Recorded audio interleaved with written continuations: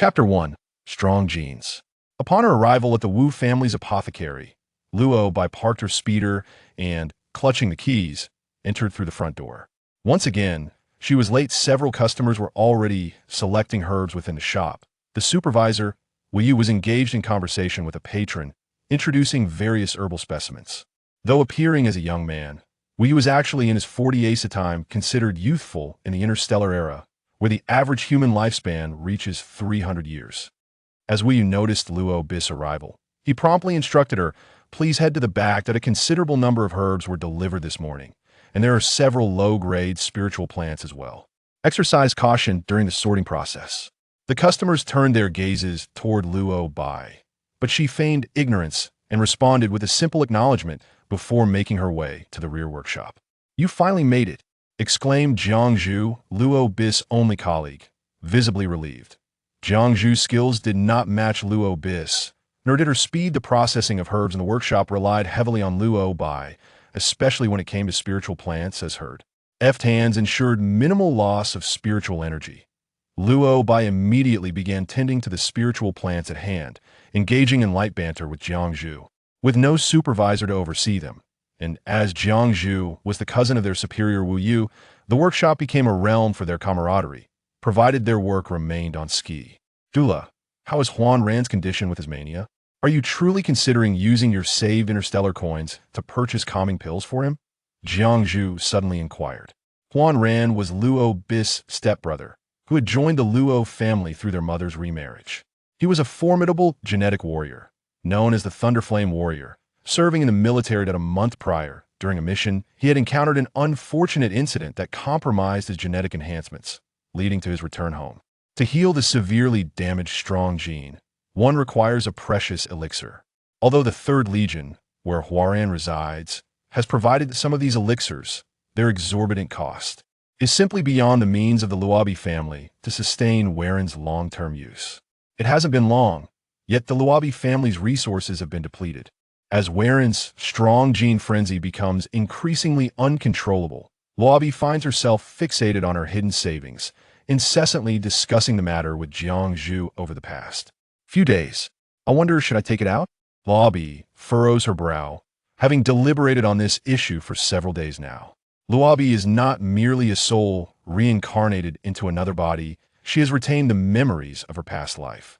She possesses a certain habit of seeking the opinions of others on any matter. Whether or not she chooses to heed their advice is another story, but she is particularly eager to heed our different perspectives regarding the potential use of her secret savings. The IT depends on what you think. If it truly troubles you, consider giving Huaran a portion of your interstellar coins to purchase the elixirs, but do not exhaust all your savings, as your family's future expenses are considerable. Jiang Zhu, being older and more forward-thinking, advises, having swiftly processed a 2nd-tier spirit plant, Luobi contemplates, "Huaran is the child brought by my stepmother, not my biological brother. I worry that if I use my own savings, others may think me foolish." "Oh, have you finished processing a spirit plant?" Jiang Zhu only now notices the completed spirit plant on Luobi's workstation. Realizing that her own pace has unwittingly slowed, she hastens her actions, saying, "This is what one calls loyalty and affection." Jiang Zhu is adept at navigating social interactions with a smooth demeanor, often choosing to utter only flattering words. However, this tactic proved ineffective in the presence of Luo Bi. "Speak plainly," Luo Bi retorted sharply, effectively dismantling Jiang Zhu's elaborate compliments and casting them into the mire. Luo Bi, genuinely seeking knowledge, permits no room for superficiality. Chapter 2. Secret Savings, page 11. Under the unrelenting pressure from Luo Bi, Jiang Zhu could not help but smile. Luo Bi, possessing an upright character, often preferred to be straightforward in both speech and action, a trait Jiang Zhu had grown accustomed to. "You still don't believe me? I speak from the heart. Don't try to pull that sentimental nonsense on me. How much is loyalty and affection worth per pound in interstellar currency?" Luo Bi scoffed. "Don't put such ethereal notions on my head. Be careful not to fool me into becoming a sentimental fool. I have no intention of being that person." With a tone filled with resentment, she continued, "Being loyal and affectionate requires sacrifice, and I wouldn't spare even a single eyelash for anyone. Asking for my sacrifice is akin to asking me to perish. You Jiang Zhu exclaimed, exasperated by her temperament. Luo Bai could be quite cold-hearted at times. And Jiang Zhu truly believed her words. Shaking her head, she began to worry about Luo Bai's family. In Hua Ran's situation, a third-grade elixir could save his life, but it is prohibitively expensive. Even if the Third Legion had it, they would never part with it for someone deemed useless. What a pity. Hua Ran was an S-grade genetically enhanced flame warrior, and it was indeed a loss to see him thus destroyed. Jiang Zhu felt genuine sorrow. Without a third-grade elixir, he will have to rely on potions and low-grade elixirs to prolong his life. Even if you were to gather all your secret savings, it would merely be a drop in the bucket, and ultimately, his life would still be at risk. After a lengthy discussion, Jiang Zhu concluded, it would be best to keep your secret savings to yourself. Don't bring them out. It wouldn't last long anyway. Despite her admiration for Hua Ran, Jiang Zhu remained grounded in reality. Spending money to extend the life of someone who was nearing death seemed wasteful. Luo Bai paused, looking at Jiang Zhu, her thoughts unspoken. She wanted to reveal her ability to save Hua Ran, but at that moment, she nearly divulged her awakening. Thankfully, her reason prevailed, and the thought was suppressed almost immediately as she returned to her work. Jiang Zhu, slow to react, did not notice Luo Bai's unusual demeanor. Wu Yu dismissed a group of customers and entered the studio, overhearing their conversation. He interjected, I heard Jiang Zhu say you're planning to use your saved interstellar currency to buy calming powder? Hua Ran's strong genes have suffered severe damage. To treat him, one must use elixirs over a long period. Your meager savings won't be of much use, so I advise against wasting them. He paused before continuing. Hua Ran is the son of your stepmother. It is not worth sacrificing your family's assets for him.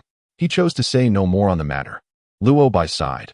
I understand the reasoning, but my stepmother is not someone my father sought. She is someone I found for him.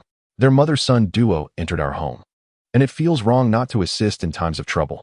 You, Wu Yu, frustrated, responded, you seem quite intelligent, yet at this moment, you're being foolish. If you invest all your family's interstellar currency in calming powder, how will you sustain yourselves in the future? Will you survive on the wind? Luo Bai fell silent. Though she wouldn't be reduced to such a state, she could support her entire family with her awakened abilities and even save Hua Ran's life. However, Luo Bai didn't want others to know about her awakening. She had concealed it for many years and wished to keep it that way unless absolutely necessary. Lost in her thoughts, her communicator buzzed. Glancing at her wrist, she saw it was her fiancé, Hua Chun, inviting her to meet at the Xiaoming Pavilion, where the flame warriors gathered. As their families were engaged in a union, she seldom saw him. After ending the call, Luo Bai felt perplexed. Hua Chun had never contacted her at such an hour before. Wu Yu, agreeable as always, readily permitted her to leave, saying, go and return quickly. Chapter 3, Annulment of Engagement, page 1-2. Once Luo Bai departed, Wu Yu and Jiang Zhu began discussing matters concerning her family. With few workers at the pharmacy and their hands idle during work, gossiping became a regular occurrence. Luo Bai was no exception.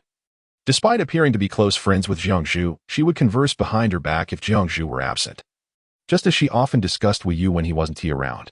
Unlike other travelers who refrained from gossip, Luo Bai, along with Jiang Zhu and Wu Yu, would critique others freely. In the confines of the Wu family pharmacy, none could stifle their voices. The Xiaoming Pavilion was a mere 5-minute drive from the Wu family pharmacy. Upon entering, Luo Bai scanned her surroundings and spotted Hua Chun seated by the window. With a smile, she approached and took a seat. Hua Chun glanced at Luo Bai, sipped his tea, and said, I have reconsidered. We are not suited for each other. Let us annul our engagement. Excuse me? Luo Bai initially thought she misheard him. Looking quizzically at the handsome man across from her, her smile faded. Her hearing was sharp, and she clearly understood his words. However, the abruptness left her unprepared. Tilting her head, she blinked, searching for hints on his face. There had been no prior indication. His sudden proposal to dissolve their engagement left her bewildered. Hua Chun, seemingly unfazed, continued to savor his tea. Although his expression remained neutral, the palpable distance between them jolted Luo Bai back to reality. Regardless of his reasons, it was clear he genuinely wished to end their engagement. Not suited?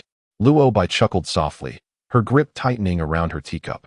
Hua Chun, with his striking looks, being a strong genetically enhanced flame warrior from a respectable family, had always seemed like the ideal match. Luo Bai had believed that when the time was right, their union would naturally follow. Who knew he would seek an annulment? It was evident that something unexpected had occurred on Hua Chen's end. The notion that they were unsuited was a blatant excuse. Their interactions had been amicable. Luo Bai felt skeptical. Quickly gathering her thoughts, she probed. May I know the true reason? Jiang Zhu suspected that it might relate to Hua Ran's damaged genes. Although she concealed her awakening, in everyone's eyes, she was merely an ordinary person, while Hua Chen was a genetically enhanced flame warrior of A grade. The likelihood of their union was primarily due to her possessing a highly promising strong gene flame warrior stepbrother. Hua Ran and Hua Chen were peers within the Hua family. For various reasons, Hua Ran had left the Hua household, only to gradually reveal his prowess in the army stationed on Jihuang Star. The Hua family likely did not want to forfeit a promising descendant. Upon learning that the Luo family branch residing on Jihuang Star intended to forge a union with the local military, they tacitly allowed Hua Chen to engage with the Luo family. Now, with Hua Ran's strong genes compromised, even if his life could be saved, he would likely be rendered useless. The Hua family's decision to annul the engagement came as no surprise. Hua Chen cast a complex glance at Luo Bai, though she could not discern its meaning. He then stated, "You're overthinking it. It's simply that we are not suited. There is no other reason." After spending time together, neither was willing to speak the truth, resulting in Luo Bai feeling a flicker of annoyance. Her fondness for him plummeted to its lowest point, and even the hint of regret dissipated. She smiled wryly and said, "Very well, if that is the case, let us annul the engagement." As a traveler, Luo Bai had never felt a sense of belonging in this interstellar world. A mere fiancé meant little to her. Aside from some confusion, she felt no significant attachment. If the engagement was to be annulled, so be it. Who would mourn such a thing? Chapter 4, Storage Ring, page 11. Hua Chen was somewhat taken aback by Luo Bai's promptness. As a secondary mid-tier flame warrior with A-grade genes, recently appointed as the captain of the 5th combat team on Jihuang Star, his qualifications surpassed those of Luo Bai, an ordinary individual. Typically, one would expect her to vehemently oppose the annulment of their engagement. Hua Chen had anticipated her potential entanglements, but was surprised by how effortlessly the annulment unfolded. A flicker of doubt crossed his eyes, yet he secretly breathed a sigh of relief. Regardless of Luo Bai's intentions, achieving a smooth annulment was all that mattered. "Please return the storage ring I gifted you," Hua Chen requested, asking for the valuable item he had once bestowed upon her. Luo Bai gazed at him as if seeing a stranger, incredulous. She continued to smile, responding lightly. To propose an annulment and simultaneously request the return of the storage ring? Such audacity. She thought to herself, dream on. Luo Bai is a master of pretense, yet her predicament is undeniable. It seems impossible to return what was lost. Approximately 10 days ago, I ventured into the mining zone, hoping for a stroke of luck, only to misplace my storage ring there. The Burning Emperor Star is a peripheral planet of the Empire, with mineral resources classified as intermediate grade. Many individuals flock to abandoned mining sites, hoping to unearth discarded jadeite stones and earn interstellar currency. Luo Bai is among them. In her spare time, she occasionally visits the mining area, retrieving a few low-quality jadeite stones to sell, earning over 1,000 interstellar coins each month. While this sum is neither substantial nor negligible compared to others, her luck hovers slightly above average, a balance she manages expertly. No one suspects that she has awakened her innate talent. Nor would they imagine that anyone would conceal such a gift, preferring not to become a prestigious talent contract master. The abandoned mining zone is vast, and items such as rings, once lost, are nearly impossible to recover. Luo Bai uses this excuse merely to avoid returning the ring.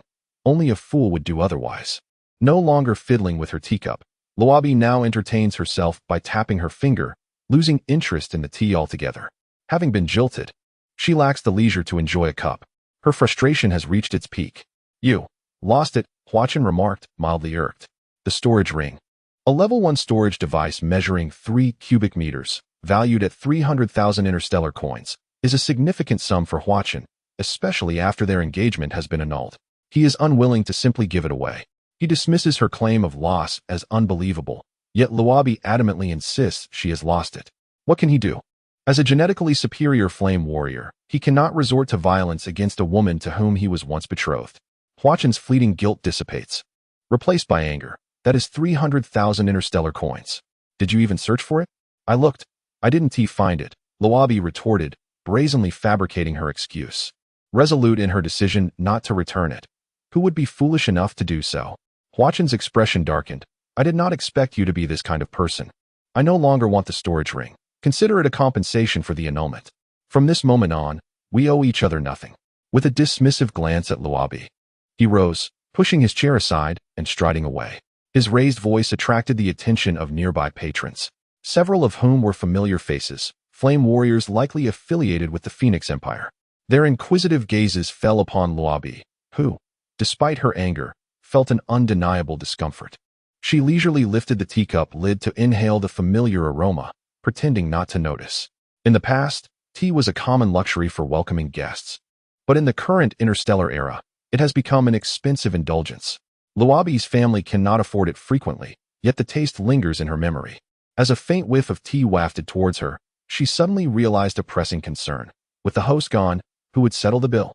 Internally cursing Huachen's lack of decorum, Luobi, feeling disgruntled, paid the bill. Standing at the door, she stared at the terminal on her wrist, her fingers itching to inform her family about the annulment. But she decided to wait until she returned home. Unable to keep secrets, Luobi hastened to the Wu family pharmacy, where she candidly revealed the cancellation of her engagement. She harbored no thoughts of keeping family matters private. Whether others wished to hear it or not mattered little to her. "Sister Jiangzhu, I was getting along well with Huachen. Why did he suddenly cancel the engagement?" Luobi expressed her confusion, her frustration manifesting as she inadvertently tore off a leaf from a valuable medicinal plant, nonchalantly applying a preserving solution to salvage the plant's efficacy. She managed to save it just in time. Jiangzhu, oblivious to Luobi's near destruction of a precious plant, pondered for a moment before suggesting, "Could it be due to the incident with Huaran's genetic deterioration? Your family's pride rests on Huaran. If something happened to him, it would be natural for the Hua family to reconsider their options." This thought aligned with Luobi's own tumultuous feelings. As her focus waned and her productivity plummeted to less than half of her usual efficiency, Wu Yu, sensing her distress, sent her home early, urging her to recalibrate her emotions for a better performance the following day. Wu Yu's leniency stemmed not from a kind disposition, but rather from the fact that Luobi's skill set was irreplaceable. Hiring someone new would be a loss. Moreover, Luobi's work ethic was unparalleled, delivering results of exceptional quality that even Wu Yu could not match. Over time, he grew accustomed to treating Luobi as an equal, content as long as she fulfilled her duties. The distance from Luobi's home to Lingji Street was roughly a 15-minute journey. Even the speed of a hovercar could not compare to that of a suspended vehicle. By the time she returned home at a leisurely pace, her entire family was present. Her father, Luo Hang, had recently taken to accompanying a mercenary group on missions to earn more interstellar coins, often disappearing for days. Today, following the annulment of her engagement with Huachen, Luobi felt an unsettling premonition, as if something unforeseen loomed. Luo Hang sat on the sofa, his anger barely concealed beneath a facade of calm. Unlike her father in her previous life, this version of Luo Hang was stern and principled, unyielding in temperament. A man of integrity, a stark contrast to the man before her. Feeling a sudden sense of dread, Luobi had once impulsively arranged for her father to remarry, inadvertently bringing home a stepmother and a stepbrother. Originally thought to be a burden, her stepbrother turned out to be a promising genetically superior flame warrior. A fortunate turn of events for the Luo family. Regardless of her father's thoughts, Luobi believed her family had struck a significant advantage, gaining a son of S-grade genetic superiority, a boon to any household. Her stepmother, Guan Zhuting, cautiously observed Luobi, relieved when she noticed no signs of anger, and invited everyone to wash their hands for dinner. Since Huaran's genetic chaos, he had become unusually reticent, leaving Luobi to fill the silence with her incessant chatter. Today, however, her quietness rendered the dinner table eerily silent. Unable to bear the stifling atmosphere any longer, Luobi dropped her chopsticks and confronted her father. "What is going on?" Luo Hang, equally unable to eat, struggled to suppress his temper. "Huachen has called off the engagement." "How do you know?" Luobi replied, surprised. "Who told you?" She had barely had a chance to inform him. Luo Hang's gaze bore a hint of pity as he continued, "Your grandfather urgently summoned me, stating that Huachen and Xiaoyan unexpectedly became involved, urging you to support their union. Furthermore, the arranged marriage with Xiaoyan from the First Legion has been altered." Luo Hang fell silent, his head bowed, hands clenched on the table. He had long been aware of his father's favoritism, but this time, it had crossed a line. Though he framed the situation as an unexpected turn of events, Luo Hang, being perceptive, did not believe such a polished narrative. It was likely that both parties had colluded, leading to their union. Luobi's disbelief morphed into incredulity, followed by a sarcastic laugh. What do you mean by unexpectedly involved? So, Huaqin and Luo Yin have shared a bed. The truth of Huaqin's deception struck her, igniting her fury.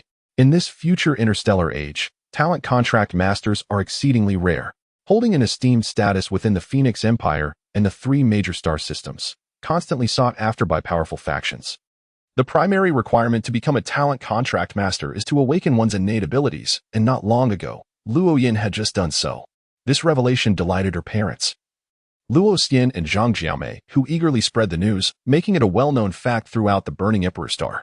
In such a short span, Luo Yin had indeed become involved with Huaqin, and yet, Huaqin had the audacity to withhold the truth, fabricating a story that was simply unacceptable. Luobi had not forgotten the unfinished words of Luo Hang, and with a surge of indignation, she exclaimed, "Change the partner? Are you suggesting I should marry into the First Legion?" The army of the Zhihuang Star comprises two factions, the First Legion and the Third Legion, each operating independently while simultaneously restraining one another, leading to an underlying atmosphere of discord. Luo Bai's grandfather, Luo Fei Fan, sought to avoid offending either side. Since Luo Bai's engagement to Huaqin, he had been contemplating rekindling ties with the First Legion. Upon Luo Yin awakening her innate talent, Luo Fei Fan subtly suggested a marriage alliance with the First Legion. The awakening of either the soul source power or the mental power signifies the emergence of a gifted contract master, a figure of immense prestige and rarity, prompting many Thunder Flame warriors to instinctively desire such unions. Upon receiving Luo Fei Fan's intentions, Qi Lan, the highest commander stationed at Zhihuang Star from the First Legion, promptly acquiesced. The individual intended for marriage with Luo Yin was Qin Yi Lang, the captain of the first combat team and a peak-level colonel among Thunder Flame warriors. While discussions about the marriage alliance were underway, an unexpected turn of events occurred. Huaqin and Luo Yin were found together, which was akin to a resounding slap.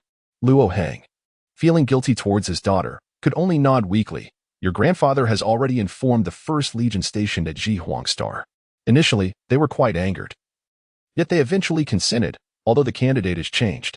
The one now responsible for the marriage alliance is Feng Ling, a major and the deputy officer of the first combat team. At this moment, Luo Bai was seething with anger, her teeth grinding in frustration, feeling an overwhelming urge to lash out. Having never experienced such indignities in her 2 lifetimes, she felt utterly wronged. Your grandfather has settled the engagement with Feng Ling. Given the circumstances, we should proceed for now.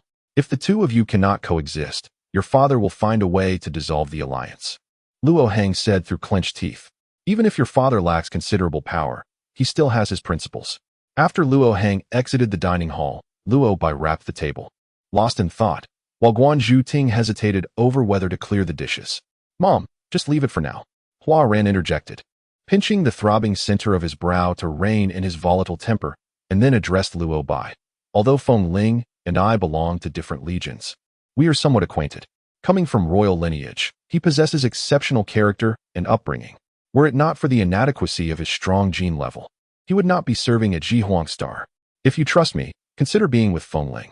Aside from his lower strong gene level, he surpasses Huaqin in every other aspect. Luo Bai, known for her fiery temper, typically did not provoke Hua Ran.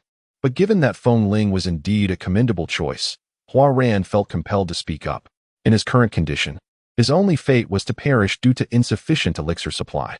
Regardless of Luo Bai's temperament, after his demise, their mother would still rely on Luo Bai and her father for sustenance.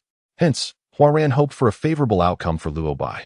Listening intently while lightly tapping the table, Luo Bai stole a glance at Hua Ran, unsure if her words had registered. Luo Hang returned, presenting Luo Bai with a storage bracelet.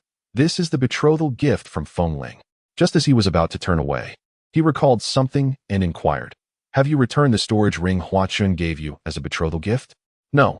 I told him I lost it in the mining area," Luo Bai replied, examining the storage bracelet in her hand, which spanned 1,000 square feet, several hundred times larger than Huaqin's, and worth exponentially more. The royal Feng family was indeed unparalleled. Luo Bai tilted her head with a wry smile. In a single day, her fate had shifted, severing her ties with Huaqin, while Feng Ling had become her fiancé. Her grandfather had decided her life's course without even consulting her, which was hardly surprising in this world where strength reigns supreme. Those with high combat prowess ascend to the pinnacle of existence, while the weak are perpetually disregarded. Regardless of familial bonds, value dictates respect. The incapable are swiftly sidelined. With Hua Ran's diminished strong gene and low combat level, Luo Bai, burdened by her ordinary status, found her voice stripped away. Good riddance, and no need to return it. Luo Heng fumed, before reminding Luo Bai as he departed. Feng Ling will be visiting tomorrow. Remember to excuse yourself from the pharmacy. Father, please don't leave yet. I have something to discuss with you all, Luo Bai called out, beckoning Guanzhu Ting from the bustling kitchen. Mom, come over. We can wash the dishes later. Hua Ran, feeling uneasy, propped himself up from the table, but upon meeting Luo Bai's unwavering gaze, hesitated before resuming his seat. As he was involved, he deemed it prudent to listen. Guanzhu Ting, having turned off the wooden faucet, dried her hands and joined them at the table. Once everyone was seated, Luo Bai finally asked, I would like to know how many interstellar coins we have left at home? Guanzhu Ting's hand froze mid-motion, her expression shifting slightly as she exchanged glances with Hua Ran, both feeling a sense of foreboding. Indeed, when the walls crumble, the crowd rushes to push. No one is truly dependable. Luo Bai, known for her unforgiving nature, was finally spurred into action to audit the family's finances after the debacle of the broken engagement. There are a little over 5,000 interstellar coins, Guanzhu Ting reported calmly. However, Luo Bai, perceptive as ever, quickly discerned their apprehension. She chose not to elaborate further and redirected her focus to her father. Father, how much of your secret savings have you stashed away? I recall you withdrew 300,000 recently. Is there more? Noticing his father's hesitation, Luo Bai understood there was indeed more, though the exact amount remained unknown. Just as her father was about to respond, she swiftly interjected. Surely you must have more, whether it's for me or otherwise. Not a single interstellar coin can be omitted. Speak, how much? Don't claim you have none. I am aware you do. Luo Heng had to swallow the word none that was about to escape his lips. His own daughter had uncovered his secret, regretting ever sharing that information. He shot a glare at Luo Bai, irritably admitting, over 500,000 interstellar coins. That much. Luo Bai's eyes widened in delight. This father was indeed superior to the last one. In her previous life, her father was always preoccupied with this and that, never securing a safety net for his own family. Utterly foolish. Guanzhu Ting kept her gaze lowered, remaining silent. They were a blended family, with her son and Luo Heng's daughter, and it was only human nature to harbor selfish desires. While Luo Heng had his own plans, it was understandable, as she had previously saved some interstellar coins for her son, only to have to spend them on elixirs for his survival. Turning to Hua Ran, Luo Bai inquired, Brother, what about you? Please convert the interstellar coins and valuables in your account. How much do you estimate you possess? Hua Ran's expression was inscrutable as he regarded Luo Bai, hesitating to answer. Bai, this inquiry is somewhat excessive, Luo Heng cautioned. The timing was inopportune. With the family in turmoil, such scrutiny could easily sow discord among them. Luo Bai, exasperated, shot her father a withering look before explaining to Hua Ran, I mean no harm. Your strong gene has suffered significant damage, and whether you can recuperate remains uncertain. But above all, we must ensure your survival. My audit is primarily to secure a vial of third-grade elixir for your well-being. Guanzhu Ting's attention snapped to Luo Bai, uncertainly asking, You wish to buy your brother a life-saving elixir? If, indeed, what Luo Bai said was true, then perhaps their son could be saved. As the head of the household, Luo Heng, with his only daughter, could manage to sell off family assets to afford a vial of third-grade elixir. Luo Bai nodded. I am not well versed in the market prices of elixirs. Do you know how many interstellar coins a vial of third-grade elixir costs? The revelation of the cost left Guanzhu Ting feeling a blend of joy and anxiety, as if the situation were surreal. Hua Ran's gaze was complex. Having weathered numerous ups and downs, he had long since seen through human nature. Yet Luo Bai's actions genuinely caught him off guard. While Luo Heng might overlook expenses for the sake of their mother, Luo Bai had no such obligation. Moreover, from his observations, Luo Bai had always been somewhat detached and indifferent, seldom caring for anyone outside her family, making her consideration for him all the more unexpected. Chapter 9, Luck, Part 1-2. Regardless of the circumstances, Luo Bai held on to this thought, and Huaren naturally would not refuse. He had a mother to care for, and death was not an option he desired. No one wishes to forfeit their life. The third-grade spiritual medicine required 5 million interstellar coins. Yet the utmost I possessed was 300,000, and with my father's additional 500,000, that totaled 800,000, a significant shortfall. Luo Heng furrowed his brow and calculated. This house could be sold for about 2 million. Tomorrow, I will visit the main residence to see if the old man and my elder brother can lend us some assistance. Huaran should also reach out to friends for support. If my father wishes to go to the old residence, let him, though I see little hope. It would be a futile trip. Our Luo family on Jihuang Star may appear respectable, but in reality, it is but a hollow shell with scant assets. Luo Bai smiled faintly, harboring no expectations for her father's visit to the old residence, and then stated earnestly, "The house is our family's sanctuary. It cannot be sold." Huaran offered a desolate smile, realizing that the girl was not simply kind-hearted. The house was the most valuable asset of the Luo family at present. If they did not sell it, the gap in interstellar coins would only widen. How much could they possibly borrow from relatives and friends? After much discussion, it became evident that the desire to purchase the spiritual medicine was lacking, and Huaran almost believed Luo Bai's words. Just as Huaran was losing hope in acquiring the medicine, unexpectedly, "I have 1 million. Luo Bai dropped a bombshell. Guanju Ting and her son were stunned, and Luo Heng was clearly taken aback. "Where did you acquire such a sum of interstellar coins?" "I saved it myself," Luo Bai replied. "Your pharmacy only earns 5,000 interstellar coins a month. Even if you saved every coin for 10 years, you could not amass 1 million. 1 million is no small sum for a typical family, and Luo Heng needed clarity to feel at ease. "I often go to the mining area," Luo Bai half-truthfully explained. "You should know that I gradually saved up from selling biface stones." Luo Bai would not divulge the awakening of her spiritual power unless absolutely necessary. She found the prestigious identity of a contract master to be quite bothersome and had no desire to assume that role. Mining can be that lucrative? Luo Heng believed her. Feeling relieved and somewhat proud, Arbai has always had good fortune. Luo Bai chuckled. Such luck does not arise without reason. It was simply that her awakened spiritual power could sense the biface stones within the ore. However, she chose not to disclose this, for she was content without being a gifted contract master. While being a contract master is indeed esteemed, she was weary of the pretentious nature of that circle, those who donned sheer garments and silk robes that barely concealed their forms. To maintain such alluring appearances, she refused to be a gifted contract master. The treachery within that circle was off-putting to Luo Bai, who felt no compulsion to conceal her awakening.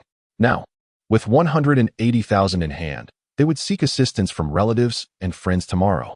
If they still could not gather 5 million interstellar coins, they would have no choice but to sell the house. Luo Bai pondered whether her family could borrow interstellar coins from outside, and after considering, she concluded, "Very well. Let us proceed with this plan." Luo Heng agreed. They conversed for a while longer until Huaran, unable to withstand her physical discomfort, retreated to her room. Luo Bai glanced at the time and stepped into the courtyard to contact Wu Yu. Under the night sky, Luo Bai candidly revealed her family's situation without holding back. "Your grandfather's actions are truly unprincipled," Wu Yu stated bluntly before sighing. "I will lend you 100,000 interstellar coins and transfer it to you shortly." Chapter 10. The Fiancé, Part 1-2. Thank you. Luo Bai was not surprised. After the communication ended, Wu Yu promptly transferred 100,000 interstellar coins. A cool breeze swept through, and Luo Bai leaned back in the chair in the courtyard, gazing dreamily at the vast night sky. It was now the year 8054 in the interstellar calendar, a year no longer comprised of 12 months, but 18, divided into spring, summer, autumn, and winter. Spring was the briefest season, lasting only 2 months, while summer and autumn each spanned 4 months, and winter was the longest, extending 8 months, long and arduous. At the onset of summer, the nights grew cooler, and Luo Heng called from the window, "It's late. Hurry back to your room and sleep." "Understood," she replied impatiently as she returned to her room. Luo Bai lay in bed, tossing and turning, unable to sleep. Thoughts of the day's events ignited her anger, and the more she pondered, the angrier she became. Sometimes she was shrewd to a fault, while at other times she was slow to react. In simpler terms, she was somewhat dull-witted, and only then did she realize. She accepted that Hua Chun had called off their engagement for his own gain. Even if he was in bed with someone else, it was not beyond comprehension. Men could be like that. After all, he had taken the initiative to propose the annulment without any silent grievances against her. Yet, the choice of his bedfellow was particularly infuriating, none other than Luo Yan, her cousin from her uncle's side. Just thinking about it made her blood boil. consumed by her anger all night. Luo Bai astonishingly did not sleep in the next morning, instead sitting by the window, seething. The reason Hua Chen had pursued Luo Yin was undoubtedly because she had awakened her spiritual power, potentially becoming a stone gambling contract master or an energy contract master. What was so remarkable about being a contract master? Who cared? She had awakened as well, not through the consumption of elixirs, but through innate awakening. She didn't feel the need to boast about it. Hearing some commotion outside, Luo Bai peered through the window to see a military hover vehicle arriving. A tall, handsome man in military attire descended from the vehicle. Luo Bai took a glance at him. He was strikingly handsome, a rare sight. This must be your current fiancé, Feng Ling. As Luo Bai pondered Feng Ling's character, Guan Zhuting's voice called from outside. Bai, hurry out. We have guests. Luo Bai responded with a start and opened the door. Guan Zhuting appeared somewhat anxious and, upon seeing Luo Bai dawdling, urged, Vice Officer Feng is here, waiting for you downstairs. Downstairs, Luo Hang was engaged in cheerful conversation with Feng Ling, while Hua Ren uncomfortably accompanied them. Luo Bai was still adjusting to the sudden change in her fiancé, having switched from Hua Chen to Feng Ling. After Hua Ren introduced them, Luo Bai sat silently to the side. Upon learning that Hua Ren needed interstellar coins to purchase spiritual medicine, Feng Ling inquired about her account and transferred 100,000 coins. Hua Ren glanced at Luo Bai, and Luo Bai expressed her gratitude with a simple, thank you. Feng Ling smiled. No need for formalities among family. Luo Bai refrained from commenting. This family had changed partners rather swiftly, from Hua Chen yesterday to Feng Ling today. Feng Ling had no intention of lingering and, after a brief stay, took his leave, leaving Luo Bai with his contact information. After seeing Feng Ling off, Luo Hang headed straight to the main residence. Luo Bai called out to Guan Zhuting, who was walking inside. Mom, accompany me to the Gambling Stone Street. What do you need to go to the Gambling Stone Street for? Guan Zhuting asked, puzzled.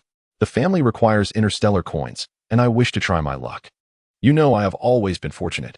The deficit in interstellar coins exceeds 100,000, and it remains uncertain how much my father and Hua Ran can borrow. Thus, Luo Bai resolved to leverage her awakened spiritual power to earn some money on the Gambling Stone Street. Chapter 11. The Gambling Stone Street, Part 1-1. This. Luo Bai was indeed lucky, but gambling required substantial funds, and given their current circumstances, they could not afford any risks. After a moment's hesitation, Guan Zhuting agreed to accompany Luo Bai to the Gambling Stone Street, recognizing that it was a decision she could not dissuade. Their family lacked a hover vehicle, but Luo Bai owned a small utility car for outings.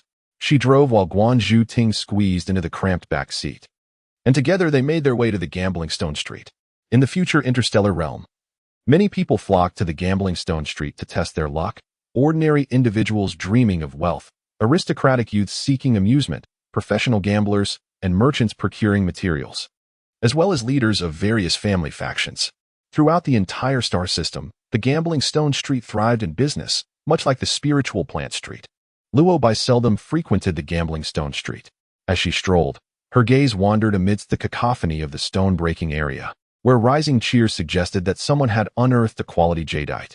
After merely glancing twice, she summoned Guan Zhuting to accompany her into the shop to select stones. Luo Bai showed little interest in the high-priced raw materials. Instead, she perused the cheaper, lower-quality stones. The attendant, initially welcoming, became disdainful upon witnessing her choices. These inferior materials had a minimal rate of yielding stones, and even if they did, the energy they contained was scant. Guan Zhuting could not help but voice a warning. Luo Bai remained silent, concentrating her mental energy as she discreetly probed the better-looking stones. The pile of materials was substantial, and there must have been jadeite within, albeit with thin energy. Ignoring the low-energy stones, she sifted through the selection for quality jadeite raw materials, but to her dismay, none met her satisfaction. With a sigh, she turned to leave. Her intention was simple, to gamble the least amount of interstellar currency for quality jadeite, yet the inferior materials had a low yield rate, and the chances of finding good jadeite were minimal. The street boasted hundreds of shops, making it impractical for Luo Bai to examine each one. As her mental energy was limited, she entered shops that caught her eye to investigate. After a dozen or so visits, the depletion of her mental energy left her with a headache. Just then, a commotion erupted in the stone-breaking area, drawing curious onlookers towards the source of excitement. Someone had uncovered something remarkable. A man rushed past exclaiming. Guan Zhuting stood on tiptoe to peer ahead, suggesting they join the throng. No, Luobai frowned, pressing her forehead with her hand. What's the point? Just because others find something good doesn't mean it will be ours. She focused her gaze on a nearby shop, momentarily lost in thought before stepping inside. The shopkeeper, observing the commotion, welcomed her as she entered. Luobai meandered through the high-priced raw materials section, then sauntered straight to the area of the cheapest, inferior materials. The shopkeeper, undeterred by her choices, followed her, remarking, "These materials are quite affordable." Luobai casually selected a few pieces, releasing her mental energy to gauge their quality but felt nothing. Exhaling in frustration, she continued to touch each piece until, unexpectedly, she detected a wave of scorching energy from a piece of black stone. Upon closer examination, she perceived a crimson halo. The energy was abundant and red. Could it be red jadeite? Luobai's heart raced as she hesitated, then picked up the piece of black stone and fully unleashed her mental energy for a deeper investigation. The shopkeeper noticed her interest and commented, "You must see the quality in this piece. It's perfect for a young practitioner, and the price is reasonable." "How many interstellar coins?" Luobai inquired. 5,500 interstellar coins. The piece was small and unattractive. It was indeed a bargain. Despite the potential for good material inside, it looks rather unappealing. Luobai instinctively bargained. "Let us make it cheaper, and I'll return next time." The shopkeeper furrowed his brow. 5,400 interstellar coins. Take it or leave it. "Fine," Luobai agreed swiftly, paying without hesitation. The expenditure was modest. Even if she failed to extract jadeite, her loss would be limited to 5,400. Guanju Ting had remained silent throughout. Initially, Luobai had intended to select several unappealing pieces to mask the potential high quality of the jadeite, but her headache intensified, and she lost the inclination to strategize further. She hesitated, glancing at the storage bracelet on her wrist for a few seconds before placing the raw material inside and making her way directly to the stone-breaking area. The stone-breaking area was equipped with dozens of machines, each with a queue. Luobai sought a less crowded line, where an elderly stone master worked methodically, exuding experience. The individuals ahead of her turned to glance at her arrival, curious, before returning their attention. A tall, burly man remarked to those in front, "Dual-element contract masters are exceptional. The level 3 attribute-less jadeite Huli just unearthed can yield at least 2 vials of energy liquid. I tried to bid for it, but unfortunately, I missed out." The onlookers expressed their sympathy, with one admitting, "I didn't have enough interstellar coins. I just went to watch and dared not bid." Look at your lack of ambition. The midday sun blazed fiercely, and Luobai's mental fatigue from the morning left her with a throbbing headache, exacerbated by the heat, causing waves of nausea. Observing her pale complexion, Guanju Ting inquired, "What's wrong? Are you unwell?" "Just a headache," Luobai grimaced, cradling the raw material in one arm while pressing her fingers against her forehead. "Let us wait a bit. It will be our turn soon, and after that, we can head home." Guanju Ting had no other recourse. After about half an hour, the burly man finished his stone breaking. His luck was mediocre, yielding 2 pieces of level 1 jadeite, one of low quality and the other of medium quality. The person who had been conversing with him glanced at the jadeite in his hands, commenting that should yield half a vial of energy liquid. The burly man, dissatisfied, lamented, "Half a vial of energy liquid is worth 500,000 interstellar coins. I spent 890,000 and ended up with these 2 pieces. What a loss." 890,000. That's quite a significant loss, those gathered around the machine chimed in, feeling even more regretful. The burly man turned to see Luobai presenting a piece of inferior raw material, laughing as he called to the person in front of him, "Don't rush off. Let us see what that piece of junk can yield." The man scoffed, clearly unimpressed, as many decided to stay, hoping to glimpse the outcome. Knowing that the extraction time for such inferior materials would not be long, and it was nearly lunchtime, the stone master took one look at the inferior material and shook his head. "Chances are slim that anything will come out of this. Though it's an inferior piece, the extraction fee still applies. Are you sure you want to proceed?" Luobai, confident in her assessment, nodded. "Please, proceed. Even if nothing comes out, it's fine." The stone master accepted the raw material, contemplating how to proceed. Luobai, beaming, gestured, "Master, please cut it here." From the master's earlier comments, it was evident he did not see any potential in the inferior material. With such limited expertise, Luobai dared not rely on his judgment for extraction. What if a good piece was ruined?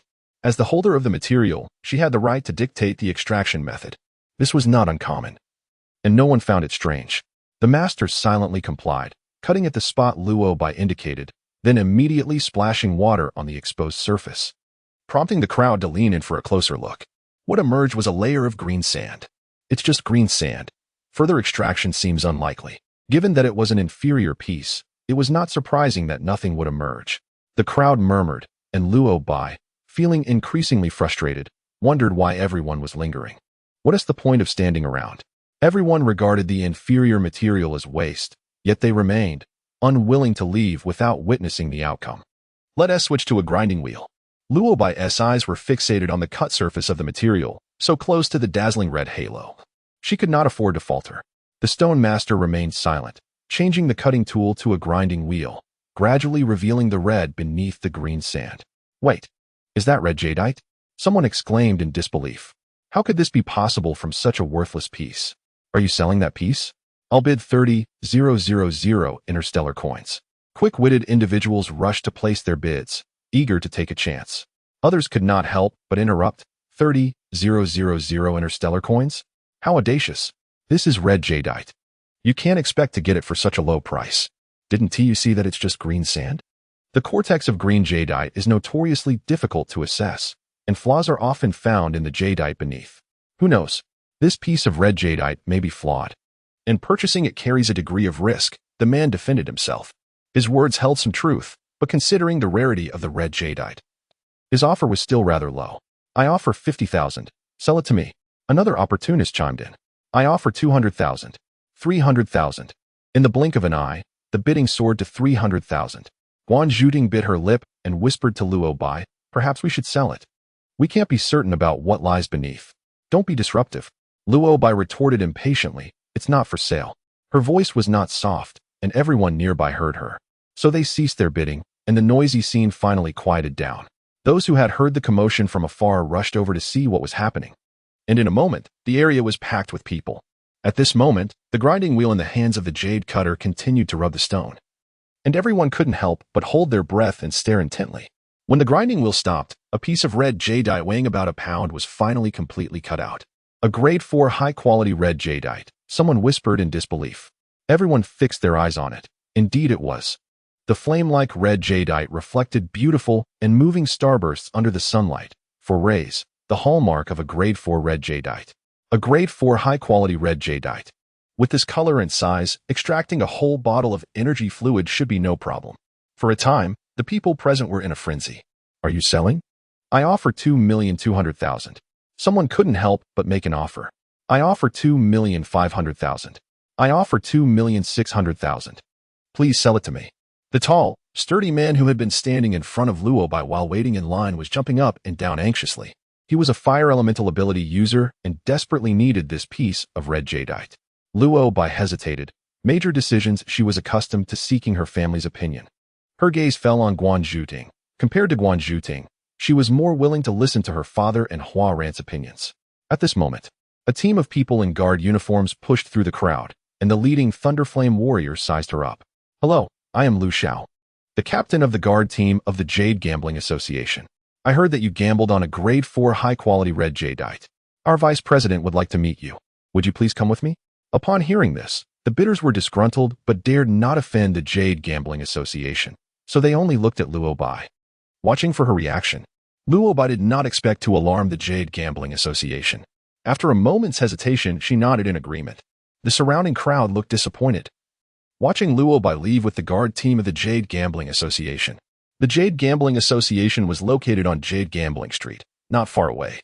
And the team walked over. Luo Bai was very nervous along the way, reaching out and grabbing Guan Zhuting's arm. Although her family, the Luo family, was a large family in the Phoenix Glory Empire, her grandfather's branch lived in the Scorching Emperor Star for a long time and had been lukewarm and unremarkable. Her father, Luo Hang, had separated early and lived on his own. From childhood to adulthood, Luo Bai lived an ordinary life and had never seen any important figures. So nervousness was inevitable. Don't compare her to other transmigrators who were so calm and composed. Those were some fools who didn't know their own names and couldn't be compared to her. Lu Xiao led Luo Bai and Guan Zhuting to an office and went out. Luo Bai looked at the handsome young man sitting behind the desk. Even though human life expectancy in the interstellar era was generally extended, they didn't look old. This vice president of the Jade Gambling Association was too young. Hello, I am Wen Yao, the vice president of the Scorching Emperor Star branch of the Jade Gambling Association. May I ask your name? Wen Yao's eyes were sharp and his mouth was upturned, always giving a sense of unfathomable smile. Luo Bai instinctively felt wary of this person and replied, "My name is Luo Bai." Luo Bai? Wen Yao narrowed his eyes. The name sounded familiar. After thinking about it carefully, he smiled. "You are Luo Wan's cousin. Your cousin and I are good friends. I heard that you gambled a grade 4 high-quality red jadeite?" "Ah," Luo Bai nodded. "As an ordinary person, you are lucky." Before he could finish speaking, someone knocked on the door, and then the door was opened. And two people came in. Luo Bai looked over and saw that it was Luo Wan and Luo Yin, brother and sister. This was too much of a coincidence. Luo Wan and Luo Yin obviously also saw Luo Bai and Guan Zhuting. Luo Yan's eyes widened and she asked suspiciously, "Why are you here?" Luo Bai chuckled and did not answer. This person had snatched her fiancé, and she wanted to slap her when she saw her. What face did she have to talk to her? At this time, Luo Yin had no time to pay attention to Luo Bai. She had important things to do. "Brother Yao, where is the person who gambled the grade 4 high-quality red jadeite?" When Yao raised his chin at Luo Bai, "That person is your cousin Luo Bai. I was originally thinking about how to persuade the other party to sell the red jadeite to you. But now it's good, you are family, it's easier to talk to." Wen Yao sat back in his chair, intending to stay out of it, and let the family handle it themselves. "Sister Abi, did you gamble out the grade 4 high-quality red jadeite?" Luo Yin asked, carefully observing Luo Bai's expression, her eyes full of undisguised suspicion. "If it's you, that's great. I just awakened my mental power and need 3 grade 3 or higher jadeite to give to the Contract Master Association. I have already gambled out 2. And I only need your 1. Those who awakened their mental power only needed to gamble out 3 or more grade 3 jadeite and give them to the Contract Master Association. And the Contract Master Association would issue an Energy Contract Apprentice Certificate. With the Contract Apprentice Certificate, they were qualified to enter the Contract Master Academy to study. If the Awakener could use mental power to extract 3 bottles of energy fluid from the jadeite, the Contract Master Association would issue a Level 1 Energy Contract Master Qualification Certificate. There was only one step between a Contract Apprentice and a Contract Master, but there was a world of difference in status. Luo Yin was an acquired awakened mental power, and it was impossible to step into the ranks of Contract Masters in one step. She had to become an Energy Contract Apprentice first, and then go through continuous experience to become an Energy Contract Master. Luo Yin needed a grade 3 or higher jadeite, but she didn't gamble it herself and wanted her peace. Obviously wanting to gain without working. Maybe the other 2 jadeite were not gambled out by herself. Luo Yin dared to do this, simply because Contract Masters were too rare, and the Empire was more tolerant of the initial assessment of those who awakened soul power and mental power. It was easier to obtain a Contract Apprentice Certificate, but wanting a Contract Master Certificate required real skills. Luo Yin urgently needed the last piece of grade 3 high-quality jadeite, and Luo Bai just wouldn't give it to her. She didn't say much, just 3 words, "I won't sell." She wouldn't sell it to her either. "What did you say?" "I am now the only person in the Luo family who has awakened mental power. It's just a piece of jadeite, and you actually want me to buy it?" Luo Yin was annoyed, and her voice raised on the spot. "Want me to give it away for free? You can really dream in broad daylight." Luo Bai always felt that this girl looked quite clever, but her brain was not working well. She finally witnessed it today. "Don't say you don't want to use interstellar coins to buy it. Even if you want to buy it, I won't sell it to you." "What kind of sister are you?" Luo Yin turned to Luo Wan for help. "Brother, look at her." Luo Wan took a step forward. "Abi, you are not young. You should be sensible. What does it mean for our Luo family to awaken a noble contract master? You should be very clear. Xiaoyan is younger than you. She is ignorant. For my sake, don't be petty with her. Take out the red jadeite." Luo Bai's face changed drastically. Even Luo Wan, who had always been well-mannered, was being unreasonable. "Wan, the red jadeite was gambled out by our Abi. If Xiaoyan wants it, let her gamble it herself. Isn't she awakened her mental power? Gambling stones is not easy." Guan Zhuting stood in front of Luo Bai, blocking the aggressive Luo Wan. "This is none of your business." Luo Yin raised her chin, arrogant. An outsider, what qualifications did she have to manage the Luo family's affairs? Now it was Guan Zhuting's turn to change her face. "Xiaoyan, is this your upbringing?" Luo Wan's face darkened. "It's not up to you to comment on whether my sister has upbringing." Scanning the room, Roby's gaze lingered on Wen Yao, who had been observing from the sidelines. In this world where martial prowess reigns supreme, despite the existence of laws, acts of murder and plunder are commonplace. While Luo Wan might not dare to harm her directly, seizing the Crimson Jade Stone was a distinct possibility. Once the gem fell into Luo Wan's grasp, retrieving it would prove exceedingly difficult. Contemplating the inevitable consequences of prolonging the stalemate, Roby posed a question. Since this Crimson Jade Stone wasn't acquired through Luo Yan's own gambling endeavors, would it even qualify for her assessment if it were given to her? Wen Yao responded on Luo Wan's behalf. That's easily remedied. Your silence would suffice, allowing the Crimson Jade Stone to be attributed to Xiao Yin without issue. If you consent to registering it under my name, I'll have my brother compensate you with 1 million intergalactic credits as a purchase, Luo Yin promptly interjected. Wen Yao cast a subtle glance at Luo Yin, his brow furrowing slightly, but he remained silent. Roby's internal turmoil simmered, and after a long pause, she lifted her gaze to Luo Yan's irritating countenance and inquired with a faint smile, "May I ask you a question?" "What is it?" Luo Yin retorted impatiently. Now basking in newfound prestige, she was accustomed to being fawned over wherever she went. Within the Luo family, she held sway. A mere Crimson Jade Stone was inconsequential. If she desired it, her grandfather and brothers would undoubtedly devise a means to procure it for her. She couldn't fathom why Roby was making such a fuss. Roby chuckled derisively. "Do you possess any sense of shame?" Upon hearing this, Luo Yan's complexion shifted, aghast that Roby would dare to insult her. "Huh?" Wen Yao uttered with inexplicable amusement. Roby shot him a fleeting glance before immediately averting her gaze. "Roby, don't overstep," Luo once sternly admonished. Observing Luo Yan's distorted expression, her teeth clenched, her eyes wide with a murderous intent, Roby instinctively retreated a couple of steps, creating distance between them. "How dare you insult me? I won't let you get away with this," Luo Yan seethed, taking a step forward as if to strike. Roby's eyes narrowed, her gaze as sharp as a blade. Should anyone dare to lay a finger on her today, she would ensure they regretted ever being born, even if they shared blood ties. In her previous life, when her own brother had merely raised his hand in jest during an argument, Roby had been relentless in her indignation. If she were to be struck by someone in this life, she would make life unbearable for them. "Enough," Wen Yao interjected, rising to his feet. "Luo Yan, this matter no longer concerns you. Please leave." "I won't leave," Luo Yan retorted, directing her petulance towards her brother, disregarding Wen Yao. "This is my office," Wen Yao replied, growing increasingly exasperated. "That Crimson Jade Stone is of utmost importance to me. I cannot leave," Luo Yan pleaded, noticing Wen Yao's deepening frown. She approached him tentatively, coaxing. "Brother Wen Yao, please." Roby felt a profound sense of unease, casting an odd gaze in their direction. What was happening? Was she attempting to seduce him once more? Even if a vixen were to douse herself in orchid oil, she would still exude a distinct aura of impropriety. Her nature remained unchanged.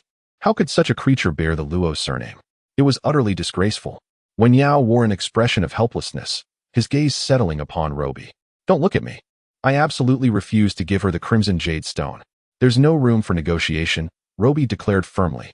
"Consider it further. We're all family." Wen Yao attempted to persuade her. Roby scoffed derisively. "You jest. Do we appear to be a family?"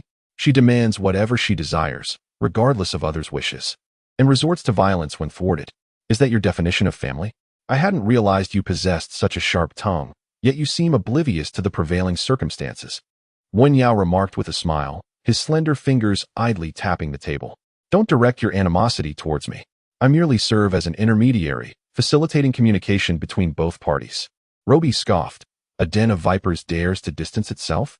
I must apologize, but I have prior engagements. I shall take my leave." She summoned Guan Zhuting, intending to depart. "You cannot leave," Luo Yan shrieked, her voice piercing and unsettling, startling those present. "What an abomination," Roby muttered, casting a disdainful glance at her before turning to head towards the door. Luo Yan rushed forward to seize Roby, whose evasive maneuvers were unparalleled. She deftly and swiftly sidestepped Luo Yan, her eyes filled with scorn. Clothed in finery, yet engaging in the behavior of a shrew, devoid of any semblance of refinement. Unable to withstand the contemptuous gaze, Luo Yan retorted indignantly, "You may leave, but you must relinquish the Crimson Jade Stone. If you suffer from mental illness, seek treatment instead of acting erratically here," Roby retorted, her anger ignited. Luo Yan had nearly made contact with her, and the mere thought of the uncleanliness of it disgusted her. "Who are you calling ill?" Luo Yan challenged, emboldened by the presence of her brother. Even if a physical altercation were to ensue, she was confident she would emerge unscathed. Luo Wan merely observed from the sidelines, his brow furrowed. As long as Luo Yin was not at a disadvantage, he had no intention of intervening. After all, Roby was not an outsider, merely a clueless cousin. Realizing that a peaceful retreat was impossible, Roby's mind raced, sifting through the individuals she could potentially enlist for assistance. She turned to the window, resolving to contact Feng Ling, who had recently become her fiancé. Upon connecting, Roby stated, "Feng Ling, I am Roby. I recently gambled and acquired a grade 4 high-quality crimson jade stone at Gambling Stone Street. Some individuals desire it and are preventing me from leaving. Could you come here?" Feng Ling, while holding a document, paused upon hearing this. "Wait there. I'll be there immediately." A grade 4 high-quality crimson jade stone was indeed a valuable asset. "I am currently at the office of Wen Yao, the vice president of the Gambling Stone Association," Roby stated, providing the address and specifically mentioning Wen Yao's name and position to ensure Feng Ling was fully informed. Roby terminated the call, now awaiting Feng Ling's arrival. In the various star systems of this world, contractors were exceedingly rare. As such, the alliances and empires of each star system placed great importance on individuals with awakened soul power and mental fortitude. Unless two awakened individuals were to confront each other, ordinary individuals who clashed with those possessing awakened abilities would find themselves without recourse, regardless of the merits of their case. Roby had considered her options. As an ordinary individual, she would undoubtedly be at a disadvantage against Luo Yin. However, Feng Ling was different. As a member of the First Legion with ties to the royal family, he could secure the Crimson Jade Stone if he chose to advocate on her behalf. To prevent Luo Yin from succeeding in her petty scheme, Roby was willing to gamble. She would rather gift the grade 4 Crimson Jade Stone to Feng Ling than allow Luo Yin to obtain it. Luo Wan also initiated a call, and after terminating it, he informed Roby that their grandfather would arrive shortly. Luo Fifan, Roby's paternal grandfather, was the head of the Luo family branch on the Scorching Emperor Star and held the highest position within the family. Luo Wan's purpose in summoning the elder was self-evident.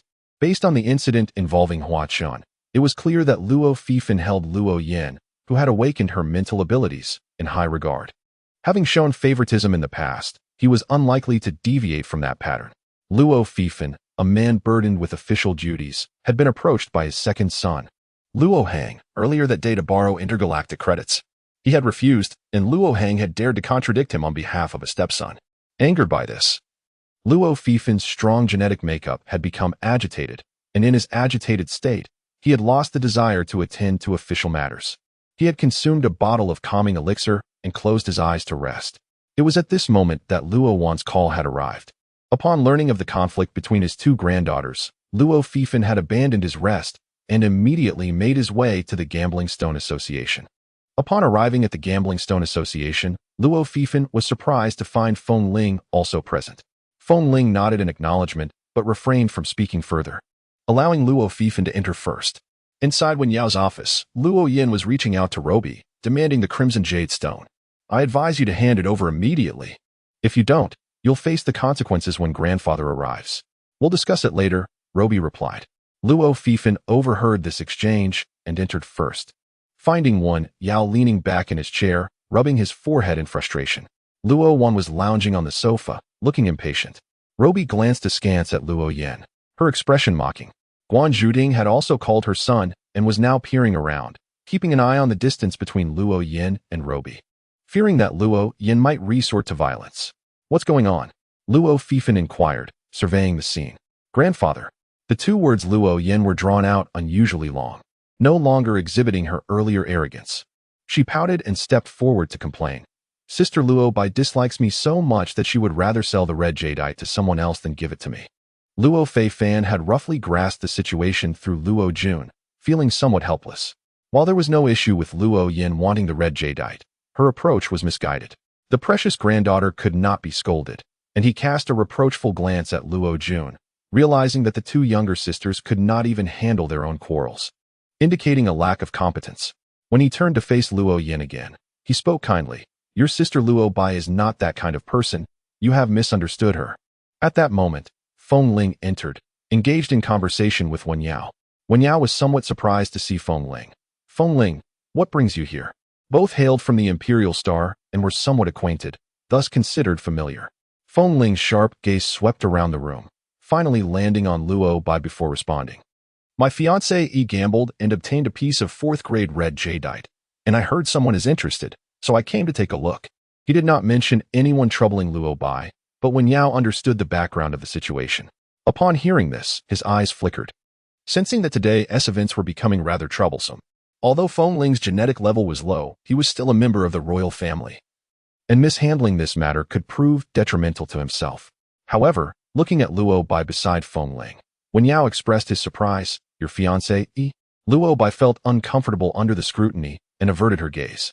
Feng Ling nodded slightly, offering no further explanation, and shifted the conversation, asking, what exactly is going on?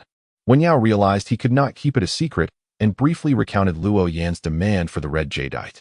Trying to take it for free? Feng Ling regarded the Luo family's method of demand with disdain, chuckling, how brazen. He then turned to Luo Bai and inquired, what are your thoughts? I have use for the red jadeite, and I have no intention of giving it to her, Luo Bai replied succinctly. Even if she had no need for the red jadeite, she would still refuse Luo Yan. If she wanted her possessions, she could dream on. Feng Ling understood the situation, and once Luo Fei Fan had calmed Luo Yan and turned back to Luo Bai, he took over the conversation.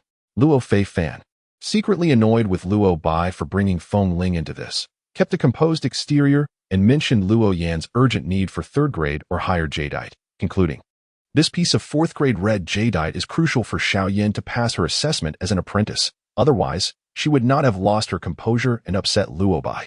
With a sigh, he added, please try to persuade her. This child has been willful since she was little. Feng Ling raised an eyebrow.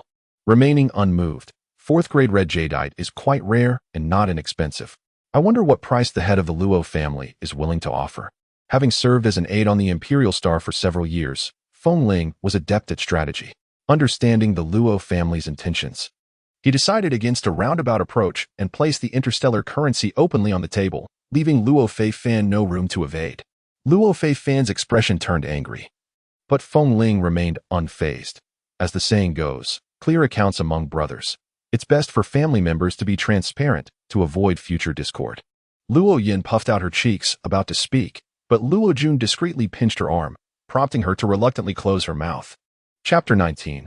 Bargaining. 1-1. The conversation had reached this point, and even with a thick skin, Luo Fei Fan could not demand something for nothing.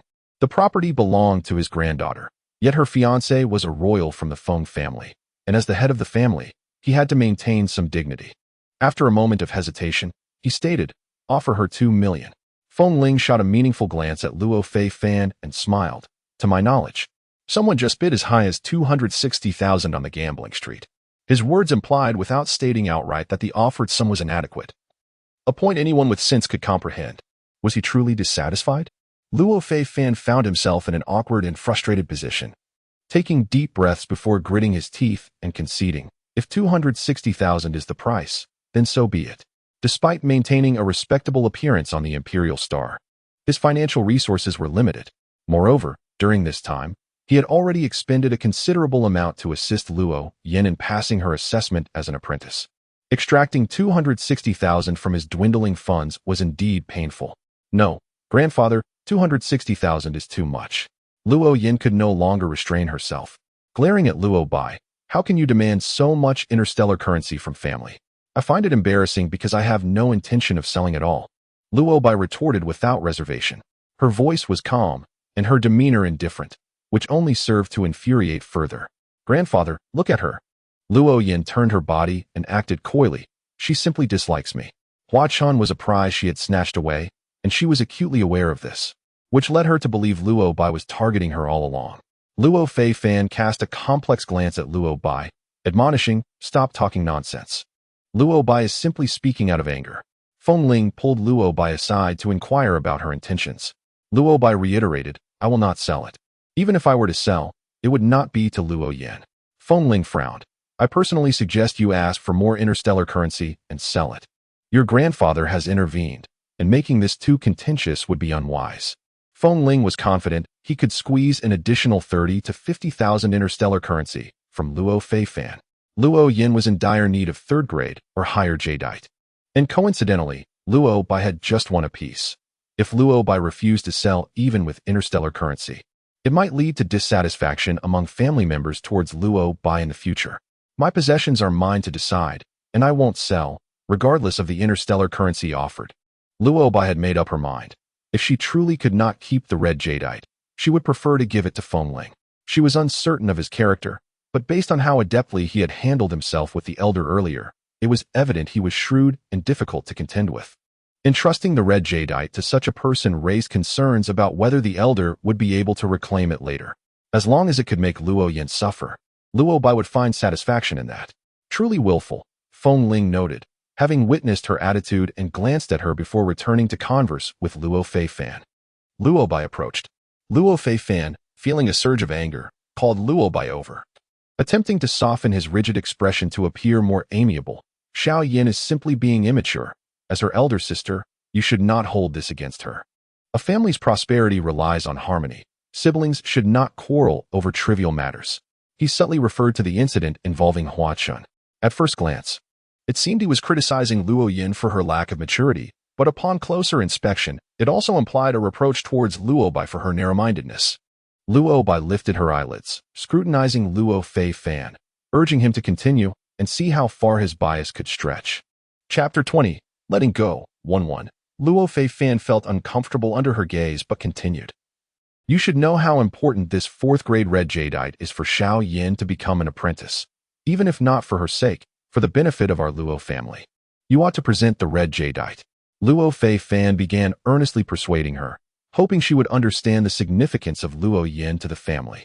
Luo Bai remained unmoved. After all, Luo Yin had already made a move to snatch her fiancé. If she truly passed the apprentice assessment, what would that lead to? Luo Fei Fan's frustration was palpable, and he struggled to suppress his anger, stating, "Where is the red jadeite? Show it to your grandfather. Who does he think he is fooling? If she were to reveal it, it would be lost." Luo Bai found the situation amusing, realizing the elder was resorting to such childish tactics. She had encountered such tricks in her past life and found them beneath her. Dismissing him, she scoffed. What is there to see? It's just a worthless stone. Hearing such blasphemous words, Luo Fei Fan nearly lost his composure, his facial muscles twitching. Yet he managed to restrain himself, threatening in a low voice. Child, what kind of attitude is this? Listen to your grandfather and bring it out quickly. After so much wasted breath, her true nature finally emerged, and Luo Bai narrowed her eyes. How absurd it was that as a granddaughter, she was treated so differently. Even more so than her grandfather in her past life. Did they want the red jadeite in her possession? She would refuse to give it up. That was simply her temperament, both in this life and the last. She recalled a time when her mother took her to her grandmother's house, and her grandmother had given her 2 pieces of fine candy, which she had saved instead of eating. Upon returning home and playing with the neighbor's little girl, Ro Bai's mother insisted that she share her candy, a request Ro Bai was reluctant to comply with. When gentle persuasion failed, her mother resorted to force, attempting to snatch a piece from her grasp. At that time, Ro Bai was merely 3 or 4 years old. And how could such a little girl possibly resist her mother? Frustrated, she threw the candy to the ground and stomped on it, deliberately crushing it underfoot. In that moment, she felt vindicated. If she couldn't enjoy it, neither could anyone else. The little girl immediately burst into tears, but Ro Bai felt a sense of justice. After all, she refused to sacrifice her own desires for the sake of Luo Yin. With a malicious smile, Ro Bai retrieved a piece of red agate from her storage bracelet. Before Luo Fei Fan could comprehend the situation, Ro Bai thrust the stone into Fengling's hands, declaring, "It is merely a worthless rock. I no longer desire it. It is yours now." Though it pained her to part with it, she preferred to see others burdened by it instead. Fengling was momentarily stunned, and the room fell silent. Luo Fei Fan was astounded.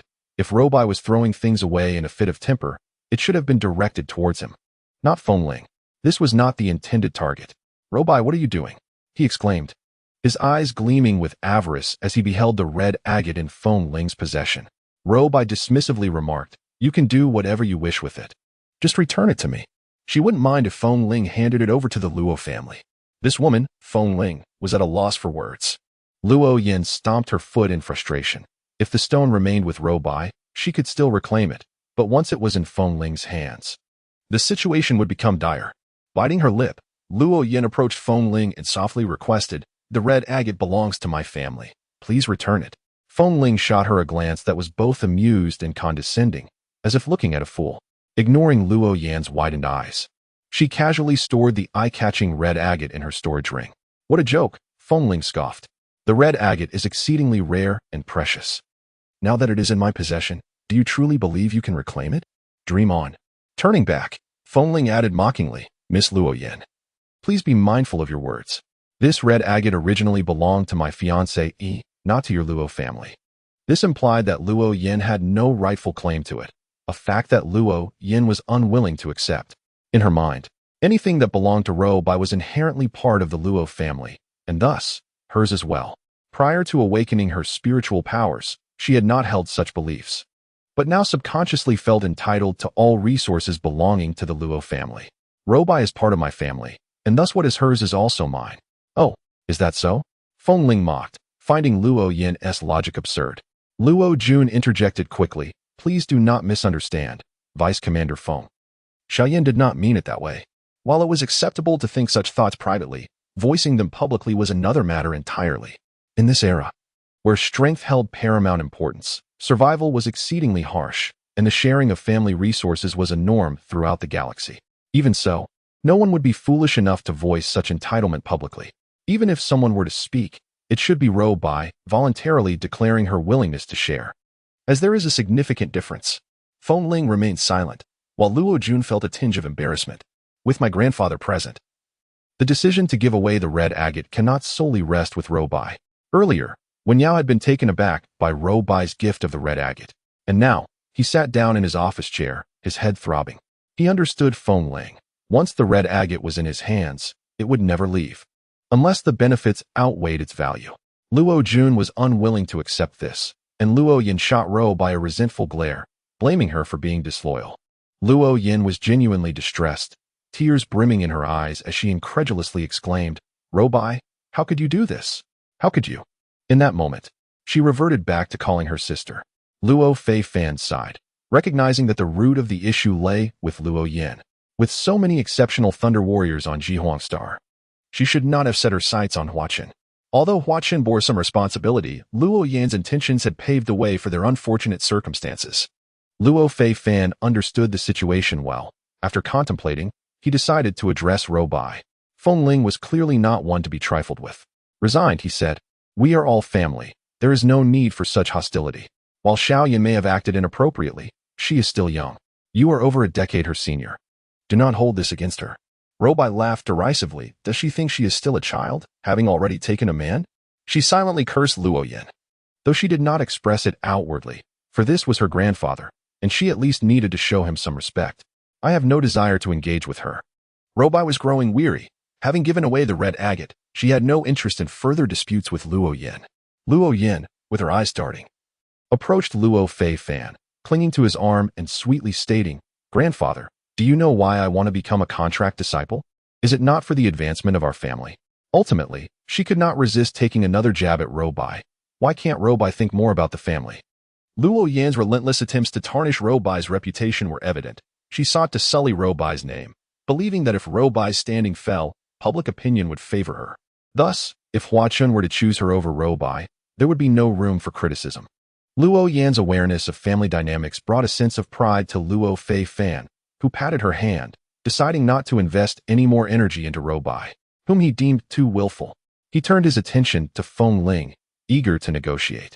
If it could be resolved with interstellar currency, he was willing to be generous.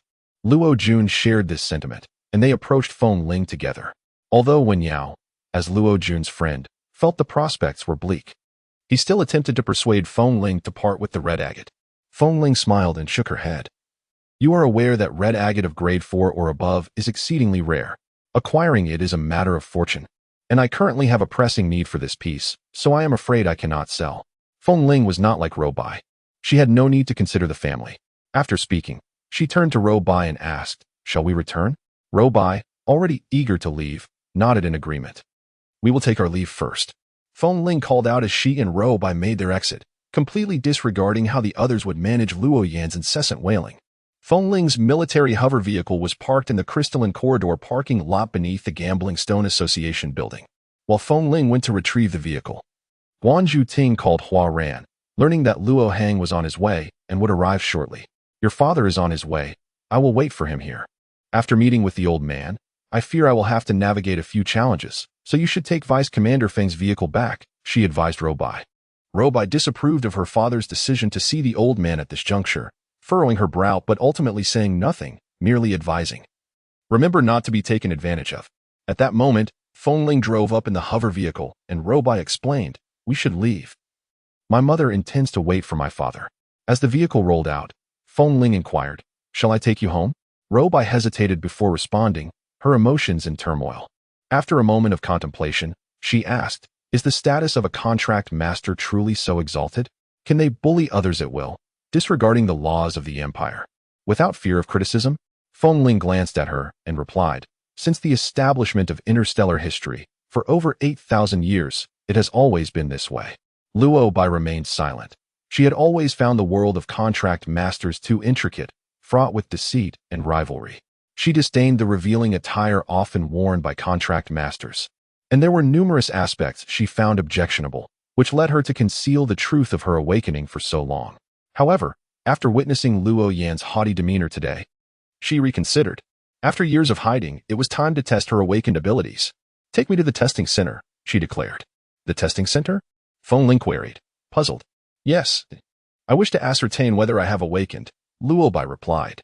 Fengling fell silent. No one would casually mention the awakening, especially since Luo Bai had already surpassed the age for it, and there had been no reports of her consuming awakening potions. Clearly, her visit to the testing center was unusual. Despite her numerous questions, Fengling drove directly to the testing center.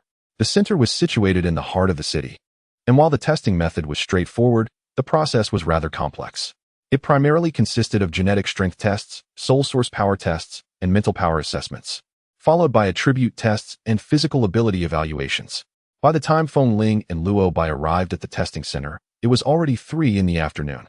The testing hall on the first floor was filled with children queuing for their tests, interspersed with a few teenagers. Most awakenings occurred between the ages of 3 and 14, with those awakening at 15 or 16 being exceedingly rare, generally indicating a lack of potential. Those who had not awakened by 16 could choose to take awakening potions to trigger their abilities, hence the presence of teenagers in the testing center. Fengling appeared well-versed in the testing procedures and promptly paid the testing fee. Feeling slightly embarrassed when Luo Bai realized this, she attempted to make conversation. We need to pay a fee? Fengling simply replied with a soft urging her to join the queue. Observing the various lines, Luo Bai chose one with fewer people and positioned herself at the end. There were at least a dozen individuals ahead, and it was inconvenient for Fengling to stay with her when most children queued alone. Thus, Luo Bai suggested, you should go to the leisure area. Come back when it's my turn. Fengling nodded and walked away, simultaneously contacting her friend and team leader, Qin Ilong. I want to be back for a while. Understood, Qin Ilong replied without further comment. As Luo Bai waited, she glanced around at the various notable individuals in the queues, pondering what her awakening ability might be. She was certain she had awakened her mental power, but she also felt an inclination towards spiritual plant medicines. Deep down, she suspected she might have awakened her soul source power as well. Though the likelihood was slim, the thought occasionally crossed her mind. Humans tend to be greedy, and Luo Bai was no exception. In front of her stood several children, initially oblivious to Luo Bai, but soon they began to glance back at her. Did you take awakening potions? A young boy inquired. No. Luo Bai smiled at the chubby, adorable boy. Wow, you're a natural awakener? But you look quite old. The boy exclaimed, his brows furrowing in confusion. I just awakened later than others, Luo Bai replied dismissively, having retained a childlike demeanor amidst the young crowd. You're so unfortunate, the boy said sympathetically. To awaken at this age is rather late. I don't think it's a big deal. Besides, I wasn't awakening for the first time. I just never came to test before, Luo Bai responded, feeling a surge of fondness for the child's innocent sympathy. How foolish. You're just making excuses, a voice interjected from a nearby line. Luo Bai turned to see a plump girl, approximately 11 or 12. Dressed in a lacy princess dress, her features somewhat decent but marred by her weight. She regarded Luo Bai with disdain. The boy blinked, glancing between the stout girl and Luo Bai, his head tilting in confusion. As Luo Bai continued her wait, more children queued behind her. The boy turned back to speak with her again, but Luo Bai, feeling a bit irritable, exchanged only perfunctory words. Eventually, it was the boy's turn. He waved goodbye to Luo Bai as he accompanied his parents for testing. Fengling approached, stood for a moment, and glanced at the digital display above the hall, announcing, "It's your turn." Suddenly feeling anxious, Luo Bai followed Feng Ling into the elevator that ascended to the testing floor. This level was less crowded and quite serene. A staff member responsible for testing first glanced at Feng Ling's military attire, then focused on Luo Bai, stating, "Follow me." They arrived at a station with several transparent stones.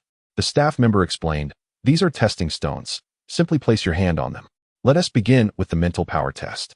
Luo Bai pressed her lips together and stepped forward to place her hand on the stone, her gaze fixed upon it. Both soul source power and mental power are categorized into 7 levels: white, orange, yellow, green, blue, indigo, and violet, with white being the lowest and violet the highest. Luo Bai did not seek the highest violet. She merely wished to awaken. Yet, uncertainty began to gnaw at her as her nerves heightened. Soon, a faint white glow appeared on the testing stone, barely perceptible. Mental power awakened. Level low, the staff member announced. Luo Bai felt an indescribable disappointment. Unsure whether to withdraw her hand, the staff member pointed to another stone, saying, "The mental power test is complete. That stone tests soul source power." Thus, Luo Bai placed her hand on the next testing stone, and once more, a weak white light flickered, similar in intensity to the first. The staff member expressed mild surprise. "I didn't expect you to awaken soul source power as well. Though it is also low level, having 2 abilities awakened is commendable." Feng Ling, who stood nearby, leaned in for a closer look. The simultaneous awakening of 2 abilities was somewhat anticipated by Luo Bai, but the low levels left her feeling disheartened. "Let us proceed with the attribute test," the staff member suggested. Luo Bai, bewildered, placed her hand on the designated testing stone, and various faint colors appeared simultaneously. The staff member was genuinely astonished, leaning in to observe closely, shaking their head in disbelief. Feng Ling furrowed her brow. Luo Bai's heart sank. She heard the staff member exclaim, "This is peculiar. You've awakened every attribute. What a pity. What a pity indeed." Those present understood the implications. A person who awakened mental power while simultaneously awakening the water attribute might well become a future energy contract master. Similarly, an individual who awakened soul source power alongside the fire, wood, or earth attributes could evolve into a future alchemical contract master. Both energy contract masters and alchemical contract masters are held in high esteem across the galaxy. Yet Luo Bai belonged to none of these categories. She had awakened every attribute. But this was not a blessing. The notion of being diverse yet lacking specialization was detrimental. In short, the abilities Luo Bai awakened were of low caliber, and her attributes rendered her essentially ineffectual. Regardless of the future trajectory of her situation, it remains uncertain whether she will achieve any accomplishments. For many years, the concealed awakening ability had been a source of pride for Luo Bai, a trump card she held close, though she chose not to speak of it. The existence of this ability was ultimately her reliance. However, upon the release of the test results, she was profoundly disheartened. Her entire being became rigid, and her expression turned blank. She found herself unable to muster a smile. "It's all right. This is still something," Feng Ling consoled her. Although Luo Bai's awakening might seem somewhat inadequate, it was still preferable to having no awakening at all. She was no longer an ordinary person. The staff, genuinely feeling regretful, remarked, "You have an innate awakening. If your family is well off and can provide ample resources, there is still hope for your future." The extent of her development would ultimately depend on her efforts and fate. Next came a series of physical ability tests, the results of which were as expected. Her fitness level was low, graded at F, the lowest possible. Fortunately, most individuals who had awakened their soul source power and mental strength also exhibited poor physical abilities, with the F grade being the most common. Luo Bai's results were not particularly striking, given the unique nature of her fully awakened attributes, which were typically viewed as inferior. On the way home, Feng Ling said, "Give me your account number, and I will transfer the interstellar currency for the Chi Fei Stone to you." Feng Ling had no intention of taking the Chi Fei Stone for free. After all, Luo Bai was his fiancée, and he would not take advantage of her. Luo Bai's mind was in turmoil, but upon hearing him, she became momentarily clear-headed. She initially intended to dismiss it, saying the Chi Fei Stone was a gift. But considering her family's circumstances, she swallowed those words and provided her account number. Soon, a notification indicated the funds had arrived. Luo Bai glanced at the amount.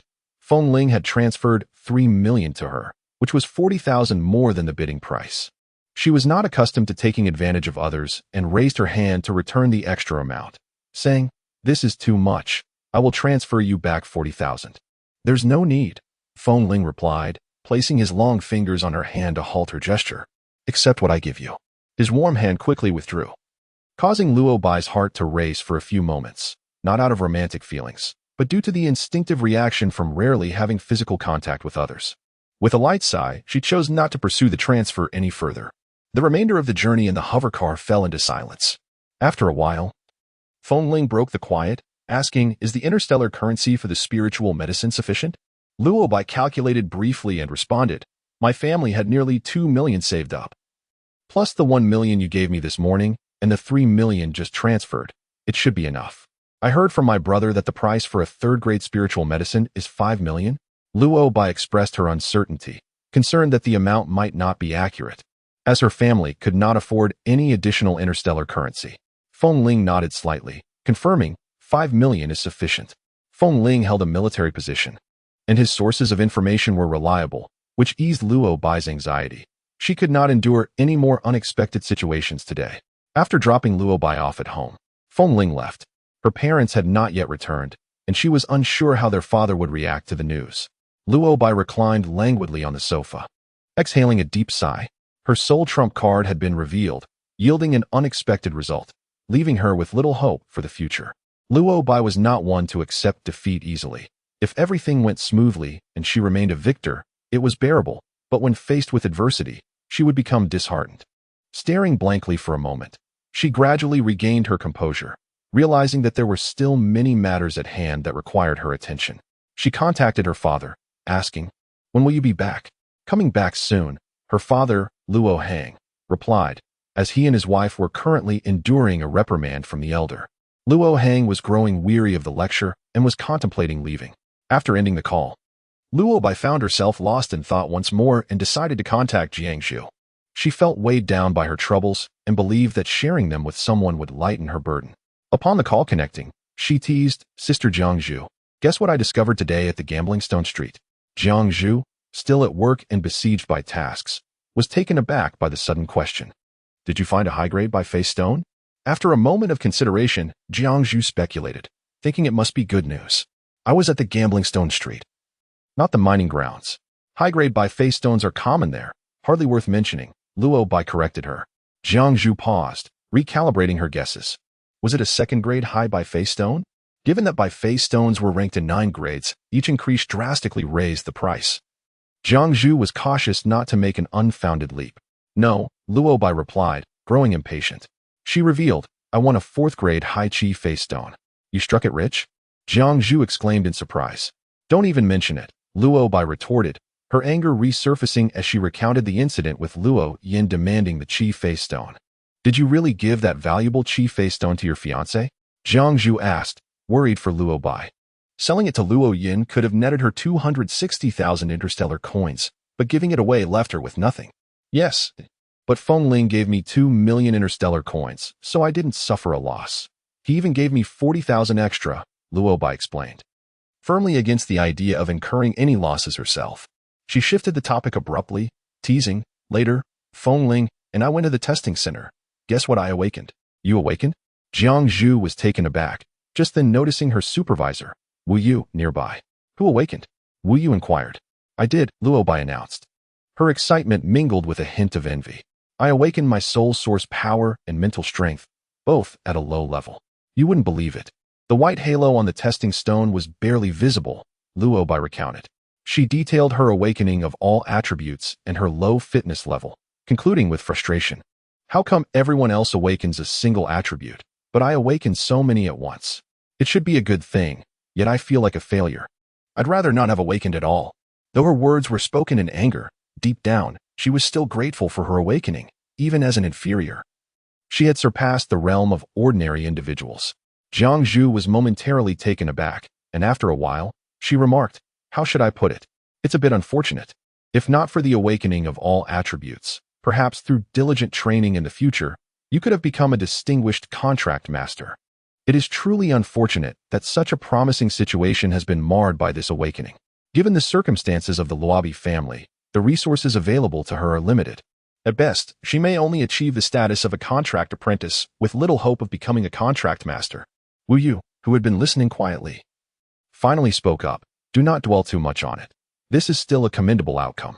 At this point, Luobi had already expressed her thoughts and heard what she needed to, her emotions settling as she spotted Huanran descending the stairs. She exchanged a few more words before ending the communication.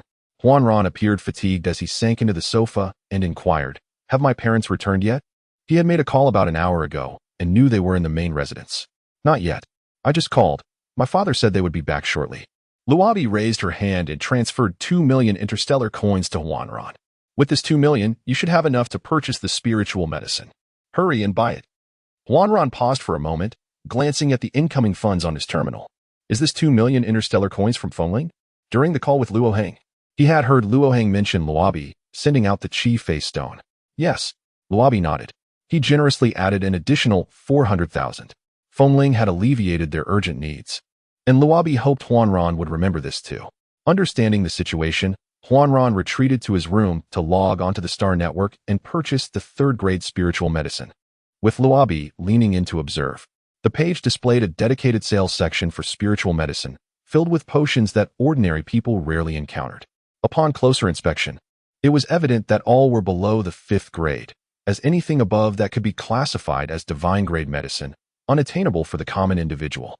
Even if such items were available online, they would likely be snatched up within seconds. The third-grade medicines on display varied in efficacy and quality, categorized into 9 levels. Medicines with efficacy of 10 to 20% were around 5 million, while those with 30 to 40% efficacy hovered around 550,000, with 50% efficacy reaching as high as 590,000. Luobi disregarded any medicine with efficacy above 60%. It was futile to even glance, as they were beyond their means. Huanran pointed to a vial with 20% efficacy. "I'll take this one." "No way," Luobi immediately objected. Huanran looked at her, and after some contemplation, Luobi said, "The higher the price, the better the efficacy. A 20 or 30% efficacy is too low. I hardly use the storage ring that Huachen gave me. It's still in good condition and should fetch over 400,000 if sold.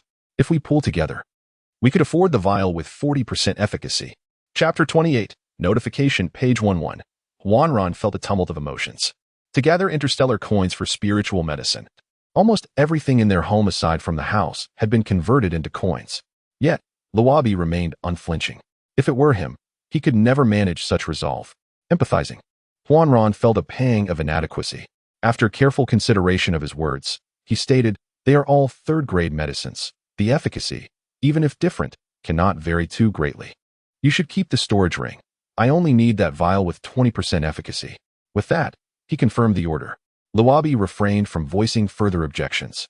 She had never consumed spiritual medicine and was unfamiliar with its nature. Since Huanran insisted on purchasing the vial with 20% efficacy, she chose to remain silent. When Luo Heng and his wife returned, night had already fallen, and both wore grim expressions. Naturally, who could maintain a good mood after being reprimanded for over 2 hours? Luobi prepared dinner and promptly served it as they arrived. The table was set with simple yet nutritious fare, looking ordinary but smelling delightful. Huanran was preoccupied with the delivery of the spiritual medicine expected tomorrow and barely touched his food. Luobi was similarly distracted, while Luo Heng and his wife were filled with frustration. By the end of the meal, the dishes remained largely untouched. Guan Juding sighed as she cleared the table. Only then did Luobi share her recent experience at the testing center. "What? You awakened?" Luo Heng was taken aback. Luobi had long surpassed the awakening period, having reached adulthood over a decade ago. Huanran and Guan Juding also stared at Luobi in disbelief. "Don't rejoice too soon. The attribute I awakened is a waste," Luobi cautioned, hoping to temper their excitement. "What of it being a waste? An awakened attribute is still an awakening," Luo Heng replied, somewhat animated. "Even if I have to sell the house and land, I will ensure you attend the Contract Master Academy, where specialized guidance awaits. You will undoubtedly become a distinguished contract master." When Luo Heng separated from the main family, he was allotted 3 acres of farmland. In the early years, he had no time to cultivate it, focusing solely on raising his daughter, and as a flame warrior, he had no affinity for plants, rendering him unfit for agriculture. His heart was not in it. He would merely scatter rice seeds during the season and let them grow at will, indifferent to the outcome. However, as Luobi grew older, her discerning palate became a challenge. She could not endure the bland, tasteless food that looked appealing but lacked flavor. Nutritional supplements were even less palatable. Driven to desperation, Luobi took charge of the cultivation herself. In her first year, she planted wheat, yielding around 500 gene from 3 acres, barely enough for her to last a year. Considering the interstellar age spanned 18 months annually. Following this, she planted various easy-to-grow vegetables, just sufficient for their household consumption. Over the years, the nutritious vegetables consumed by the Luobi family were all homegrown. What if I cannot become a contract master? Luobi did not share her father's optimism. Witnessing their unanticipated excitement, she suddenly became lucid, shaking off her earlier haze. Luohang dismissed her concerns. Even if you do not become a contract master, being a contract apprentice is still a secure path. You will lead a good life wherever you go. Such as a father's love. Luobi chuckled, a mischievous smile gracing her lips. Our family now possesses nothing but the house and the farmland. If we sell the house, we will lose our foundation for survival. And if we sell the farmland, do you wish to starve me? I refuse to consume those unappetizing nutritional supplements. Chapter 29. A Family, page 11. When Luohang separated from the main family, he was given 3 acres of farmland. Initially, he lacked the will to cultivate it. Having devoted himself to raising his daughter and being entirely unfit for agriculture as a flame warrior, his focus was elsewhere, so he simply scattered seeds each season, indifferent to the results. However, this could not continue. Luobi, with her discerning palate, could not tolerate bland foods that looked good but tasted terrible, and nutritional supplements were even worse. Desperate, Luobi took over the cultivation of nutritious food. In her first year, she planted wheat, yielding around 500 gene from 3 acres, barely enough for her to survive a year, considering the interstellar age lasted 18 months annually. Following this, she cultivated several easy-to-grow vegetables, just enough for their family. For years, the nutritious vegetables consumed by the Luobi household were all grown by themselves. If they were to lose those 3 acres, Luobi's food supply would be severed, which was utterly unacceptable. Whether as a contract master or an apprentice, she would wait until her father struck it rich. There was no point in selling the land. She would not agree to it. Huanran had just ordered the 3rd-grade spiritual medicine, and with the family lacking interstellar coins, Luohang sighed heavily, contemplating their current situation. He resolved to take on more tasks and earn more interstellar coins to support his daughter's attendance at the Contract Master Academy. Once my superior genes stabilize, I will take on missions with the mercenary group, with my and my father's capabilities. We will surely be able to afford Luobi's education at the academy. Huanran expressed his commitment, silently vowing to treat Luobi as a sister from now on. Let us discuss this later. I'm tired and will go to bed now. Luobi had already stopped taking the test results seriously and excused herself first. Luohang turned to Huanran. You should rest early as well. Gather your strength. The spiritual medicine might arrive tomorrow morning. Huanran nodded and departed, while Luohang and Guan Zhuting, too fatigued, returned to their rooms one after the other. Suddenly expressed, I am grateful for your actions on behalf of Huaran. Both Huaran and I will remember it. Luohang reassuringly patted Guan Zhuting's hand, saying, we are family. Whatever I do is only natural. Huaran and Luobai are both my children. Guan Zhuting smiled contentedly, thankful to have married such a responsible man. That night, the family's thoughts were turbulent, especially Luobai's. She felt uncertain and apprehensive about the future. In a world where strength was paramount, lacking power meant being at the mercy of others, with defiance leading to a swift demise. Her father, Luohang, a man of such fortitude, had to bow to the main residence because he was a late-awakened thunder flame warrior. Luobai pondered for most of the night before finally drifting off to sleep. Due to her restless sleep, Luobai decided to take the day off. As she was about to resume sleeping, the doorbell rang early in the morning. 2 Thunder Flame warriors delivered a bottle of 3rd-grade elixir. After verifying its quality, Huaran dismissed them and immediately consumed the elixir. The full effect of the elixir, with its 20% potency, would manifest within half a day. He retreated to his room, lying on the bed, awaiting its effects. Luohang, after much deliberation, informed the main residents about Luobai's awakening. Luo Fifan was taken aback, never having heard of someone awakening at 29. However, it was ultimately a positive development, and Luo Fifan was quite pleased. With 2 awakened individuals in the family, Luo Fifan took it seriously. After some thought, he proposed, let Luobai be Xiao Yan's assistant. If Xiao Yin passes the apprentice contract master exam, she might be able to bring Luo Bai into the Contract Master Academy. The Imperial Contract Master Academy had explicit regulations stating that a contract master could bring 2 assistants, while an apprentice contract master had only 1 assistant slot. A contract master's assistant, ostensibly assisting with the contract master's work and gaining experience, was practically a servant, responsible for all aspects of the contract master's life and work. While it seemed unfair that any achievements made by the assistant would be credited to the contract master or apprentice contract master, it was the accepted norm in the contract master world. Luo Hang was reluctant, unwilling to let others boss his daughter around. However, he couldn't outright reject the elder's good intentions, so he replied, "I need to ask Obai about this." Would Luo Bai agree? Absolutely not. She was sound asleep when her father woke her, which irritated her. Is there even a need to ask? I'm not going to serve that ill-mannered brat, Luo Yan. Luo Hang, unable to contend with his daughter's morning grumpiness, left to decline the elder's offer. Luo Fifan was furious, his beard bristling. You just spoil her. You're ruining a perfectly good child. He terminated the communication, ignoring Luo Hang. Luo Bai tossed and turned in bed, unable to fall back asleep, so she got up. As she was washing up downstairs, Feng Ling arrived. Luo Bai was surprised. Feng Ling looked at her and asked, "Which department do you plan to study, energy or pharmacy?" "I haven't thought about it yet," Luo Bai replied with a smile. After a moment of contemplation, she said, "If I had to choose between the energy and pharmacy departments, I would lean towards pharmacy. I've only encountered gambling stones in the energy department, and I know nothing else about it. However, I'm more familiar with medicinal and spiritual plants in the pharmacy department." Feng Ling knew that Luo Bai had worked in a pharmacy for many years. After a moment of thought, he said, "Then choose pharmacy. Do you have time? I'll accompany you to buy a medicine cauldron and spiritual plants." Medicine cauldron and spiritual plants? Luo Hang was stunned, looking at Luo Bai, then at Feng Ling, confused. He had wanted to provide his daughter with resources for training, but their current situation made it impossible. They had agreed the night before to wait until they were more financially stable. He wondered why Feng Ling had suddenly offered to buy a medicine cauldron and spiritual plants. Luo Bai's eyes flickered almost imperceptibly.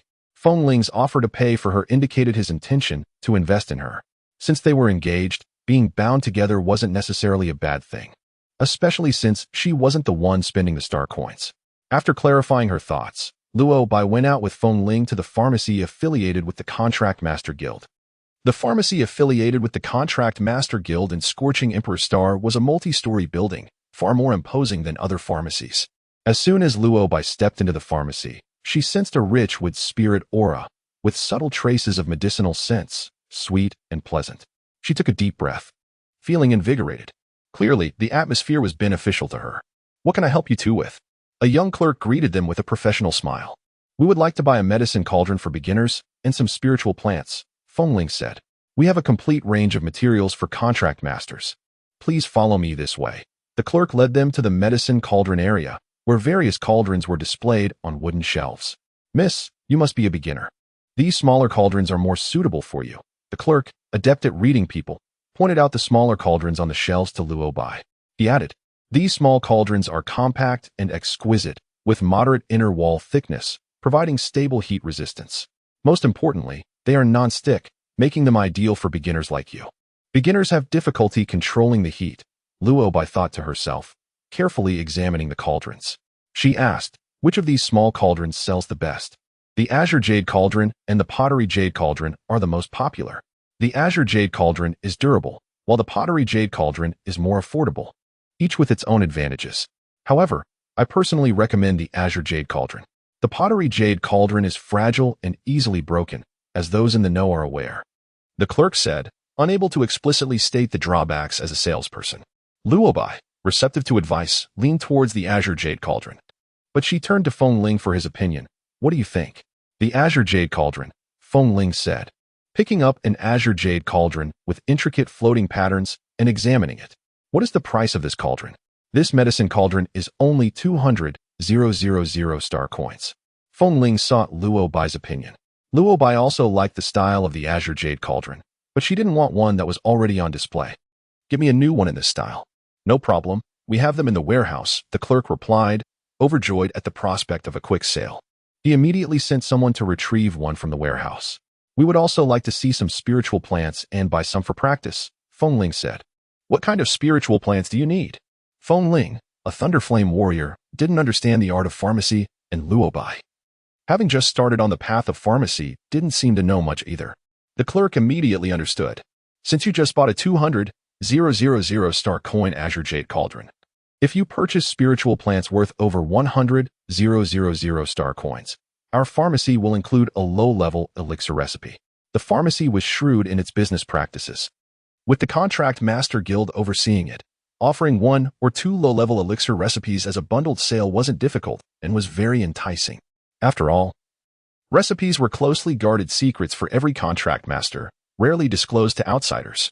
It was very difficult for a beginner to obtain a recipe. Luo Bai was tempted, as she needed a recipe. Feng Ling said, "All right, bring the recipe." The clerk was delighted and personally retrieved a hemostasis powder recipe, handing it to Luo Bai. "Here you go. I'll go get the required spiritual plants." Luo Bai unfolded the recipe and saw that she recognized almost all of the spiritual plants.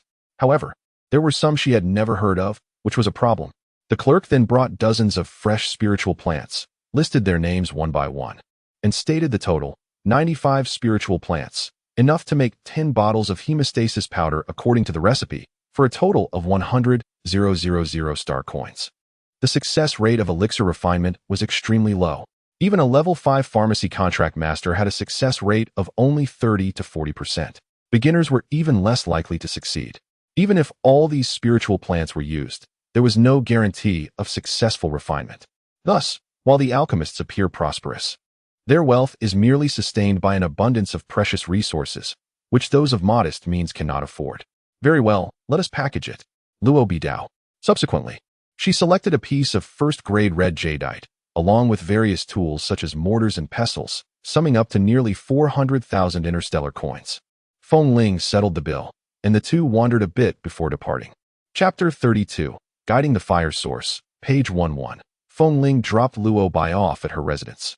Glancing at the time, Luo Bai invited Feng Ling to stay for lunch. "I have matters to attend to." Feng Ling handed Luo Bai a recipe for a heat-dispersing powder, saying, "I acquired this low-level recipe from an alchemist. I intended for you to experiment with it, but the apothecary included the recipe as a bonus. Take a look." For those pursuing the path of alchemy, an abundance of recipes is essential. Luo Bai accepted the recipe, her heart a tumult of emotions. "Thank you." She had only awakened her abilities the previous afternoon, and in just a few hours, Feng Ling had procured a low-level spiritual medicine recipe for her, demonstrating his genuine concern for her situation. Feng Ling, unfazed, turned and boarded a hovering vehicle, vanishing in an instant. After seeing Feng Ling off, Guan Zhuding was still in the kitchen preparing a meal. Luo Bai hurried back to her room to examine the recipe. After several readings, she began searching for instructional videos on alchemy online. Given her current circumstances, she was unqualified to enter the Alchemist Academy and had to rely on the knowledge available online. The so-called instructional videos were, in reality, recordings of competitive alchemy between different alchemists, each possessing their unique techniques, exclusive skills that no one would foolishly disclose to the public. Luo Bai watched video after video until darkness fell, yet she gleaned little understanding, primarily because, aside from recognizing spiritual plants, she was utterly ignorant of alchemy. It was a moment of regret for Luo Bai to have chosen the path of alchemy. Without a mentor's guidance, relying solely on competitive videos online rendered her lost, particularly in mastering the control of fire. Realizing this, Luo Bai panicked. The next morning, she skipped class, moving the alchemical cauldron and spiritual plants to her study. She set her computer to play the competitive alchemy videos, meticulously tending to the spiritual plants before cleaning the cauldron. Then, she took out the piece of first-grade red jadeite and attempted to control the fire using her fire elemental abilities. Unsurprisingly, due to her inadequate control, she could not draw out the fire source from the jadeite. In a moment of mishap, she inadvertently activated her water elemental power, soaking the jadeite completely. Flustered, she hurriedly dried it and calmed herself to continue guiding the fire source within the jadeite. During this time, her supervisor, Wu Yu, attempted to contact her several times, but Luo Bai was too occupied to respond. Finally, by the afternoon, she managed to extract the fire source. Though small, it was a significant breakthrough for her. Exhausted from the effort, she felt her neck stiff and her legs sore. Guiding a fire source had nearly worn her out. Deciding to take a break, she headed downstairs for a meal, realizing she had not eaten breakfast or lunch. As Luo Bai descended, Guan Zhuding was tidying up the table after everyone else had finished eating. Luo Hang and Hua Ran had just moved to the living room. Despite their busyness, they couldn't neglect meals. Luo Hang reproached her lightly, noticing her fatigued expression. Your mother made braised green carp for you. Go and eat. The green carp was a nutritious dish that Luo Bai cherished, specially prepared by Guan Zhuting, untouched by the rest of the family. As the fragrant braised fish was placed on the table, Luo Bai, initially hungry, felt a twinge of discomfort as she ate, aware that her family was consuming ordinary fare while she dined on something special. It was a feeling difficult to articulate. After the meal, Luo Bai carried a glass of water out of the kitchen and glanced at Hua Ran's complexion. Brother, how are you feeling? Hua Ran replied cheerfully. No issues with my physical condition. Although my superior gene level has dropped by 1 tier, the agitated gene has stabilized. Chapter 33. Retreating, page 12. Is that so? That's wonderful. Luo Bai felt elated, taking a sip of water as she sat on the sofa. Finally, after all the turmoil since yesterday, something had gone right. She massaged her sore neck. Her frustrations clouded her thoughts, and a nagging headache plagued her, likely due to excessive mental and spiritual energy expenditure. How is your learning on the computer going? Luo Hang inquired, accepting a glass of water from Guan Zhuding. She provided another glass for her son before returning to the kitchen for further tidying. Luo Bai had barely touched the green carp, which Guan Zhuting placed into the refrigerator for her to have later for dinner. Let us not even discuss it. Luo Bai waved her hand wearily. Having interacted with medicinal and spiritual plants for so many years, I initially felt confident. However, now that I'm truly facing the world of alchemy, I realize just how vast the knowledge is. It took immense effort just to draw out the fire's source, and to think about actual alchemy? Forget it. Perhaps I'm not cut out for this. Luo Bai was ready to retreat.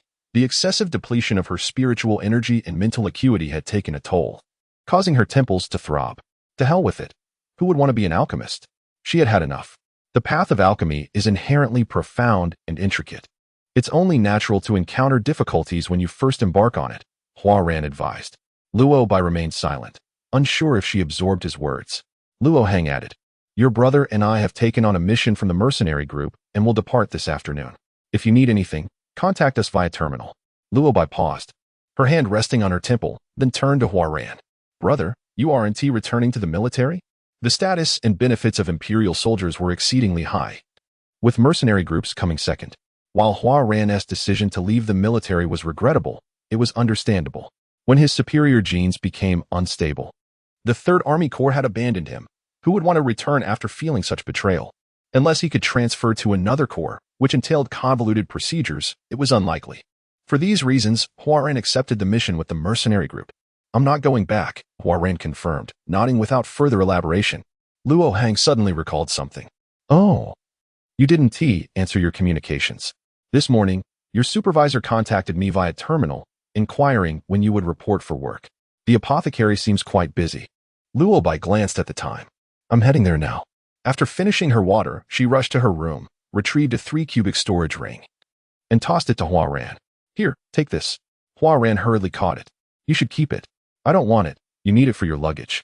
Luo Bai insisted as she dashed to the door. Before leaving, she turned back to instruct, Father, brother, be sure to stay safe out there. Understood, Hua Ran replied. And by the time he looked back, Luo Bai had already vanished.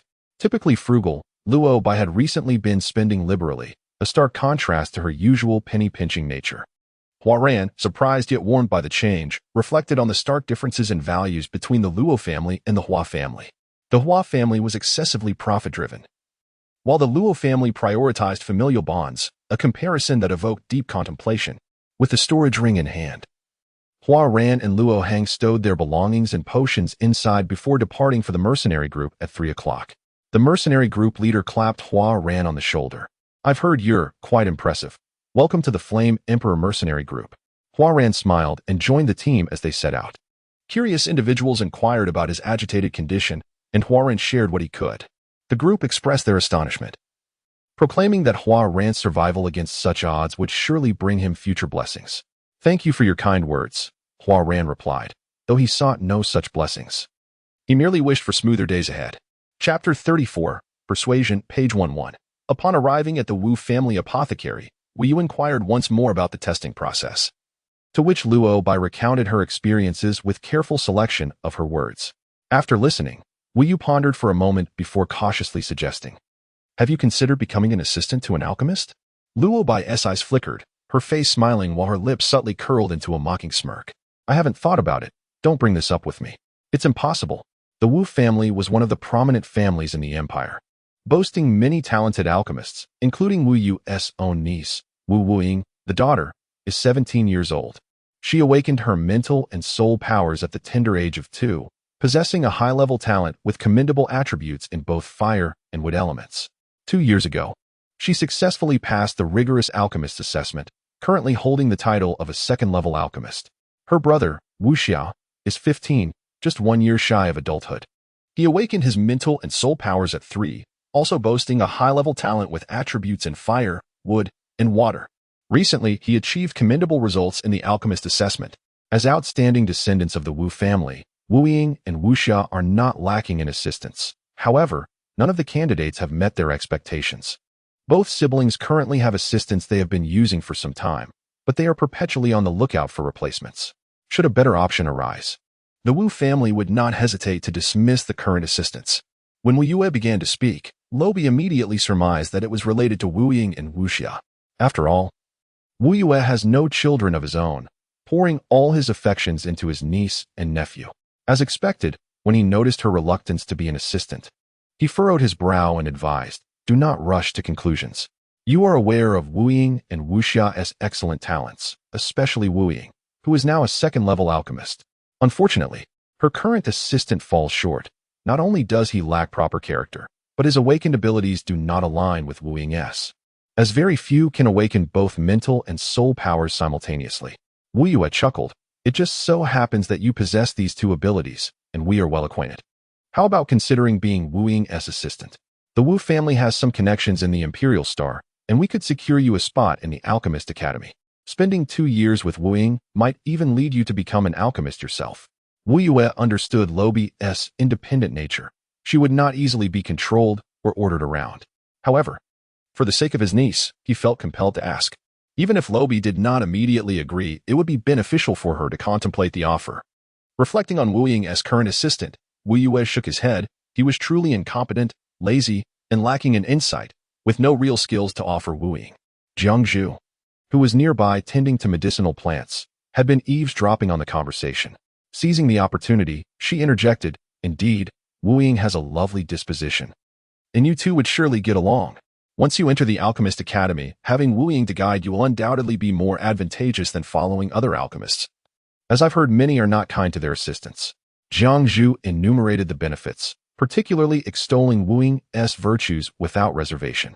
In casual conversations with Lobi, Jiang Zhu occasionally alluded to the topic of alchemical assistants, both aware of the ins and outs of the situation. However, her current speech was somewhat disingenuous. Motivated by personal desires, Wu Ying, in need of a capable assistant, found Lobi to be the most suitable candidate. Despite Lobi's difficult temperament and lack of discipline, her expertise in medicinal plants would ultimately outweigh the disadvantages. Should Lobi become Wu Ying's assistant, the benefits would certainly surpass the drawbacks. "You truly overestimate my capabilities. I fear I am not fit to be an assistant," Lobi gracefully declined. She was well aware that regardless of her connections with Jiang Zhu and Wu Yue, the balance of interests would always tip in favor of absolute benefits. Out of the corner of her eye, she noticed Wu Ying approaching and smiled in anticipation. Upon hearing Lobi's words, Wu Yue's expression changed. Jiang Zhu, undeterred, waved at Wu Ying, calling out, "Wu Ying, come over and have a chat with Lobi." Sometimes, a conversation can lead to unexpected outcomes. Wu Yue seemed to have the same thought, seizing the chance to excuse himself, allowing Wu Ying the opportunity to persuade Lobi. "Lobi, my dear aunt," Wu Ying greeted sweetly upon seeing her. In families as intertwined as theirs, marriages often create familial ties, and thus, Wu Ying should address Lobi as aunt after generations of relationships. Lobi, having her own thoughts, found it easy to handle a young girl like Wu Ying, smiling as she asked, "When did you arrive at the Imperial Star?" Wu Ying was of average height, slightly plump, with skin resembling her mother's, fair and supple. She bore a striking resemblance to both her parents, having transformed from an unattractive child into a beautiful young woman. Her eyes sparkled with curiosity, and her smile was ever present, giving her an air of cheerfulness. She favored comfortable, loose-fitting clothing, clad in a breathable cotton outfit that artfully balanced modesty and style, indicating that she paid careful attention to her wardrobe. "I arrived early this morning," Wu Ying replied, her youthful voice sweet and playful, akin to a child seeking affection. She reached out her delicate hand to grasp a small, high-grade medicinal plant, her eyes shining with wonder. "This one is so tiny." Clearly naive, Lobi followed Wu Ying's gaze to the medicinal plant, smiling as she reminded her, "That is a high-grade medicinal plant, so do not underestimate its size." Such is the charm of the interstellar age. Not all alchemists possess knowledge of pharmacology, yet they can undoubtedly concoct spiritual medicines. Conversely, those who understand pharmacology may not be capable of producing such remedies. Like Lobi, who recognizes the plants and their medicinal properties but would struggle to diagnose an ailment without proper examination.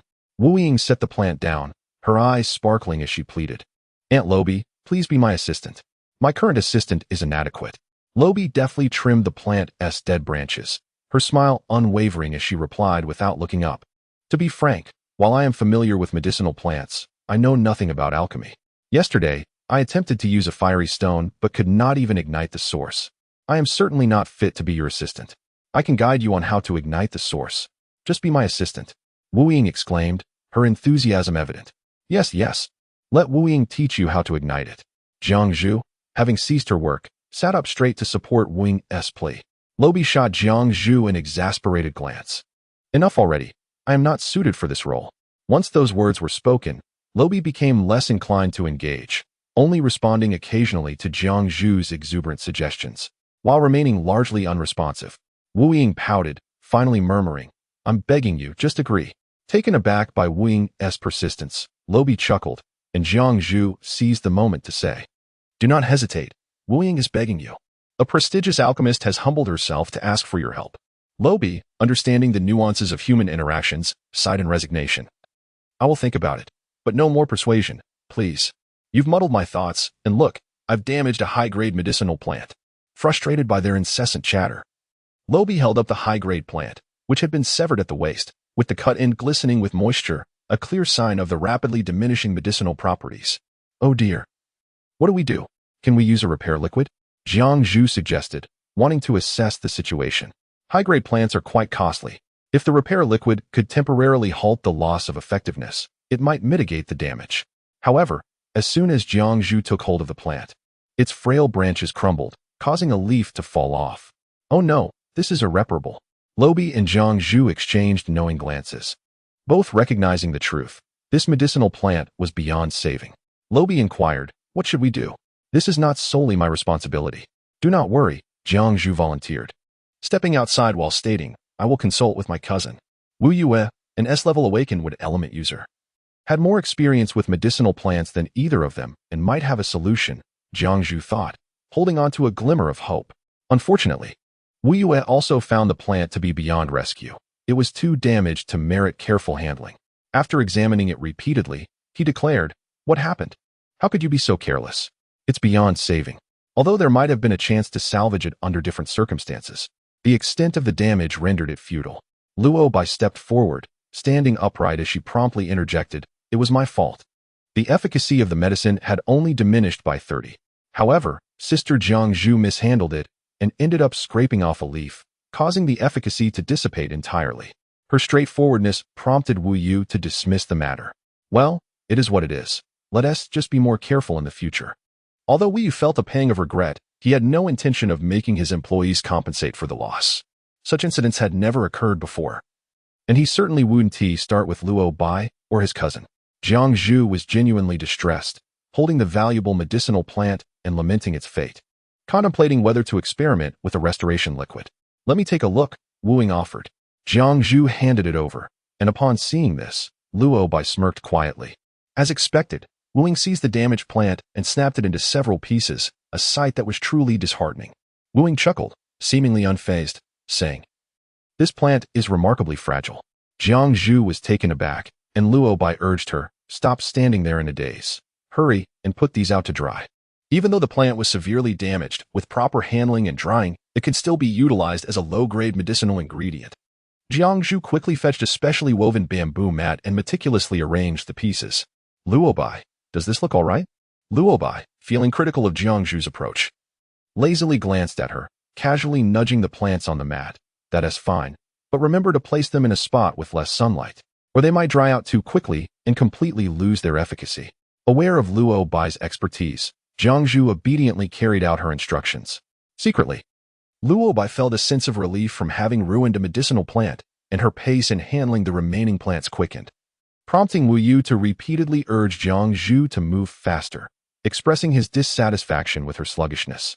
Chapter 37. The exploding furnace. Deservedly so, Luo Bai thought, as she remained bothered by Jiangzhu's earlier contradictory advice, seizing the opportunity to tease her. After receiving a few reprimands from her cousin, Jiangzhu became more subdued, no longer chattering aimlessly and instead immersing herself in work, her pace even matching Luo Bai's. Luo Bai blinked, thinking Jiangzhu was finally getting her act together. With the loss of a high-grade medicinal plant, Wu Yu's mind was elsewhere, especially as customers began to arrive in droves outside. He ceased to mention the assistant matter to Luo Bai. While Luo Bai worked, her thoughts wandered, sensing that something else might occur soon. Upon returning home after work that evening, she took advantage of Guanjuting's distraction while preparing dinner to sneak upstairs and check on the spiritual plants. She worried that if not used promptly, they might lose their spiritual essence. Luo Bai had a touch of obsessive-compulsive disorder. She could not bear the thought of even the slightest loss of spirit from the plants. Fortunately, each one remained lush and vibrant, with spiritual energy as abundant as when she had first acquired them. To nurture Luo Bai's mental and spiritual strength, Guanjuting prepared a special dinner for her using first-grade nutritional ingredients from her own garden. Sitting at the dining table, Luo Bai glanced at the two distinctly different meals, frowned slightly, and began to eat silently. After dinner, as she was about to head back to her room, a communication from Feng Ling came through. She accepted the call, and Feng Ling asked, "Are you at home?" "Yes, I am. During this time, you should refrain from going out unnecessarily." "Why?" Luo Bai inquired, puzzled. Feng Ling explained, "You have awakened a dual-element ability. Even though the attributes are mixed, a dual-element awakening is still rare. With your father and elder brother away, I am concerned that someone might have ill intentions towards you." Luo Bai was taken aback, and upon Feng Ling's warning, her heart raced. She had indeed contemplated this possibility but had dismissed it as paranoia. Now, however, it seemed all too real. She informed Feng Ling, "I went to the Wu family pharmacy to work this afternoon." "That's fine, just be careful. Don't go to work tomorrow," Feng Ling advised before ending the call. Luo Bai, her heart racing, struggled to sleep that night. In the morning, she decided to continue guiding the fire source in her study. Half an hour later, as she observed the red flames she had coaxed into existence, she resolved to attempt alchemy. After reviewing the prescription for the hemostatic powder, Luo Bai placed the previously processed spiritual herbs into the cauldron. Using her mental energy, she guided the flames while enveloping the surface of the herbs with her spiritual essence, carefully controlling the flame's size and temperature to gradually refine the herbs. With all her spiritual strength focused, Luo Bai meticulously encased the herb's spiritual energy, allowing not a single trace to escape. However, her control over her mental energy was faltering. The flames fluctuated wildly. Knowing that this inconsistency would likely lead to failure, she faced a dilemma. The alchemical process had commenced, and there remained a slim chance of success if she persisted. Stopping now would only result in failure. When the unmistakable scent of burning wafted from the cauldron, Luo Bai realized her attempt had failed. Just as she prepared to extinguish the flames, a loud explosion resonated, engulfing her in chaos as debris scattered around. She stood frozen for a few moments, only to belatedly comprehend that she had experienced the legendary furnace explosion. As her gaze shifted, her study was in utter disarray. Walls, tables, and floors were all covered with a layer of dark, charred residue. The acrid smell lingered in the air, causing her throat to itch and prompting a few coughs. Looking down, she noticed some soot on her clothes and stood up to find a mirror. To her surprise, despite the chaos behind her, her face and body were relatively clean. What could this be? Chapter 38. Refusal to open the door. Initially taken aback, Luo Bai pondered for a moment before bursting into laughter, coughing as she did so. What a splendid explosion. I didn't even get dirty. I must commend myself. Guanjuting, busy tidying the living room, was startled by the explosion and hurried upstairs to find the study in complete disarray, a cloud of smoke enveloping the room. Covering her mouth and nose, she exclaimed, "Cough. Cough. What happened here?" Luo Bai continued to chuckle. "I had a furnace explosion. Isn't it remarkable? Quickly get outside. It's too smoky in here." Guan Zhuting retreated to fetch cleaning tools. Luo Bai, still grinning, stepped outside for a moment, waiting until the smell dissipated before re-entering to assist Guan Zhuting in cleaning up the study. She mused how convenient it would be if they had a household robot. After moving the alchemical cauldron to her room, she returned to hear Guan Zhuting remark, "It's too dirty. Don't touch anything. There's dust everywhere." Luo Bai genuinely wished to avoid cleaning, and as Guan Zhuting urged her to leave, she retreated to her room for a shower and to change clothes. After freshening up, Luo Bai peeked into the study, asking, "How is the cleanup going? Is it manageable?" Guan Zhuting, still shielding her mouth and nose, waved her hand, "Get out quickly." With nothing to do, Luo Bai wandered downstairs, only to hear the doorbell ringing. She glanced at the video feed and exclaimed, "Oh dear, it's Luo Yan." Turning around, she poured herself a glass of water, leisurely sipping as the doorbell continued to ring. Outside, Luo Yan stamped her foot, calling out, "Grandfather, no one is answering," and continued to press the doorbell insistently. Nearby, a tall man surrounded by several guards hesitated, asking, "Is anyone home?" "Shouldn't he be?" Luo Fifan replied uncertainly, dialing Luo Bai's communicator. She glanced at the displayed number and scoffed, drinking her water while the call rang persistently. Guan Zhuting descended from upstairs, a bit of dust on her fair face. "Who's at the door?" "I heard the doorbell from upstairs." "Who else could it be?" "My grandfather and Luo Yan. Probably here again about me becoming an assistant," Luo Bai replied, her expression one of annoyance. Guan Zhuting, having a poor impression of both individuals, emerged from the bathroom after a wash. "It's not good to leave the door unanswered for so long. I'll go open it." Upon opening the gate, Guan Zhuting was surprised to find not only Luo Fifan and his granddaughter, but also a group led by the governor of Jihuangxing. Luo Fifan scrutinized her, his voice low and somewhat accusatory. "Why did it take so long to open the door? What have you been doing at home?" Upon closer inspection, this did not sound like a compliment. With her gaze lowered, Guan Zhuting replied coolly, "I was cleaning the room." In front of the governor, Luo Fifan refrained from pressing further, ushering the governor inside. "Please, governor, come in." Stepping back, he inquired of Guan Zhuting, "Is Luo Bai at home?" "Why isn't she answering her communicator?"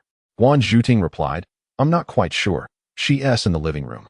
As Luo Yan stepped into the living room, she took several deep breaths to suppress her anger, confronting Luo Bai, who had just set down her cup. "So you are indeed at home. Not answering the door is one thing, but why have you ignored grandfather's calls?" "What do you mean by this?" Luo Bai, unable to see her, naturally chose to disregard her. Luo Feifan's expression darkened. "Luo Bai, don't you have tea to serve the governor? Where are the tea leaves?" "I'll go brew some." Luo Yan, eager to impress the governor, preemptively asked Guan Zhuting for the tea leaves before Luo Bai could act. Guan Zhuting entered the kitchen, and today Luo Yan wore a pale green lace gown, the hem trailing slightly on the floor. She lifted the skirt with one hand and turned gracefully into the kitchen, resembling a beautiful butterfly. Just before entering the kitchen, Luo Yan modestly smiled at Pei Jing, while Luo Bai cast a quick glance at him. The man wore an expressionless face, showing no reaction. "This is our governor of Jihuangxing, Pei Jing," Luo Feifan introduced. "Hello, governor." Luo Bai greeted him with a smile, assuming his visit was related to the matter of the contract assistant. Pei Jing nodded with a polite smile, appearing not to be one for idle chatter. Luo Yan, wishing to draw attention, began to complain about the kitchen. "It's quite dirty here. What's that smell?" Their home often cooked with nutritious ingredients, which naturally left a scent of food, not an unpleasant odor. As for dirtiness, that was simply impossible, as Guan Zhuting had just cleaned up. The kitchen might be small, but it was tidy. "You might as well step outside. Be careful not to dirty your clothes." Guan Zhuting retrieved a cup and placed some chrysanthemum tea inside. It was merely a floral infusion, not the expensive tea leaves from tea trees, which were beyond her family's means. "I'll wait for you to finish brewing tea before I go out. Hurry up." Luo Yan stood in the kitchen, her thoughts lingering on the people in the living room, urging Guan Zhuting while peeking out to check the situation. Just as she leaned out, she exclaimed, "Oh, you startled me. What are you doing here?" Luo Bai casually glanced at her. "Serving tea." Luo Yan would not allow Luo Bai to take the lead. She released her grip on her skirt and, balancing a cup of tea in one hand, stepped out. With a lively atmosphere to observe, Luo Bai's mood lifted considerably. She cheerfully took the crystal tea tray, which Guan Zhuting then accepted from her. "You're not needed here. You may leave." "Then I shall take my leave," Luo Bai said, hurrying to witness the unfolding scene. Luo Yin handed a cup of tea to Luo Fei Fan before extending another towards Governor Pei Jing. Her smile elegant as she said, "Governor, please enjoy your tea." The cup was small, and with both of Luo Yan's hands cradling it, Pei Jing found it awkward to accept without unintentionally touching her hands.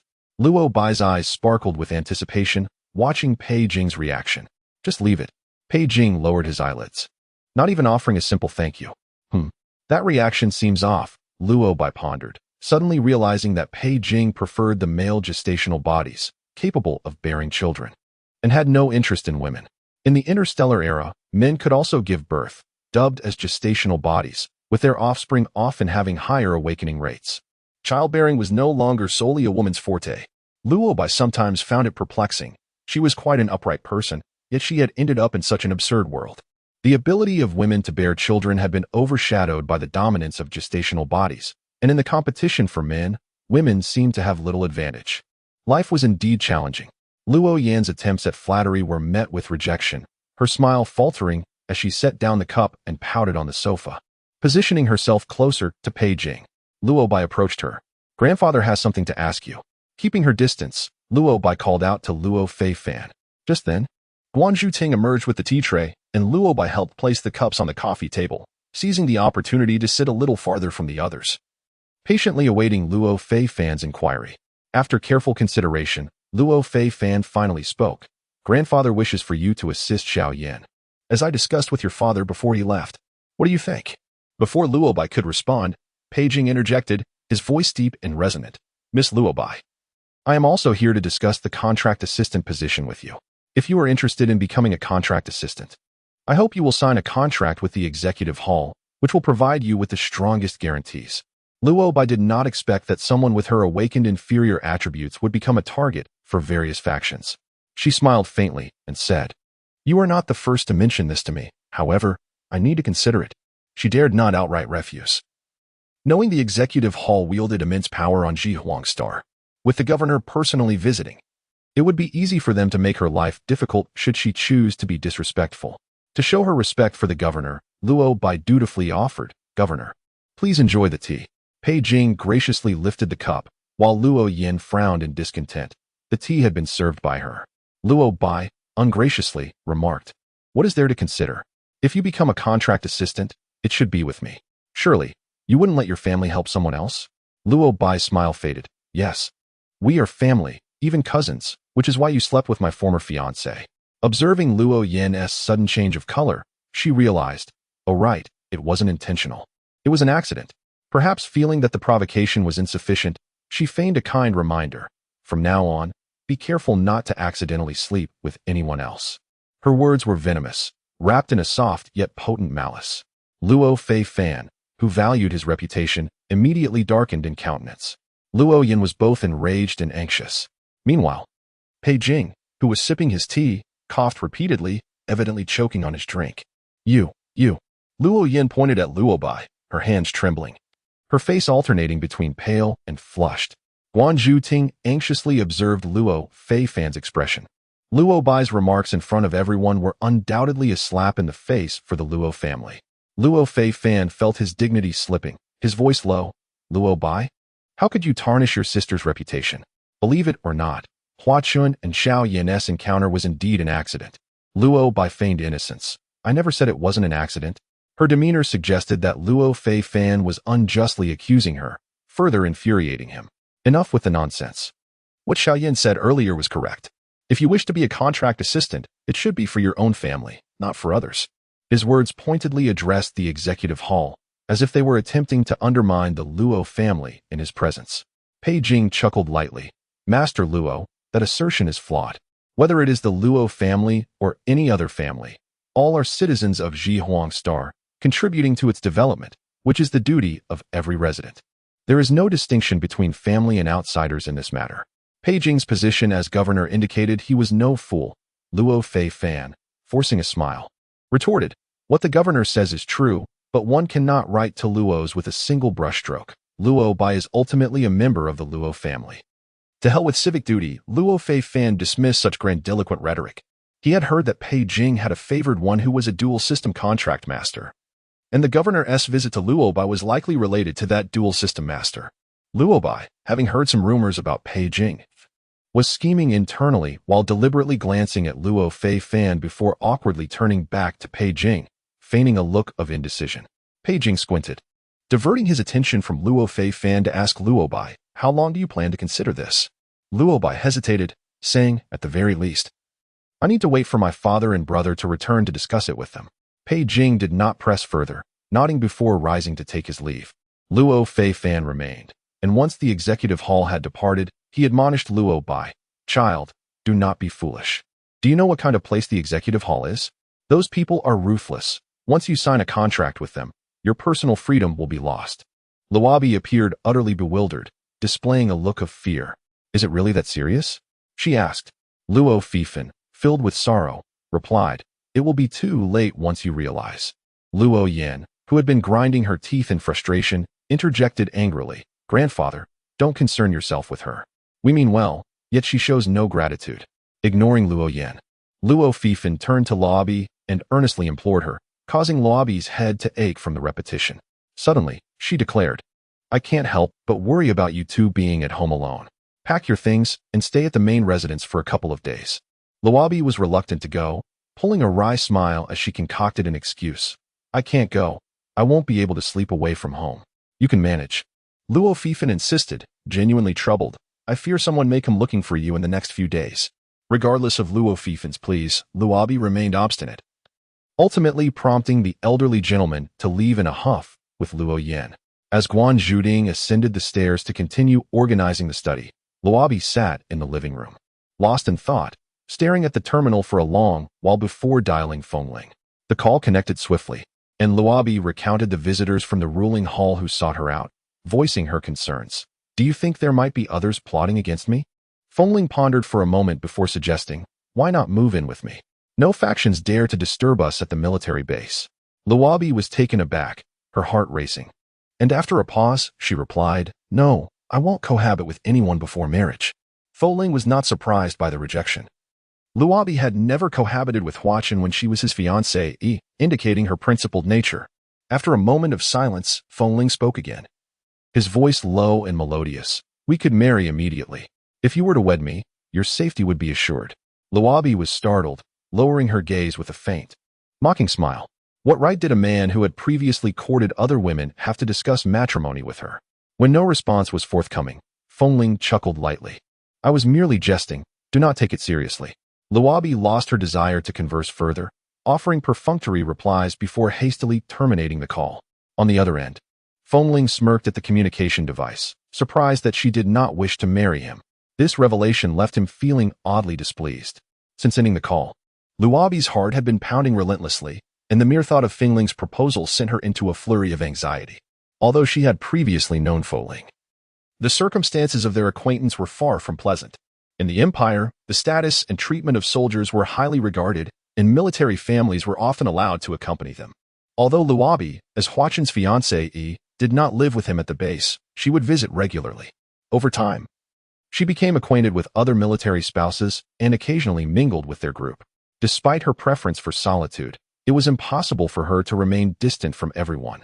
However, she soon realized that engaging with a group of women was not as simple as she had imagined due to the intricate dynamics among them. Chapter 42. A Hidden Agenda, page 11. One woman named Zhang Hui was the fiancée of Major Zhang Di, and her beauty was striking at the military base. She had an aversion to a girl named Qiu and found another woman, and Jing, equally displeasing, often seeking to provoke these two. Qiu would retort when confronted, but Jing remained stoic, merely pursing her lips in silence, which only fueled Zhang Hui's provocations. Luobi discerned the underlying tensions and learned that Qiu was Major Fengling's girlfriend, a vibrant and popular figure at the base, which explained Zhang Hui's animosity towards her. In truth, Jing had little to do with the conflict, yet for reasons unknown, she always found herself embroiled in the fray. With all three women exchanging barbs like adversaries, it was a real-life drama akin to palace intrigue, and Luobi decided to observe quietly, aiming to avoid entanglement. However, her hopes were dashed as she soon found herself caught in the midst of it all. 3 months prior, as Qiu's popularity surged, tensions among the women escalated. Zhang Hui and Qiu clashed violently, resulting in an unpleasant scene that even drew in Luobi, who had been a mere bystander. In a comical twist, both Zhang Hui and Xiao Qiu sustained minor injuries, while Jing, attempting to mediate, also ended up with a bruised arm. Of the 4 women, 3 were injured while the 4th remained unscathed, leading the men to cast strange glances at Luobi. Particularly, Fengling, after inspecting Xiao Qiu's injuries, coldly chastised Luobi while they fought. "You merely stood by and watched." This remark was an unwarranted accusation, as Luobi had not engaged in the altercation. She had simply observed without intervening. Was that a fault? What baffled her further was Jing's reaction, glaring at Luobi with evident hatred, as if all blame lay squarely on her shoulders. This was absurd. The thought alone incensed Luobi, prompting her to turn and leave. Luobi's demeanor seemed to validate the men's suspicions about her, and she became the target of their derision and dissatisfaction. Following this incident, Xiao Qiu withdrew from all activities among the military families, and Luobi speculated that Fengling, concerned for Xiao Qiu's safety, had chosen to shield her under his wing. Luobi found this amusing, recognizing that these women were not to be underestimated. It was uncertain who might genuinely harm whom. At the very least, she had been inexplicably caught in the crossfire. From that point on, the relationships among military families grew increasingly delicate. Luobi had refrained from cohabiting with Huaqin, and sensing the atmosphere was turning sour, she decided to avoid the military base altogether. A month later, upon her return, Huaqin informed her that Xiao Qiu had secretly married a lieutenant colonel named Rong Peijun, who held a higher military rank than Fengling. Rumor had it that although he was assigned to the 3rd Army Corps, he worked on the Imperial Star, and crucially, he came from a prestigious family. The marriage was said to have been hastily arranged, with the couple departing for Imperial Star the same afternoon, leaving Fengling unable to confront them. This news astonished Luobi. Given Fengling's looks, capabilities, and military rank, it seemed improbable that Xiao Qiu would abandon him. Shaking her head, she felt a mix of surprise and regret, tinged with a hint of schadenfreude. In the modern world, emotions were often superficial, and interpersonal relationships were primarily transactional. Xiao Qiu had made a wise choice, undoubtedly selecting the most advantageous path for herself. Each person had their own ambitions, and it was unwise to impose one's will upon others. Chapter 43, Procrastination, page 12. Luobi sighed, reflecting on how, just months ago, she would never have imagined an engagement with Fengling. Although a marriage alliance might appear as a transaction of interests, as long as the benefits persisted, such ties typically remained unbreakable. She had no intention of pursuing a future with Fengling, thus when he proposed cohabitation, she firmly declined. Marriage? That was out of the question. Luobi had her own plans. Family obligations constrained her for the time being, but the future was uncertain. Should a suitable opportunity arise, she would undoubtedly seek to dissolve the engagement. Narrowing her eyes, she discerned that the current situation was indeed precarious. The more she contemplated, the more agitated she became, and she decided to cast her worries aside. As noon approached, she slipped into the vegetable garden to gather ingredients for a meal. The nutrient-rich crops were difficult to cultivate. Her small plot yielded thin, yellowing greens. And after relocating several times, she managed to harvest a meager handful. Despite their poor growth, these greens were still nutritious, but paired with ordinary seasonings, the flavor was decidedly lackluster. In the afternoon, several groups rang the doorbell at Luobi's home, but no one answered. The callers, likely in poor spirits, pressed the bell incessantly, resembling a summons for the Grim Reaper, and it took quite a while before they finally departed. Eventually, her supervisor, Wu Yu, managed to reach Luobi via communication, immediately inquiring, "Why didn't you come to work today?" Luobi, feeling rather vexed, replied, "I've been targeted. I probably won't be able to go to the pharmacy for a while." "What happened?" Wu Yu asked, and upon hearing the details, he, hailing from a prominent family, recognized the gravity of the situation. "News of your awakening has just spread. The situation isn't too dire yet. Quickly, have your father and Huan return. You don't have a Thunder Flame warrior to protect you, and if someone harbors ill intentions, it could spell disaster." Which you seemed to contemplate something, hesitating for a moment before saying, "If you truly dislike being an assistant to a rune master, I suggest you seek out Fengling. He is a military man, and a high-ranking officer at that. With his protection, your current troubles would be inconsequential." Luobi was silent, responding after a short pause, "Fengling wants to marry me." "Oh," which you expressed surprise, but after a moment's reflection, he understood. "Then marry him. If you become a military spouse, the military will find a way for you to enter the Rune Master Academy. The esteemed status and generous benefits afforded to military personnel were highly coveted. Yu meticulously enumerated the advantages of marrying a military officer, but Luo Bai remained silent, staring at the terminal. Despite the numerous benefits, she had no desire to marry Feng Ling, although Feng Ling possessed exceptional qualities in every aspect. If it weren't for that Xiao, marrying Feng Ling would be a privilege. However, the issue was that Xiao had been involved with Feng Ling, an undeniable fact. Luo Bai harbored a deep-seated aversion to such situations. She had witnessed everything between Feng Ling and Xiao, and the thought of turning an acquaintance's man into her husband was unbearable. Yet, circumstances were pressing, and she had few people to turn to. Her father and Hua Ran lacked the ability to help, and her grandfather was capable, but only if she agreed to be an assistant to Luo Yan, which was out of the question. As for Yu, Luo Bai immediately dismissed the idea. Yu was not alone. He had the Witch family behind him, and their assistance came with conditions that Luo Bai had no intention of accepting. Being a rune master's assistant? Absolutely not. She would rather die. From that day forward, people visited Luo Bai daily to discuss the matter of her becoming a rune master's assistant. Not daring to offend anyone, Luo Bai employed delaying tactics to placate them. Luo Fifan and representatives from the governing council also visited Luo Bai several times. Unable to afford offending anyone, Luo Bai repeatedly engaged in polite evasions until she could respectfully usher them out the door. Those who sought her out all had influential backgrounds. Luo Bai knew that she could only get away with such evasions a few times before they became ineffective. Lately, she could sense their growing impatience. Luo Bai felt uneasy. After much agonizing deliberation, she finally decided to marry Feng Ling. Even if it went against her feelings, she had no other choice than to resign herself to fate. Luo Bai had made up her mind, but Feng Ling had only mentioned it that one day and hadn't brought it up since, as if he had been joking. At this point, Luo Bai regretted not agreeing when Feng Ling had proposed. Even just considering it would have left her with a fallback option. Now that he no longer seemed interested, what should she do? After a sleepless night, Luo Bai steeled herself. Self-preservation was paramount, and she decided to take the initiative. After lunch, during the midday break, Lin Bai had Guan Zhuding take her to the military base. Guan Zhuding waited downstairs as Luo Bai went up alone and knocked on the door of Feng Ling's apartment dormitory. Feng Ling, the tall, handsome man, stood at the door, looking dashing with a sharp gaze and an aura of formidable competence. Seeing Luo Bai, he was surprised. "What brings you here? Is something the matter?" Luo Bai suddenly felt like retreating, but she knew she couldn't. She stood her ground, glancing nervously at Feng Ling before lowering her head and asking, "Were you joking the other day?" She hoped he would understand. Feng Ling frowned slightly, thought for a moment, and replied somewhat coldly, "No." Feng Ling had been serious. Luo Bai gave the man a quick glance. Feeling uncertain, she looked up and said, "If you're willing, we can get married right away." Feng Ling stared at her expressionlessly for a few seconds before saying, "Come in." He stepped aside slightly. Her heart skipped a beat. Was this an agreement, a rejection, or an invitation to negotiate? Luo Bai walked into Feng Ling's apartment with mixed feelings, and the door closed behind her. "Sit down. Would you like something to drink?" Feng Ling's tone had softened slightly. Still nervous, Luo Bai sat on the sofa and said with difficulty, "I'm not thirsty." Her mind was in turmoil, waiting for Feng Ling's response. What would she do if he refused?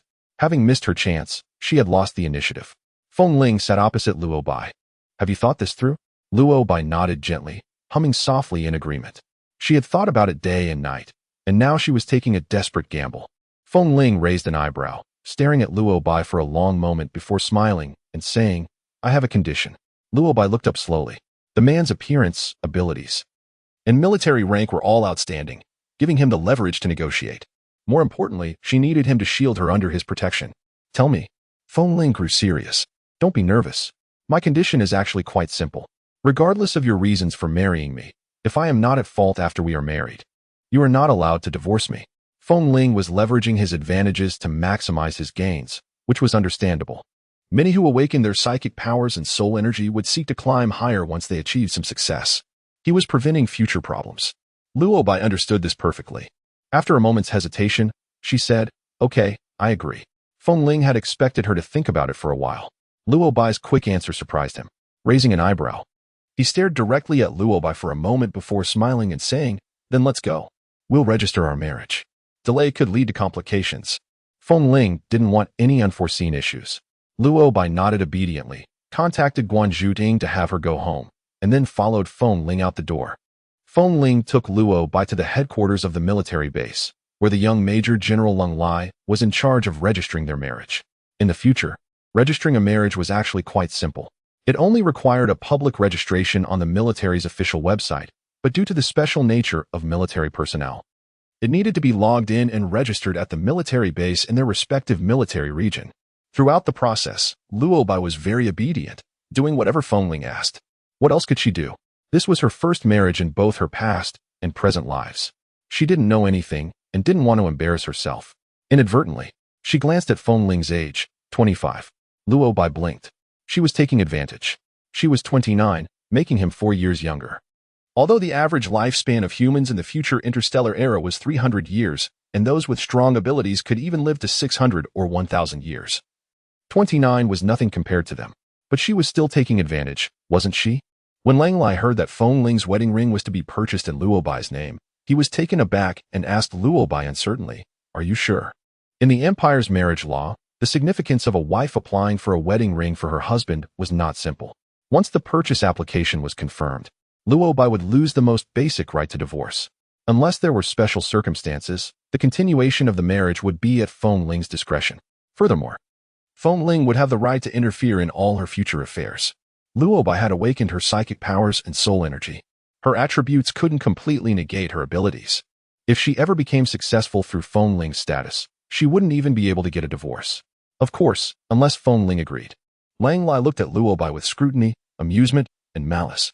The fight between several women 3 months ago had already spread throughout the military base. He had heard about Luo Bai's character, treacherous, cunning, and scheming. Why was she being so foolish at this critical moment? Luo Bai knew the consequences of nodding. She hesitated for a moment, but still said, "I'm sure." Leng Lai glanced at Feng Ling meaningfully, saying nothing more. Luo Bai was giving up her rights, and Feng Ling was reaping the greatest benefits. As good friends, he didn't need to sabotage anything. He reported it using the communicator.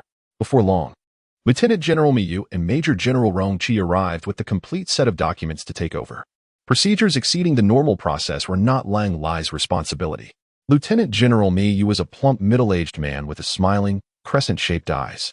After confirming with Luo Bai again, he placed the documents in front of Luo Bai for her to sign. At this moment, Luo Bai suddenly sensed something amiss and raised her head to inquire of General Miyu. "I have signed the documents, but Feng Ling wouldn't he sell me off? Would he?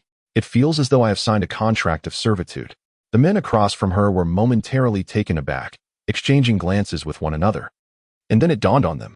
Their faces, as soft and white as porcelain, twitched before breaking into hearty laughter.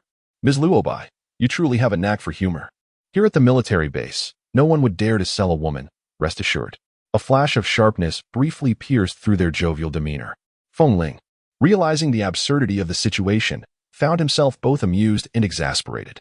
After all, he was merely fighting for his rights. How could he possibly sell a woman he had come to control? He scoffed coldly. "What were you thinking?" It seemed that he harbored some prejudice against her. Luo Bai smiled faintly and lowered her head to continue signing. Once the documents were completed, the two generals took them and left. Cold Lai clicked on the wedding ring webpage on the official site, turning the screen towards Luo Bai, and said, "Choose one." She languidly cast her eyes down, feigning indifference.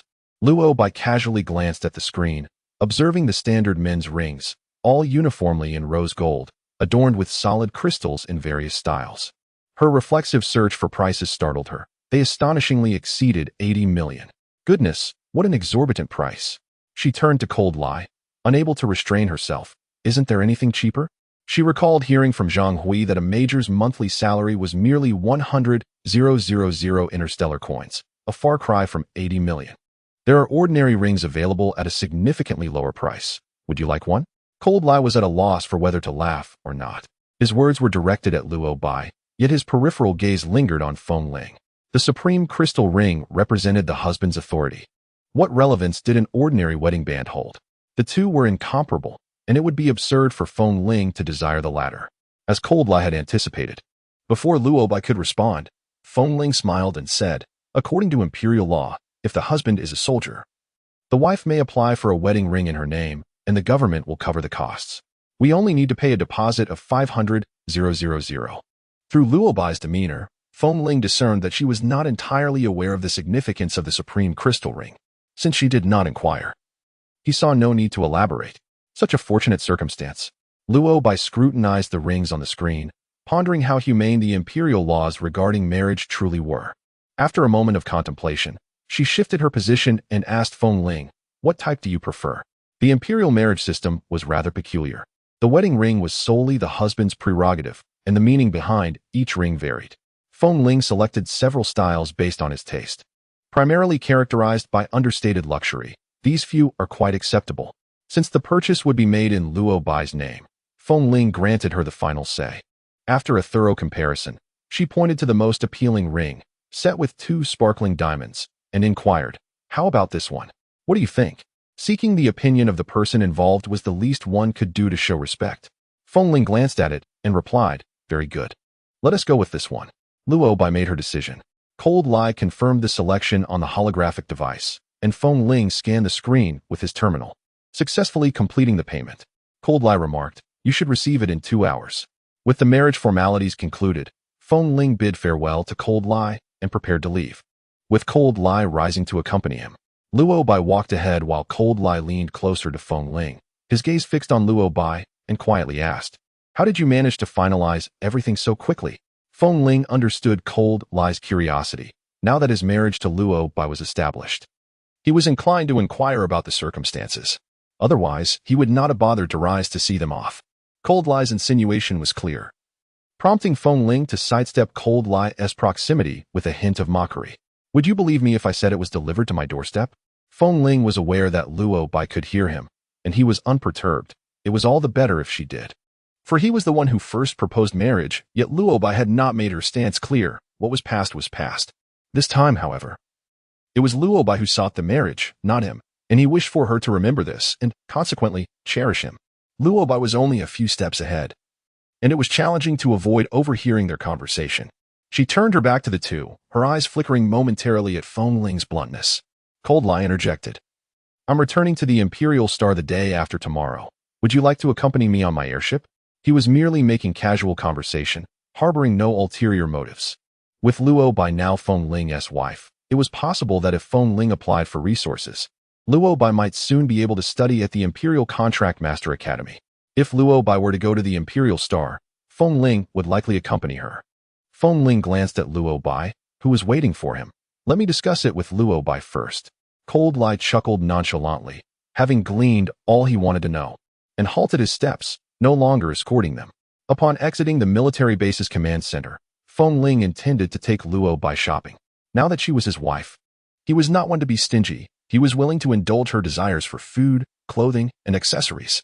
However, Luo Bai expressed disinterest, stating, "I lack for nothing. I want to go." After pondering for a moment, Feng Ling decided not to insist and instead escorted her back to his apartment, saying, "You should move in with me." Having tied the knot, cohabitation seemed only natural. Nevertheless, Luo Bai contemplated before suggesting, "Could you apply for a different apartment?"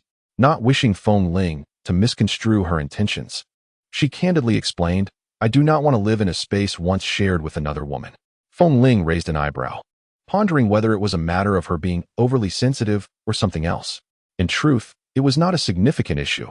He replied, "Certainly, according to regulations, soldiers with partners are entitled to apply for courtyard-style apartments." The treatment of soldiers in the Empire had always been the highest, and those with partners received even more consideration. Once a soldier acquired a partner, they were directly assigned a spacious apartment. Feng Ling activated his communicator and promptly applied for a courtyard-style apartment. "It has been approved. Let us go take a look." "So soon?" Luo Bai silently exhaled a sigh of relief, somewhat surprised, and nodded in agreement. "All right." The family apartment building allocated by the military was situated in an elegantly scenic area, not far from the combat team's dormitory. It comprised 5 floors and covered a substantial area, featuring gardens and streams with various exotic flowers, a sight that was pleasing to the eye from a distance. The allocation of military housing was contingent upon rank. As a colonel and a civilian officer, Feng Ling was allocated a large apartment spanning 5 floors. This family apartment building was newly constructed, with few residents having moved in, and its layout bore resemblance to a courtyard style. It included a master bedroom, a secondary bedroom, and a study, all equipped with balconies. The living room was spacious and furnished, though all items were covered in dust-protective film as no one had yet occupied the space. Luo Bai felt a fondness for everything new and cast her gaze about curiously. The kitchen was situated on the large balcony, which was courtyard-style and even featured a small planting area. The sandy brown soil suggested it had been unattended for some time, with a few hardy mutant grasses sprouting sporadically. "What is with this size?" Luo Bai remarked. "Why is it so large?" "What is the area?" "For 100 square meters," Feng Ling replied, somewhat dissatisfied, feeling it was small. He had never intended to marry, and his missions had merely been for the sake of earning bounties. He had absolute capability and naturally would not shortchange himself in life. Yet in terms of promotion, the lifespan of alien men was excessively long, rendering everything rather meaningless. He had always maintained a nonchalant attitude. At that moment, Feng Ling felt a twinge of regret. His military rank determined his wife's treatment, and their family could only be allocated a 400 square meter residence. Upon hearing the area, Luo Bai chuckled inwardly. She was aware that in the future interstellar era, military personnel enjoyed high status, and that residential space was generally ample. But who could have anticipated it would be to such an extent that it could be described as vast? As Luo Bai examined the surroundings, Feng Ling stepped out for a moment and returned carrying a sealed box, within which lay a brand new small household robot. Luo Bai's eyes sparkled with excitement as she approached to take a closer look. "The delivery that arrived for us, let us give it a name." Feng Ling was currently programming their household robot.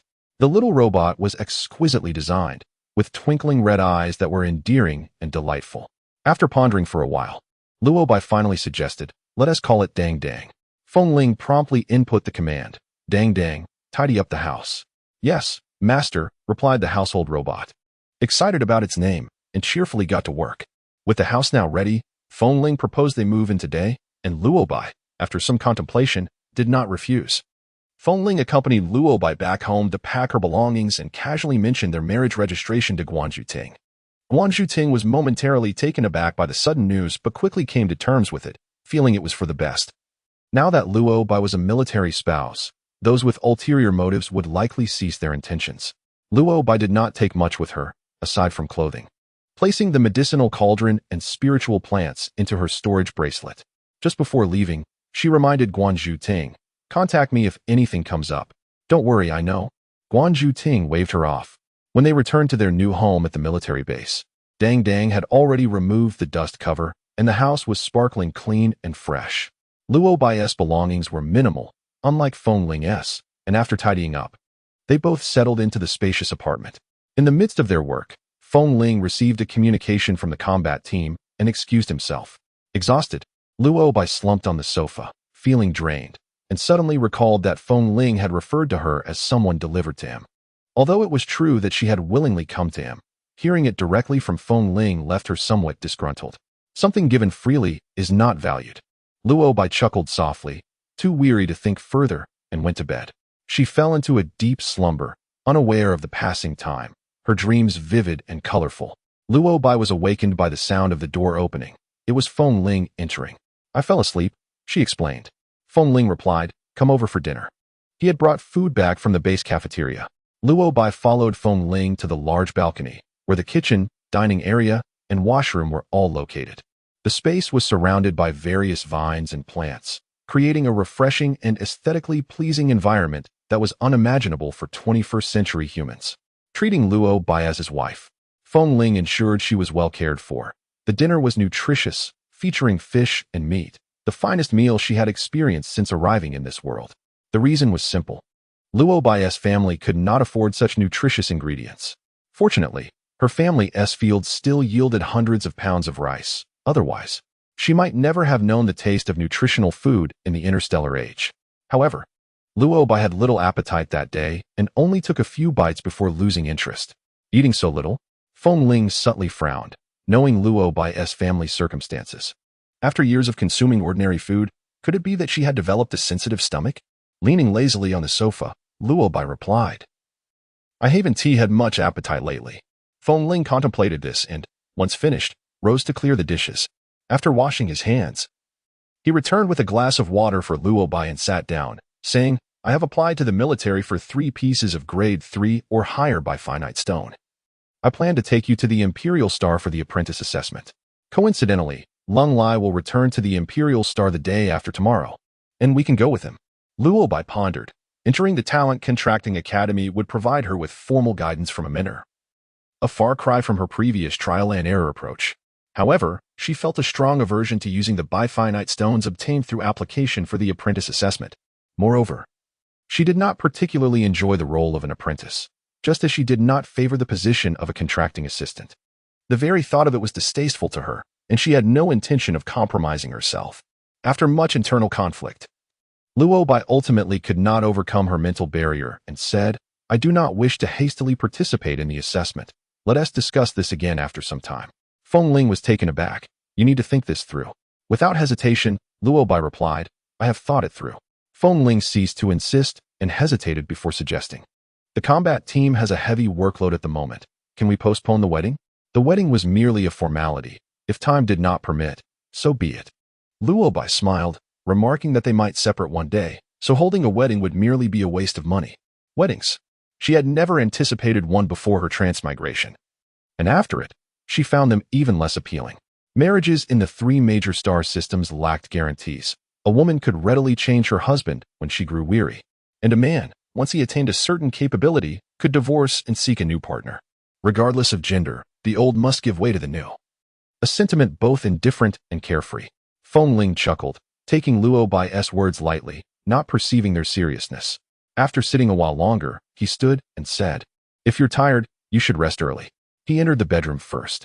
As the living room fell silent, Luo Bai suddenly realized that she would be sharing a bed with Feng Ling that night, her heart racing.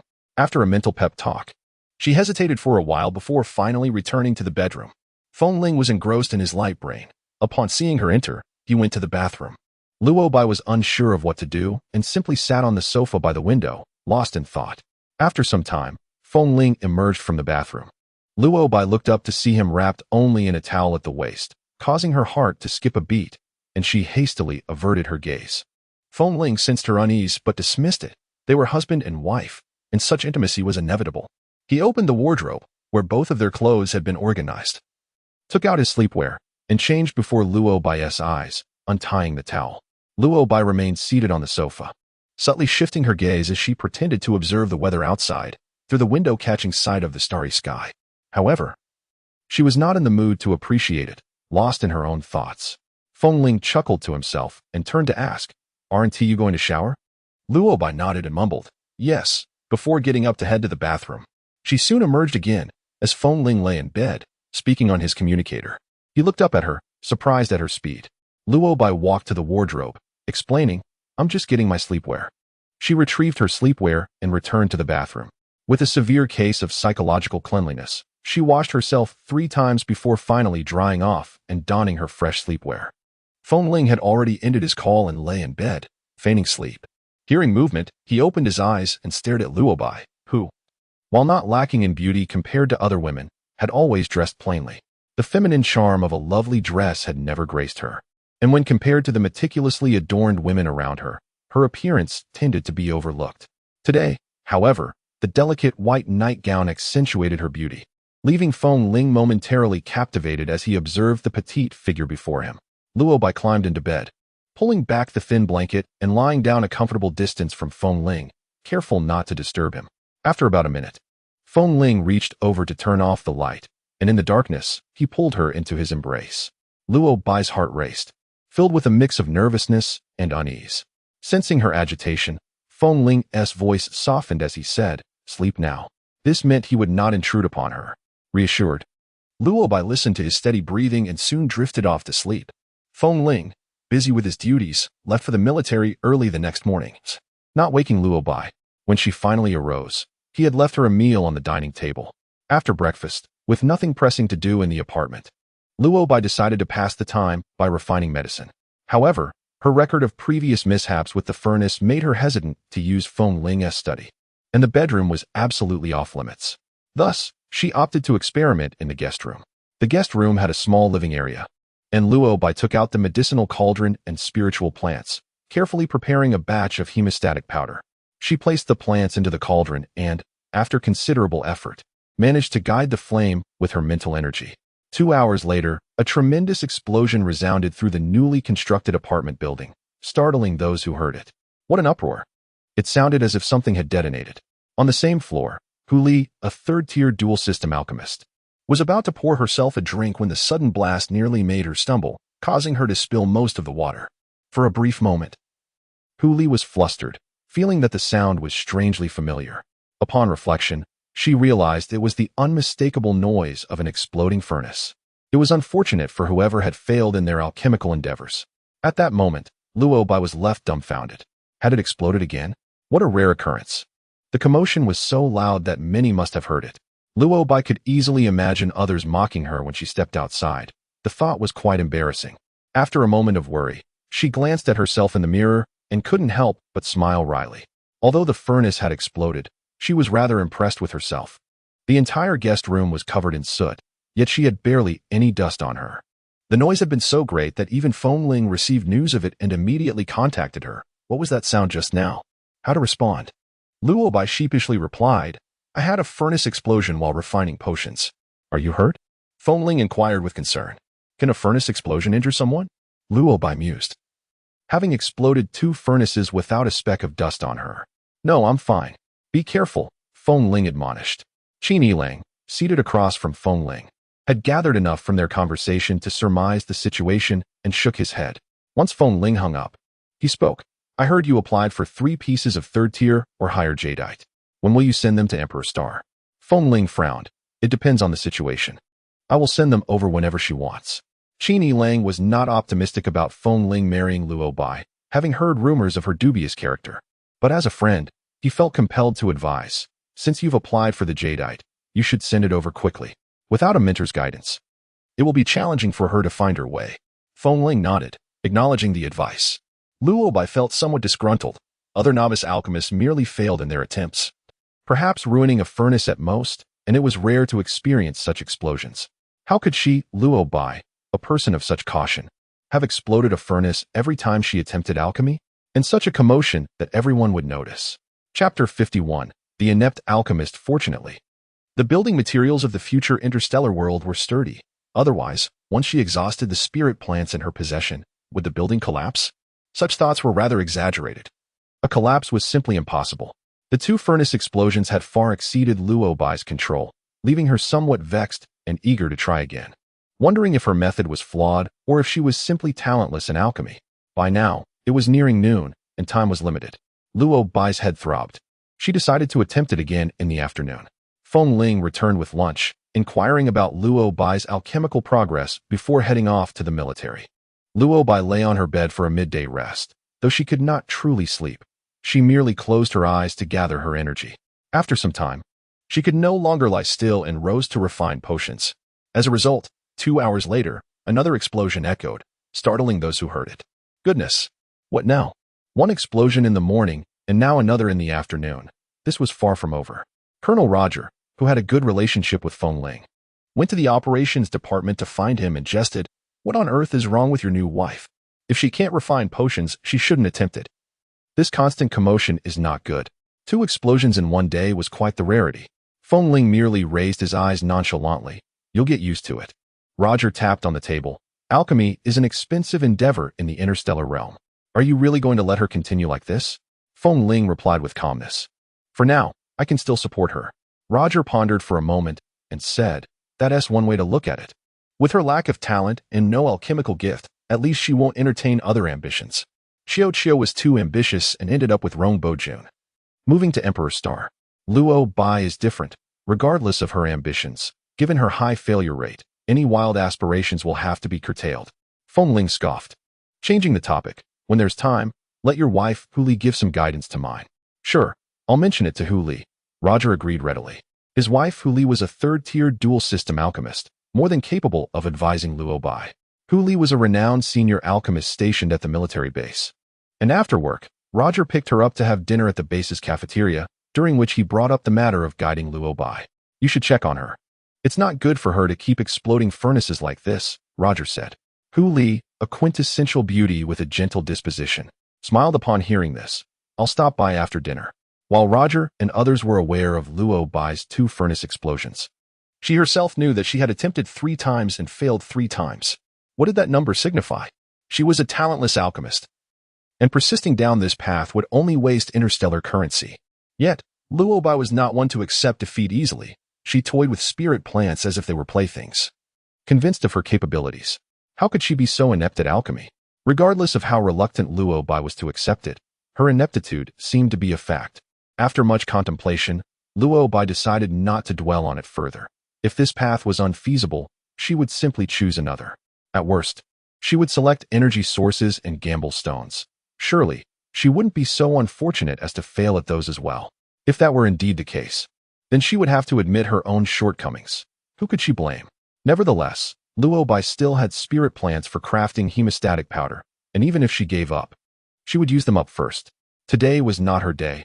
Her mental energy and soul power were significantly depleted, so she resolved to continue tomorrow, regardless of whether another explosion would occur.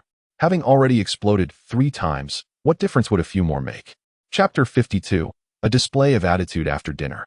Feng Ling was called away by a message from Qin Yi Lang while Luo Bai sat on the sofa, lost in thought. Just then, someone arrived at the house. Luo Bai was puzzled as to who could be visiting at this hour. She stood up to open the door, revealing 2 attractive women dressed in luxurious, sheer gowns. As long as one's eyes were not blind, it was immediately clear that they were alchemists through the translucent fabric of their dresses. Alchemists favored revealing attire, exuding an ethereal quality. Luo Bai swore she would never wear such clothing. Not recognizing them, she regarded them with suspicion. The woman in the moon-white gown smiled warmly. "Hello. I'm Hu Li, and this is Feng Tsin. We are your neighbors." Immediately, Luo Bai recalled Feng Ling mentioning inviting someone to provide her guidance and exclaimed, "Ah, Feng Ling just mentioned you. Please, come in." Hu Li was quite renowned at the military base, being a 3rd-tier dual-system alchemist, and Luo Bai had heard of her. She smiled and welcomed them inside. Hu Li appeared very approachable as she gracefully settled onto the sofa, while Feng Tsin's demeanor was the complete opposite. She sat upright, exuding an air of arrogance. Luo Bai suppressed a scoff as she headed to the kitchen to pour 2 glasses of water. Hu Li graciously accepted her glass, while Feng Tsin remained still, pointedly reminding, "I am an alchemist and do not drink plain water." She only consumed nutrient juices daily. "Fine," thought Luo Bai, glancing at Feng Tsin's 1st-tier alchemical certification badge on her chest, suppressing a smile. How brazen to flaunt her credentials, as if others were blind. Luo Bai held a disdain for such individuals. Why come to someone else's home to flaunt? She placed the glasses on the coffee table and ignored them. Hu Li shot Luo Bai an apologetic smile, saying, "I heard you've been struggling with your alchemy, having exploded 2 furnaces today. Why don't you tell me what happened? Feng Tsin, and I can analyze it for you." When the topic of explosions arose, Feng Tsin cast a sidelong glance at Luo Bai, her disdain unmistakable. Luo Bai felt a surge of irritation but chose to overlook it, as she required their assistance. Thankfully, Hu Li maintained a pleasant attitude. After a moment's thought, Luo Bai recounted the 3 furnace explosions in detail, carefully observing Hu Li's expression, eager to hear her insights. With a furrowed brow, Hu Li and Feng Tsin tilted their chins and proclaimed, "Don't attempt to refine if you lack understanding. It's foolish to refine medicine without mastering the fire source. It's no wonder the furnace exploded. I advise you to simply give up. Someone like you will never refine a spiritual medicine in their entire life." Feng Tsin's words were dismissive. Luo Bai, displeased, was interrupted by Hu Li, who quickly smoothed things over. "You've only just awakened your abilities and possess no foundational knowledge of refining. It's difficult to explain everything to you verbally. How about this? I have an introductory textbook that you can study first." Hu Li went home to retrieve the book for Luo Bai, and Feng Tsin accompanied her. Feng Tsin had no intention of staying, so she gracefully departed with Hu Li. Luo Bai was indifferent, not caring whether Feng Tsin visited her home. A few minutes later, Hu Li returned with an exquisitely packaged book, cautioning, "This book is very precious, so read it carefully." Luo Bai suddenly felt the book burning in her hands, with mixed emotions. She saw Hu Li out and stared at the book for a long time before finally washing her hands and opening it. Luo Bai became dizzy after only a few minutes. She recognized the words, but the content was incomprehensible. Terms like spiritual force tentacles and soul source force light spots eluded her grasp, despite several attempts. The furnace exploded thrice. Chapter 53. Useless Ability, page 12. When Feng Ling returned, Luo Bai was consulting data on her optical brain while leafing through the book. She looked up and said, "Hu Li came by. She gave me an introductory textbook, and a woman named Feng Tsin came with her." Feng Ling removed his military jacket. Fong Xin is the wife of Wen Wei, the captain of the 2nd Combat Team, and a Tier 1 medicine refinement master. Luo Bai wanted to tell Feng Ling what Fong Xin had said, but considering the opinions some held about her at the garrison base, she decided against it to avoid being accused of ulterior motives. However, Feng Ling earnestly inquired about Huli's guidance. Luo Bai recounted everything truthfully, and Feng Ling frowned. "She only gave you a book?" Luo Bai smiled without responding. What else could she expect? Did Feng Ling expect Huli to teach her step by step? Every medicine refinement master has their own set of refining techniques, and having them learned by others is not ideal. Feng Ling didn't mean that. He understood the customs of the medicine refinement community. He merely wanted Huli to offer Luo Bai some pointers, but it was clear that Huli was not being sincere. Feng Ling picked up the book and flipped through it, scoffing. "An introductory textbook? I can get my hands on this kind of book. There's no need for Huli to use it to curry favor." "Be careful," Luo Bai cautioned. "Huli treasures this book. Don't damage it, or I won't be able to explain it." Feng Ling tossed the book aside. "It's fine. If it's damaged, I'll compensate her with 10 copies. Seeing Feng Ling's casual attitude, Luo Bai knew that he considered the book worthless. Glancing at the book, she said, "I can't understand it either. I'll return it to her tomorrow." Feng Ling nodded and went into the bathroom with his pajamas. The first thing Luo Bai did the next day was return the book. Huli accepted it, surprised. "Why are you returning it so soon? Have you finished reading it?" "Don't just read it. You need to contemplate it to grasp its essence." Chapter 53 continued on page 22. After speaking, she warmly invited Luo Bai inside, but Luo Bai declined. "I have other matters to attend to. I won't come in." Back home, Luo Bai resumed refining medicine. Refining medicine is mentally and spiritually taxing, and it takes considerable time. She could only refine 1 furnace per day. For 2 consecutive days, the sound of explosions could be heard throughout the residential complex. 1 explosion per day was something few could achieve. How inept must one be? Roger found the matter amusing and excitedly gossiped about it with the 1st Combat Team every day. "You know, I've grown accustomed to the sound. It's quite pleasant." Qin Yilong had just returned from the training room and gestured at him upon hearing this. "Explosions are not a good thing. Don't mention them to Feng Ling as a joke." Roger feigned innocence. He wouldn't be the only one to mention it. The sound of the explosions was too comical. The members of the 1st Combat Team also found it unbelievable. They knew that refining spiritual medicine was difficult for medicine refinement masters, but a failure rate of 1 explosion per furnace was excessively high. Qin Yilong sighed. After Roger left, he called Feng Ling to his office and said, "I previously hinted to the 2 medicine refinement masters, but they didn't agree to Luo Bai joining our combat team. Now that Luo Bai's explosions are so frequent, the other 2 medicine refinement masters in the combat team are even less likely to agree to Luo Bai's inclusion." "It's fine," Feng Ling said, unconcerned. Qin Yilong breathed a sigh of relief. The military has regulations stating that military family members who have awakened their spiritual or soul source force are eligible to apply to join their respective combat teams.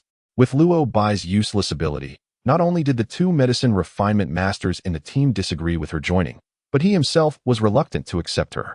Combat teams face life and death on every mission, and if the medicine refinement master is unreliable, it could endanger the team or even lead to the destruction of the entire team. There are many such examples.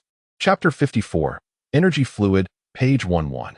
Although Luo Bai didn't necessarily want to join the combat team, being rejected made her somewhat unhappy, but she didn't have the energy to deal with it. After days of explosions, Luo Bai had had enough.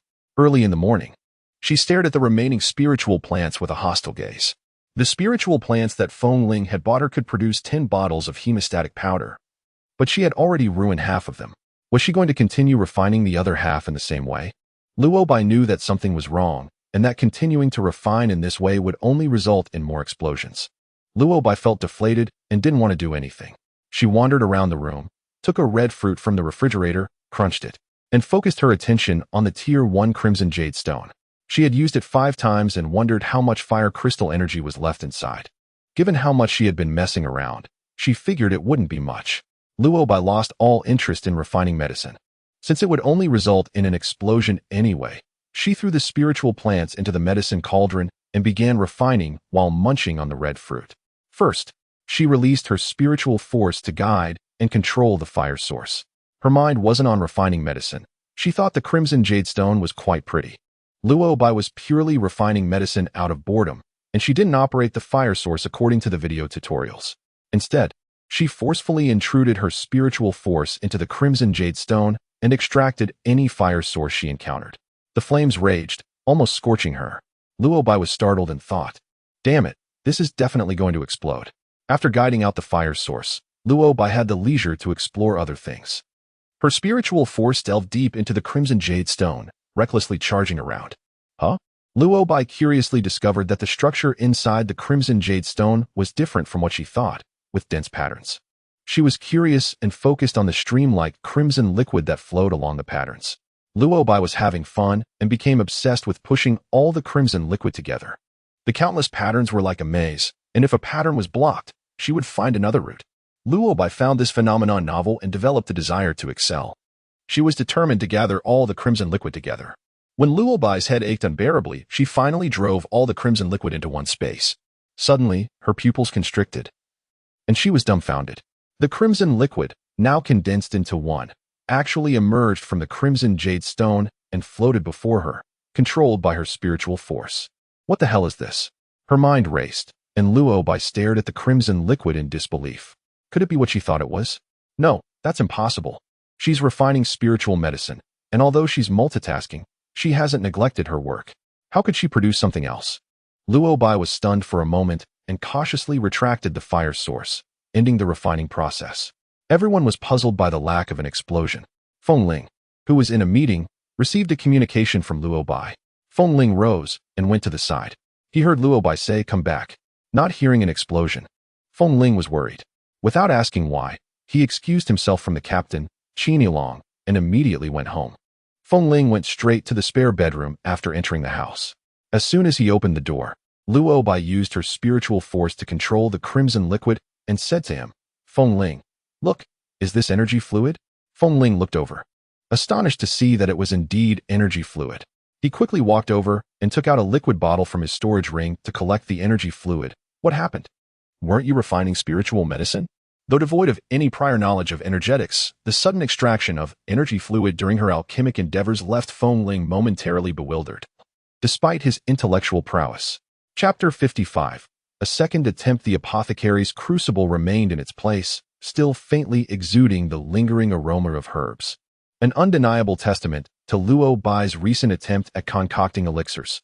Yet, Feng Ling held aloft the phial of liquid, a perplexing anomaly that defied explanation. Furthermore, the quantity was incongruous.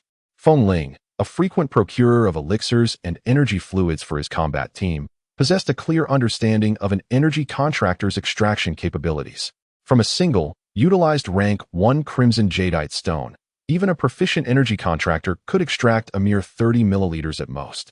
Luobai, however, had managed to obtain 50 milliliters, a disparity of considerable magnitude. "I have no idea. I was merely concocting an elixir when, unexpectedly, I extracted energy fluid," Luobai lamented. She had been striving to create an elixir, a domain distinct from energy fluids. While energy fluids held considerable value, the divergence was substantial, leaving Luobai herself in a state of bewilderment. Observing Luobai's expression, Feng Ling discerned the situation, a stroke of blind luck.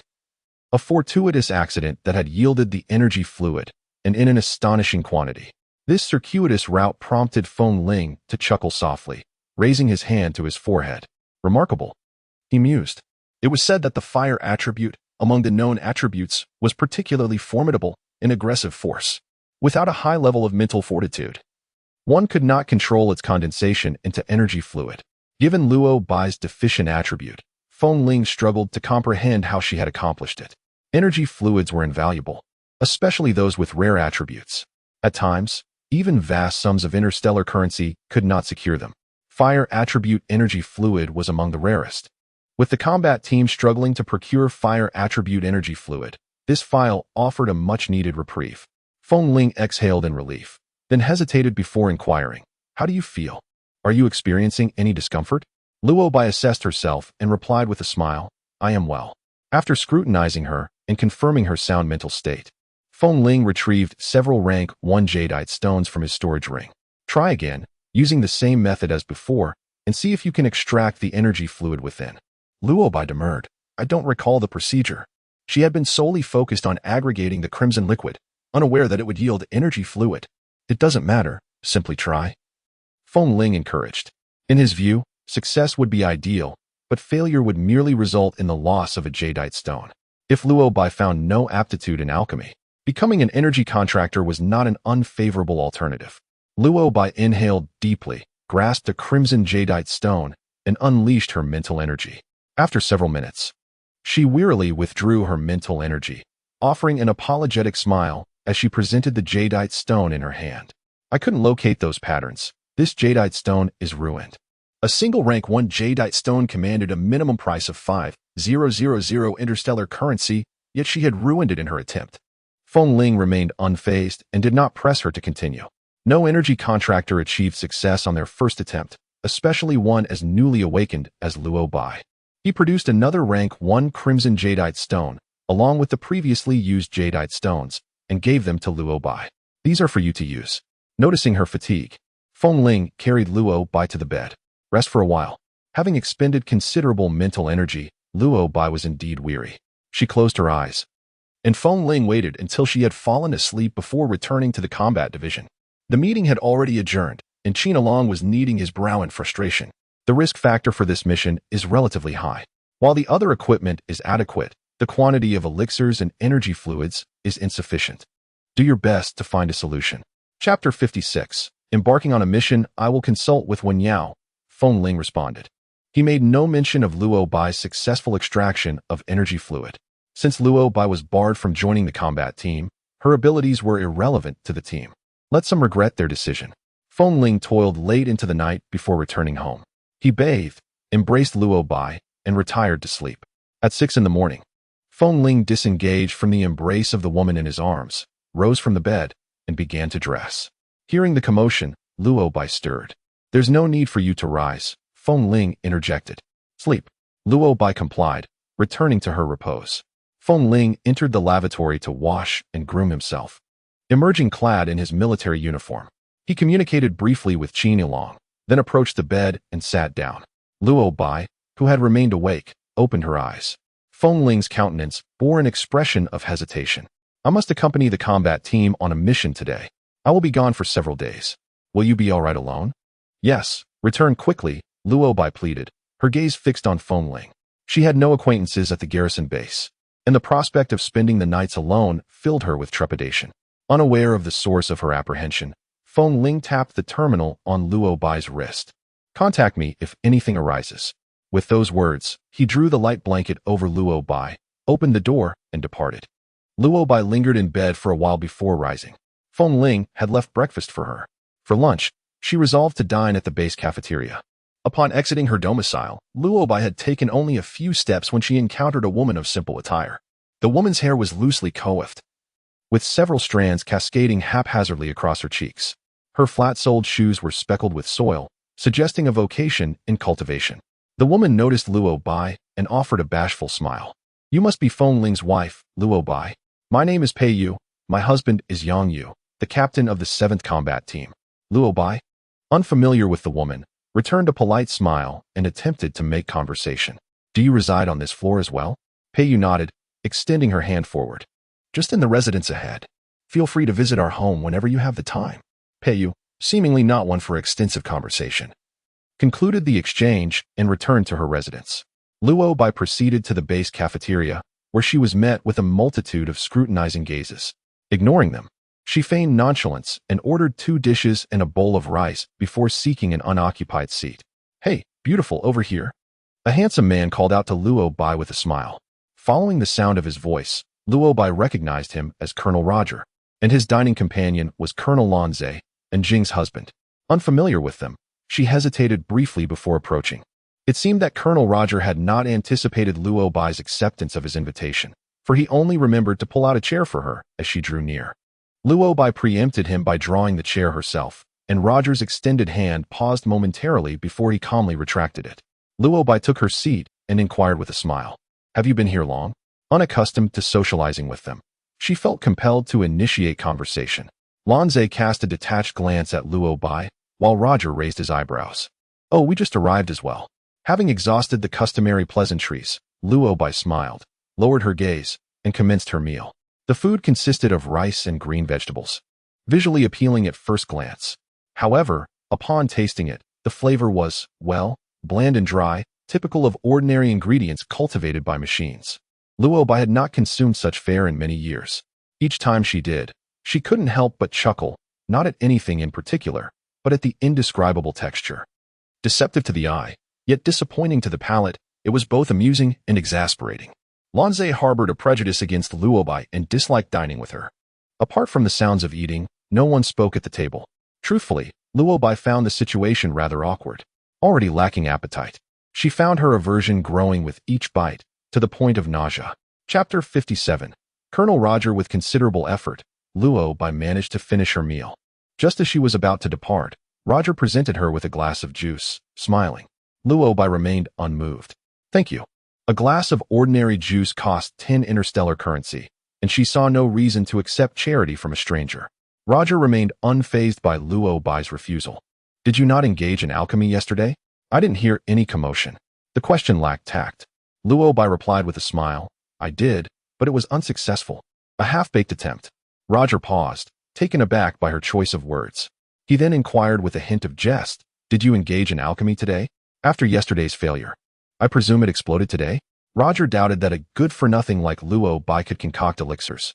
He surmised that she was merely squandering Feng Ling's indulgence, and that she would cease her endeavors once she had exhausted his savings. Luobai glanced at him. I did, and I will continue to do so this afternoon.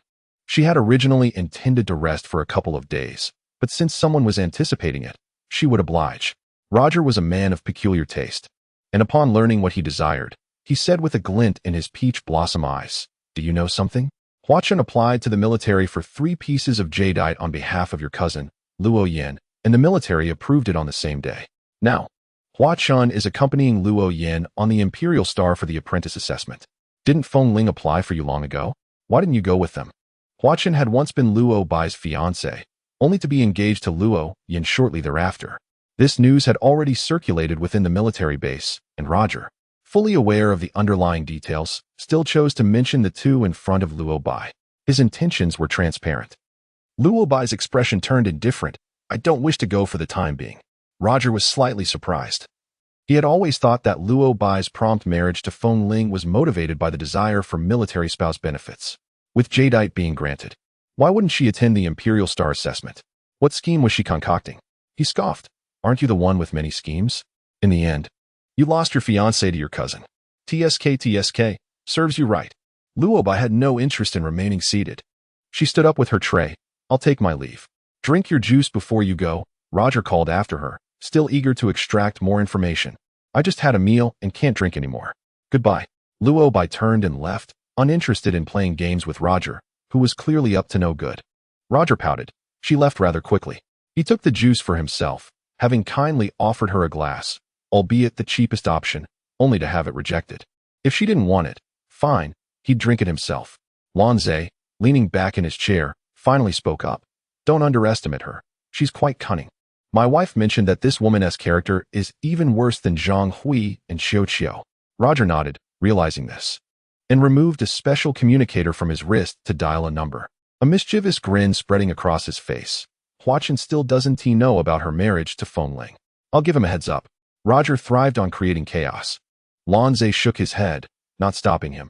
He relished the thought of causing trouble for that woman, considering how she had instigated Zhang Hui to bully his wife. It was a fitting retribution. Unbeknownst to Luo Bai, Roger was scheming behind her back. After returning home, she took a brief half-hour nap before rising to practice alchemy. Succumbing to a sense of false security, she, once again, used her spiritual power to delve into the red jadeite. However, the interior was dim and devoid of any patterns. To avoid ruining the jadeite, she withdrew. When the explosion of the furnace echoed once more, Roger was momentarily stunned, then chuckled. So you really are practicing alchemy? He had thought Luo Bai was merely venting her frustrations. After her failure in alchemy, Luo Bai tidied up her secondary living room, which also served as her alchemy chamber. While munching on a red fruit, she opened her light brain and searched for instructional videos on extracting energy liquid. Little did she know, the intricate internal patterns of the jadeite depicted in the videos were more convoluted than a spider's web, and attempting to memorize them would surely be a Herculean feat. Forget it, she decided, picking up a piece of jadeite to begin extracting energy liquid. As night fell, she still hadn't grasped the patterns. And that piece of jadeite was rendered useless.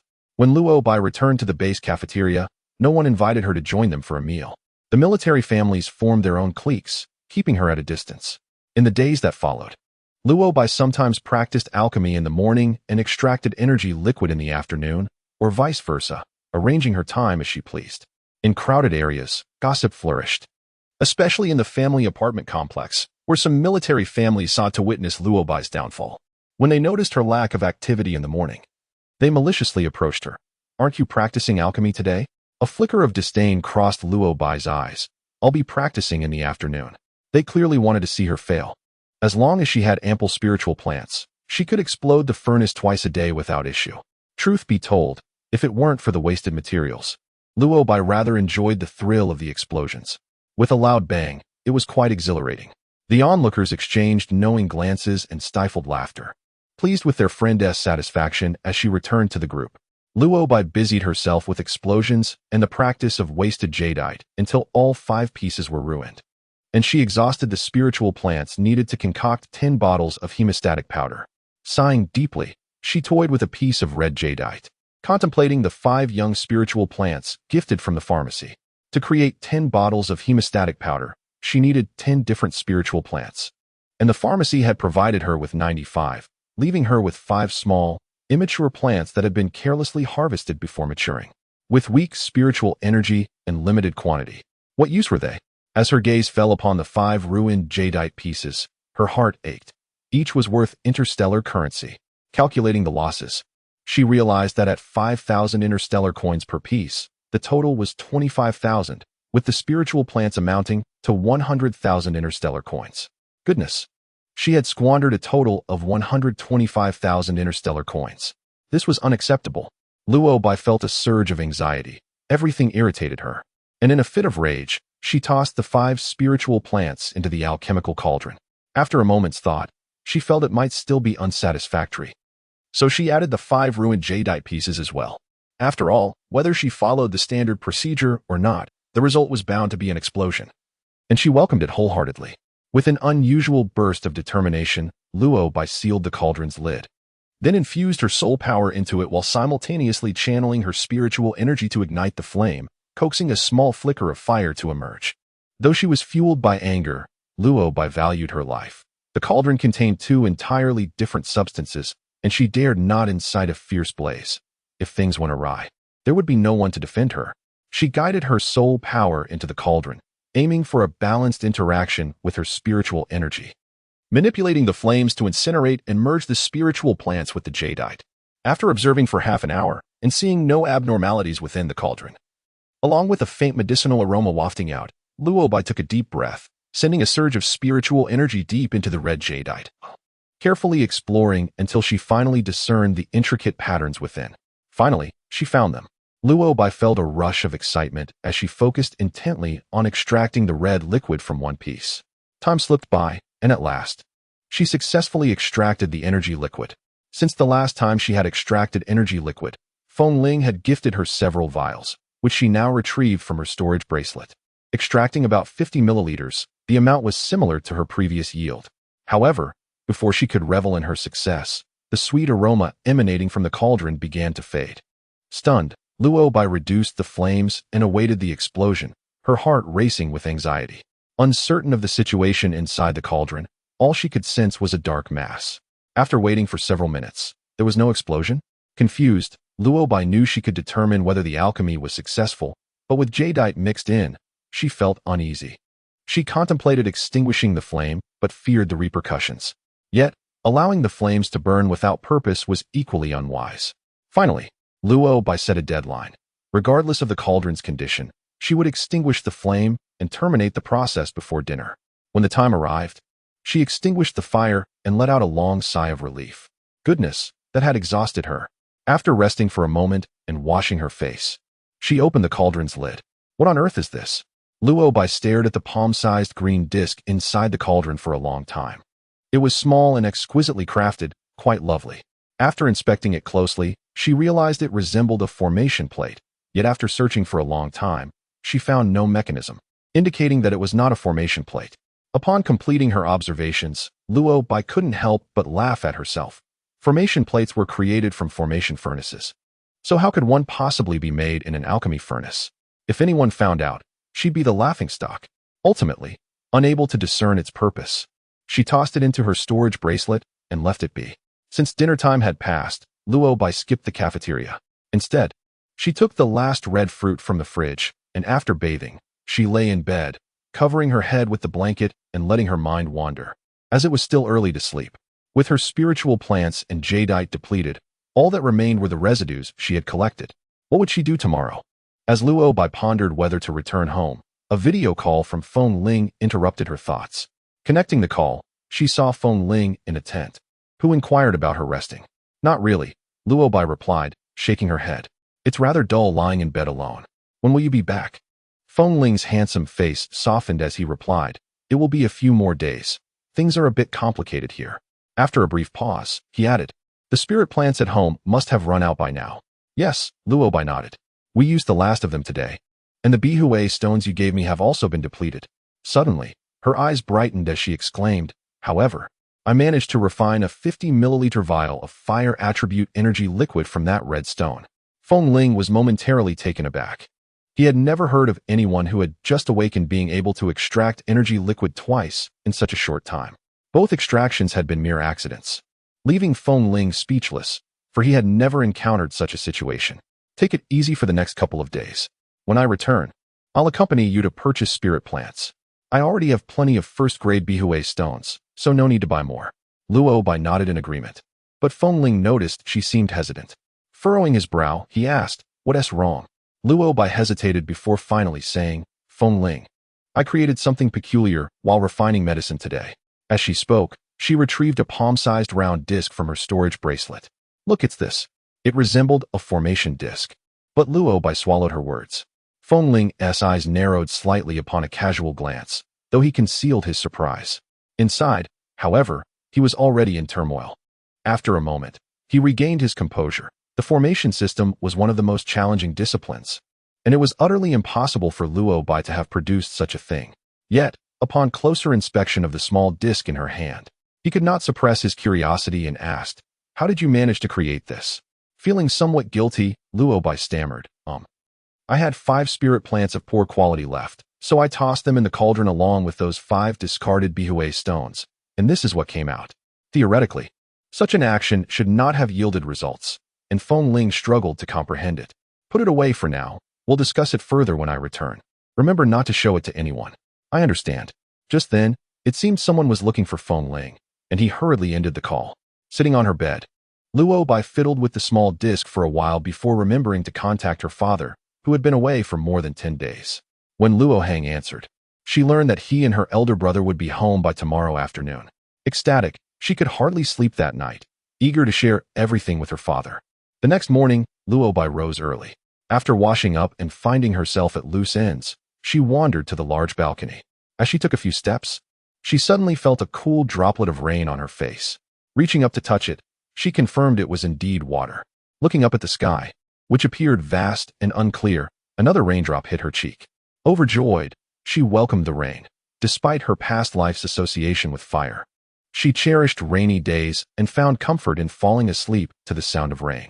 Moreover, in the future, thousands of years into the stars, there would be no such distinctions among people based on elemental affinity, so she need not avoid the rain. Besides, trying to escape the frequent rains in this world was impractical. There was little to tidy up on the balconies, but she needed to gather the red fruit seeds drying in the sun before they were washed away. Having consumed the red fruit stored in her refrigerator, she extracted and sun-dried 54 seeds from the pits. As the rain intensified, Luo Bai took the seeds to the glass flower hall on the balcony, where the air quickly filled with the scent of dampness. While admiring the rain, she contemplated planting the red fruit seeds. Nutrient-rich foods were difficult to cultivate and therefore expensive. Although she had long desired to grow nutritious fruits, she lacked seeds until now. Regardless of whether they sprouted, she was determined to give it a try.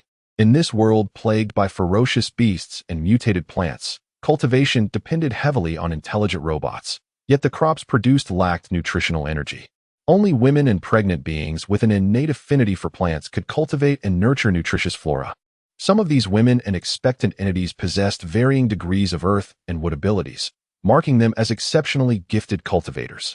However, even the most talented of them faced limitations in crop yield, which kept the prices of nutritious ingredients soaring. Luobai speculated that the difficulty in growing nutritious food likely stemmed from soil or climate factors. While she could not change the weather, she could experiment with the soil. With no one to oversee her, she felt free to explore her methods. Luobai had no intention of following conventional practices in seed cultivation, regardless of the outcome. The seeds had cost her nothing, and she was simply indulging in the process. She had saved the ash from her previous concoctions and, at that moment, retrieved it from a corner.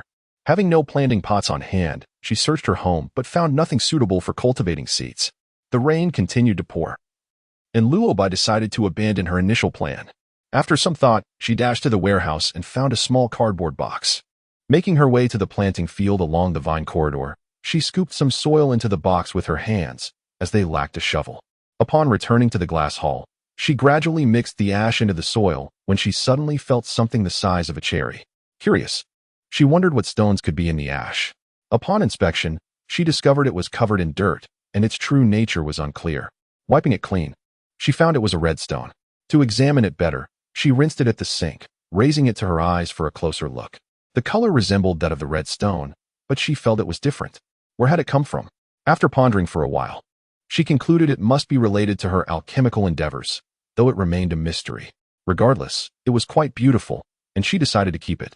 Continuing to mix the soil, she remained vigilant and soon uncovered another identical stone. The soil was damp while the ash was dry, and as they blended evenly, Luobai noted the moisture was adequate. She carefully buried the red fruit seeds one by one, placing them in a corner of the glass hall where rain could not reach. With nothing else to do, she washed her hands, set a chair at the entrance of the glass hall, and watched the rain. Although she longed to return home, she had no plans to rush back. She was aware of her impatient nature from her previous life, and it was a flaw she needed to address. At 9 o'clock, Guan Zhuting called. "Your father and elder brother are coming home today. They should arrive around noon. Will you have time to return?" Feeling vexed as she watched the rain, Luobai paced at the entrance of the glass hall while on the call. "I know they're coming back. I contacted my father last night. But with the rain getting heavier and Feng Ling not home, how can I go back?"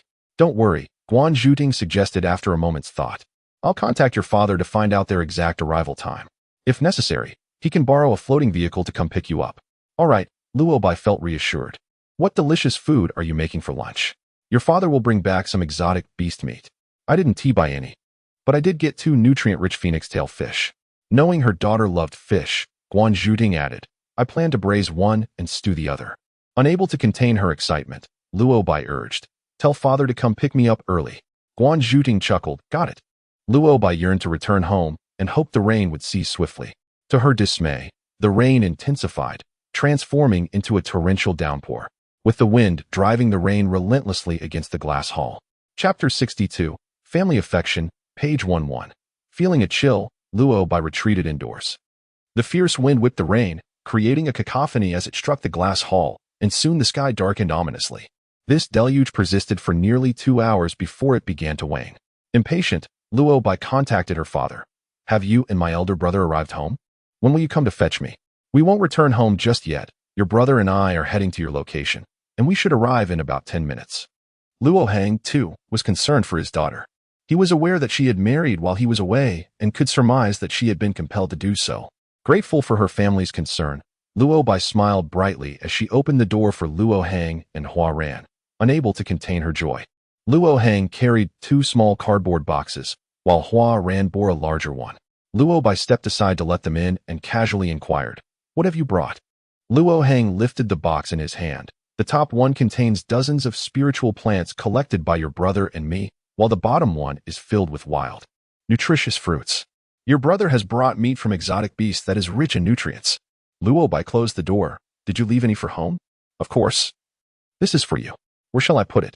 Luo Hang, damp from the rain, stood still in the living room. "Place it in the refrigerator on the sunny balcony." Luobai quickly walked a few steps to guide them to the balcony. The refrigerator was spacious. She opened the smaller box first, revealing a variety of wild fruits weighing about 3 kilograms, likely worth thousands of interstellar coins in the market. After placing the fruits inside, Hua Ran had already opened the large box, which was packed with various meats and ribs. Luo Bai could not endure the scent of raw meat. She glanced at it and stepped back, opening the freezer door. "Father, please put it in." Luo Heng understood his daughter's temperament well. He knew she found the smell of meat off-putting. Rolling up his sleeves, he began to organize the meat into the freezer while muttering, "If Feng Ling cannot cook, what will you do when it's time to eat?" Luo Bai chuckled and teased, "Let your wife cook for me instead." Turning to Hua Ran, she asked, "Brother, can we ask Mom to cook for me?" Unfazed by her casualness, Luo Heng ignored her, but Hua Ran, who had not smiled in a long time, managed a slight grin and replied, "Sure, I'll mention it to Mom later." Luo Bai paused, realizing her jest about Guanju Ting, her stepmother, was unnecessary. There was no need for her to come over just to prepare meat for her. Yet, Hua Ran had taken it upon himself to agree on her behalf. And Luo Bai could infer some reasons, likely related to the recent genetic upheaval involving Hua Ran. Nevertheless, the closeness of family was a positive development, and she welcomed it. Don't take her words seriously. She just says things impulsively. Now that you're married, you shouldn't expect your mother to cook for you. There's no need to indulge her. Luo Heng remarked, not wanting his daughter to be coddled excessively. Hua Ran, grab 2 pieces of meat and chop them into smaller pieces to make it easier for your sister to prepare meals. Hua Ran tossed a large piece of wild boar meat onto the kitchen counter and swiftly cut it into neat cubes, arranging them meticulously in a storage box. Once Luo Heng had organized all the meat and ribs, Luo Bai, who had closed the refrigerator door, eagerly suggested, "Father, you and brother should wash your hands quickly." After washing up, Luo Heng lingered and remarked, "Your home appears quite spacious." Luo Bai understood the implication, and she promptly led her father to explore the premises. Chapter 63. Interrogation, page 12. Luo Heng examined every corner, satisfied to see his daughter settled comfortably. By the time the 3 of them left the military base and returned home, it was already past 12:30. Guanju Ting had come out to greet them. Looking as though she had something on her mind, Luo Heng, being observant, asked, "What is the matter?" Guanju Ting sighed. "The old man knew you were coming back today. He arrived with your elder brother and sister-in-law before noon and has been waiting in the house, getting restless." Luo Heng was taken aback as he stepped into the house first. "Why are you just getting back? Shouldn't you have arrived earlier?" Luo Fei Fan's tone carried an accusatory edge. Undertaking missions outside the safe zone was both arduous and perilous. Upon their reunion, Luo Heng was met with his father's concern. Yet instead of expressing care, he chose to criticize. Luo Heng felt a swell of displeasure but masked it, replying calmly, "I'm going to fetch a Bai first." Only then did Luo Fei Fan notice Luo Bai following closely behind. His brow furrowed as he inhaled deeply, gravely asking, "Did you marry Feng Ling?" Luo Bai recognized this as an inquiry steeped in reproach and decided to preemptively respond, stating with resignation, "Yes. Grandfather knows as well. Some people pressured me recently. And since I didn't want to be an assistant to the contract master, I had no choice but to marry Feng Ling." She alluded to various individuals, with Luo Fei Fan being one of them. The implications of her words struck Luo Fei Fan, making him reflect on how he had neglected to protect his granddaughter in her time of need. As Luo Heng contemplated this, a chill ran through him. He had only one daughter, and while he was away, his father had failed to provide adequate care. The thought of what might happen if he were to undertake another mission was too distressing to contemplate. Meanwhile, Luo Xian, seated nearby, appeared oblivious to these deeper issues. His dissatisfaction with Luo Bai's clandestine marriage was evident as he raised his voice. "You should have at least informed the family before getting married." "Exactly," echoed Luo Xian's wife. Zhang Jiaomei, whose immaculate makeup and upright posture exuded a lecturing demeanor. "If it weren't for Xiao Yin contacting us, we would have remained in the dark. You really need to be more considerate." Luo Bai, unimpressed by Zhang Jiaomei, feigned confusion. "Did I not mention it?" Luo Xian retorted angrily. "Who did you tell? Have you learned to lie now? To father?" Luo Bai turned to Luo Heng. "Didn't I tell you?" Luo Heng nodded in agreement. "I was aware of it. I was outside the safe zone and hadn't had the chance to inform you." This explanation left Luo Xian and his wife momentarily speechless, their expressions shifting several times as they struggled to suppress their anger. Realizing their ulterior motives for coming, Luo Xian discreetly signaled to his father. Observing this, Luo Bai's eyes brightened with curiosity as she fixed her gaze on Luo Fei Fan's face, silently questioning whether he would dare to speak up now that he had been caught. Luo Fei Fan felt a flush of embarrassment as he averted Luo Bai's direct gaze. clearing his throat to ask, "How did the mission go?" "It was satisfactory," Luo Hang replied, his demeanor weary. He had felt drained since his father had started questioning him the moment he entered. "What did you bring back?" Luo Xian could not help but inquire. "Were there any spiritual plants?" Alarm bells rang in Luo Bai's mind, and Hua Ran glanced over. Luo Hang narrowed his eyes, countering with a question. "Why does my elder brother want to know?" Chapter 64. Request for Spiritual Plants. Page 11. Luo Xian opened his mouth, looking toward the elder. Luo Hang narrowed his eyes as well, both parties aware of the underlying tension. Luo Fei Fan hesitated initially, but then reasoned that he was doing this for the benefit of the entire Ji Huangxing lineage. Justifying himself, he finally stated, "Xiao Yin has passed the contract apprentice assessment, and the imperial family has been considerate towards her. She mentioned getting along well with Luo Wan, the daughter of the second branch. It's advantageous to associate with the most outstanding descendants of the direct line. Xiao Yin contacted me, expressing her desire to send some spiritual plants for medicinal refinement to Luo Wan, so I thought you might have collected some during your mission. After all that, it turned out they were just there to request something." Luo Hang felt a sense of disillusionment. "I did gather a few spiritual plants during my time outside the safe zone, but I have given them all to Abai, as she is in need for her medicinal concoctions. She uses them daily. Wouldn't it be a waste to give them to her?" Zhang Jiaomei turned to Luo Bai with dissatisfaction, saying, "Your father has a hard time every time he goes on a mission. You mustn't squander his hard work. The rain outside has stopped, so hurry and fetch the spirit plant." This woman was troublesome. Luo Bai had long since realized that Luo Yin, who followed Zhang Jiaomei, was big-breasted yet brainless. She smiled with unabashed contempt, ignoring Zhang Jiaomei entirely. Luo Xian, witnessing this, reprimanded, "Your aunt asked you to fetch the spirit plant. Why are you not moving? You are being quite disobedient." "Uncle, the spirit plant will not be given to Luo Yin, so you might as well abandon that thought." Hua Ran interjected coolly. Luo Xian was at a loss with Luo Hang and his daughter, and with a belly full of unspent anger. He saw no reason to hold back, shouting, "You, an outsider, have no place to speak here." Such words were exceedingly rude, and Guan Zhuting glared with fury. Luo Bai felt a surge of indignation but remained silent, simply calling out, "Father." Luo Hang understood, and, with a stern expression, said, "Elder brother, Hua Ran is my son. By calling him an outsider, are you disregarding me as your brother?" This was clearly a case of the daughter inciting her father, who was defending his stepson, Hua Ran. Luo Xian, initially feeling somewhat regretful about his earlier outburst, was now infuriated. "Second brother, what does Luo Bai understand? How can you heed her words?" Luo Hang snorted coldly, impatiently retorting, "Enough, elder brother. In front of our father, let me clarify, the spirit plant belongs to my daughter, and nobody else will receive it. If Xiao Yin wishes to give away the spirit plant, you can only buy it with interstellar coins. Do not expect to seize it from my daughter." "What kind of talk is that?" Luo Xian stood up, his face flushed with anger and embarrassment. How could Luo Hang accuse him of theft?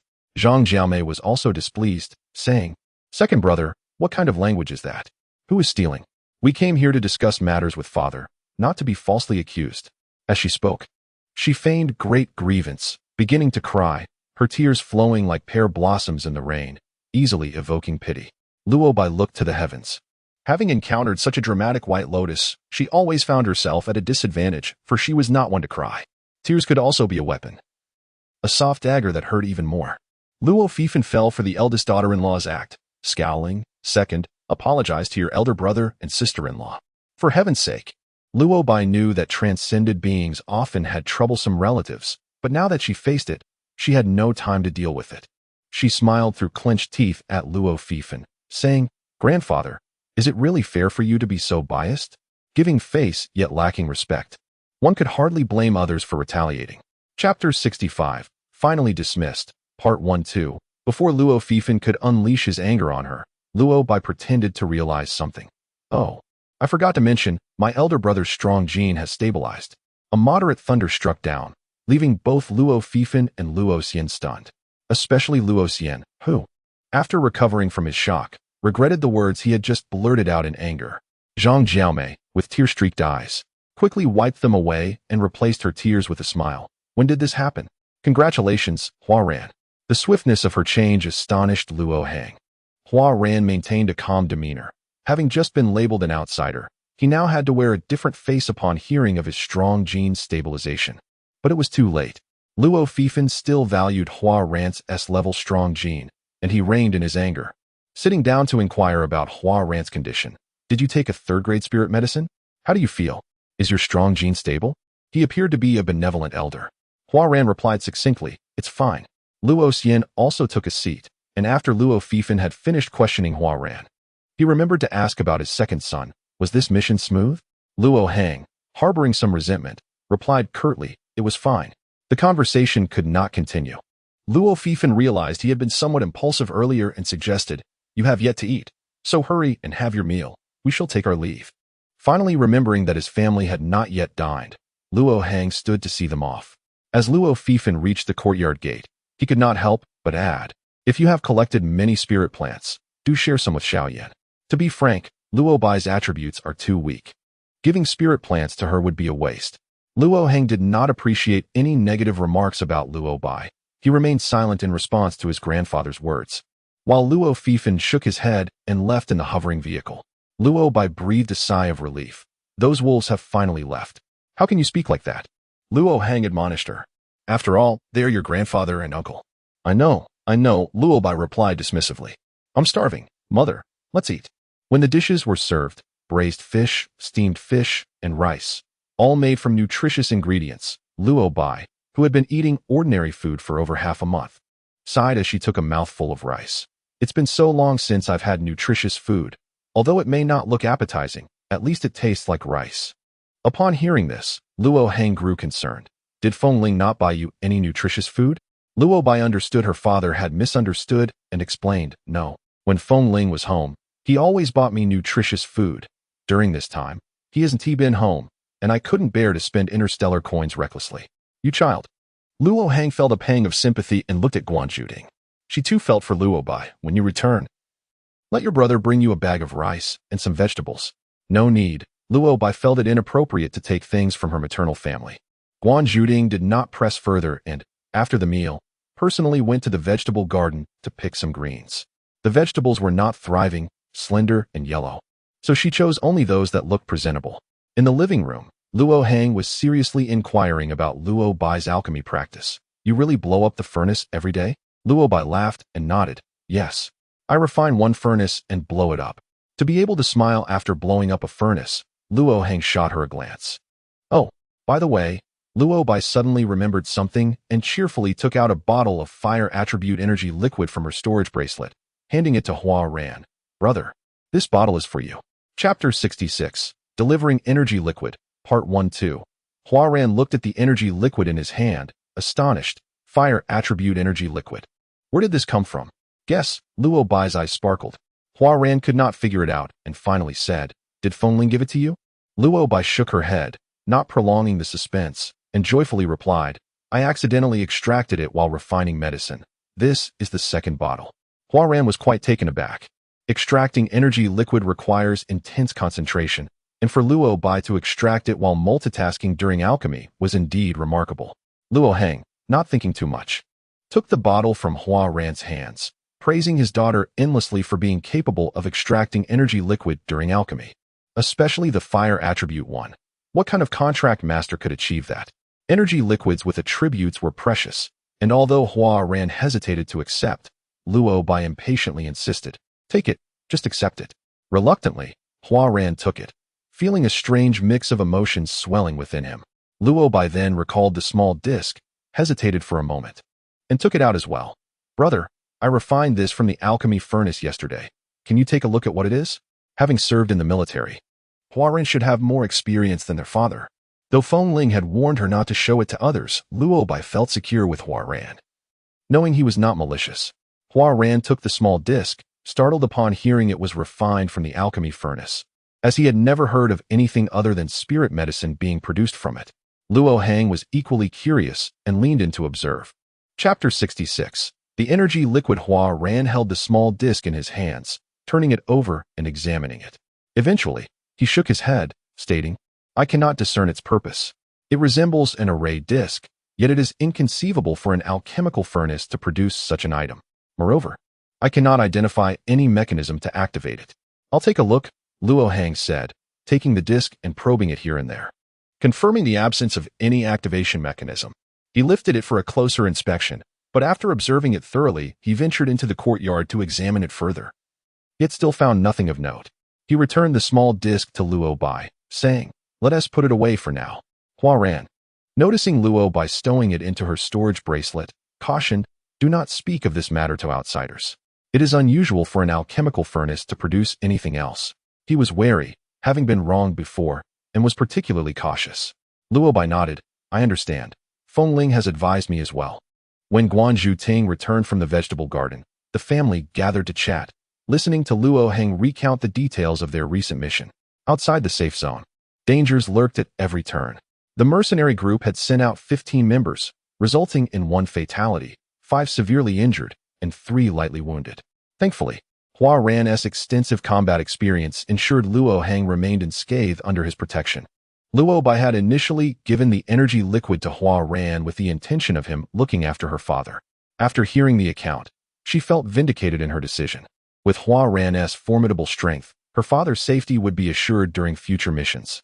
As evening fell, when Luo Bai prepared to return home, Hua Ran gifted her a bag of rice harvested from their own fields. Although it sounded substantial, it amounted to only about 10 pounds.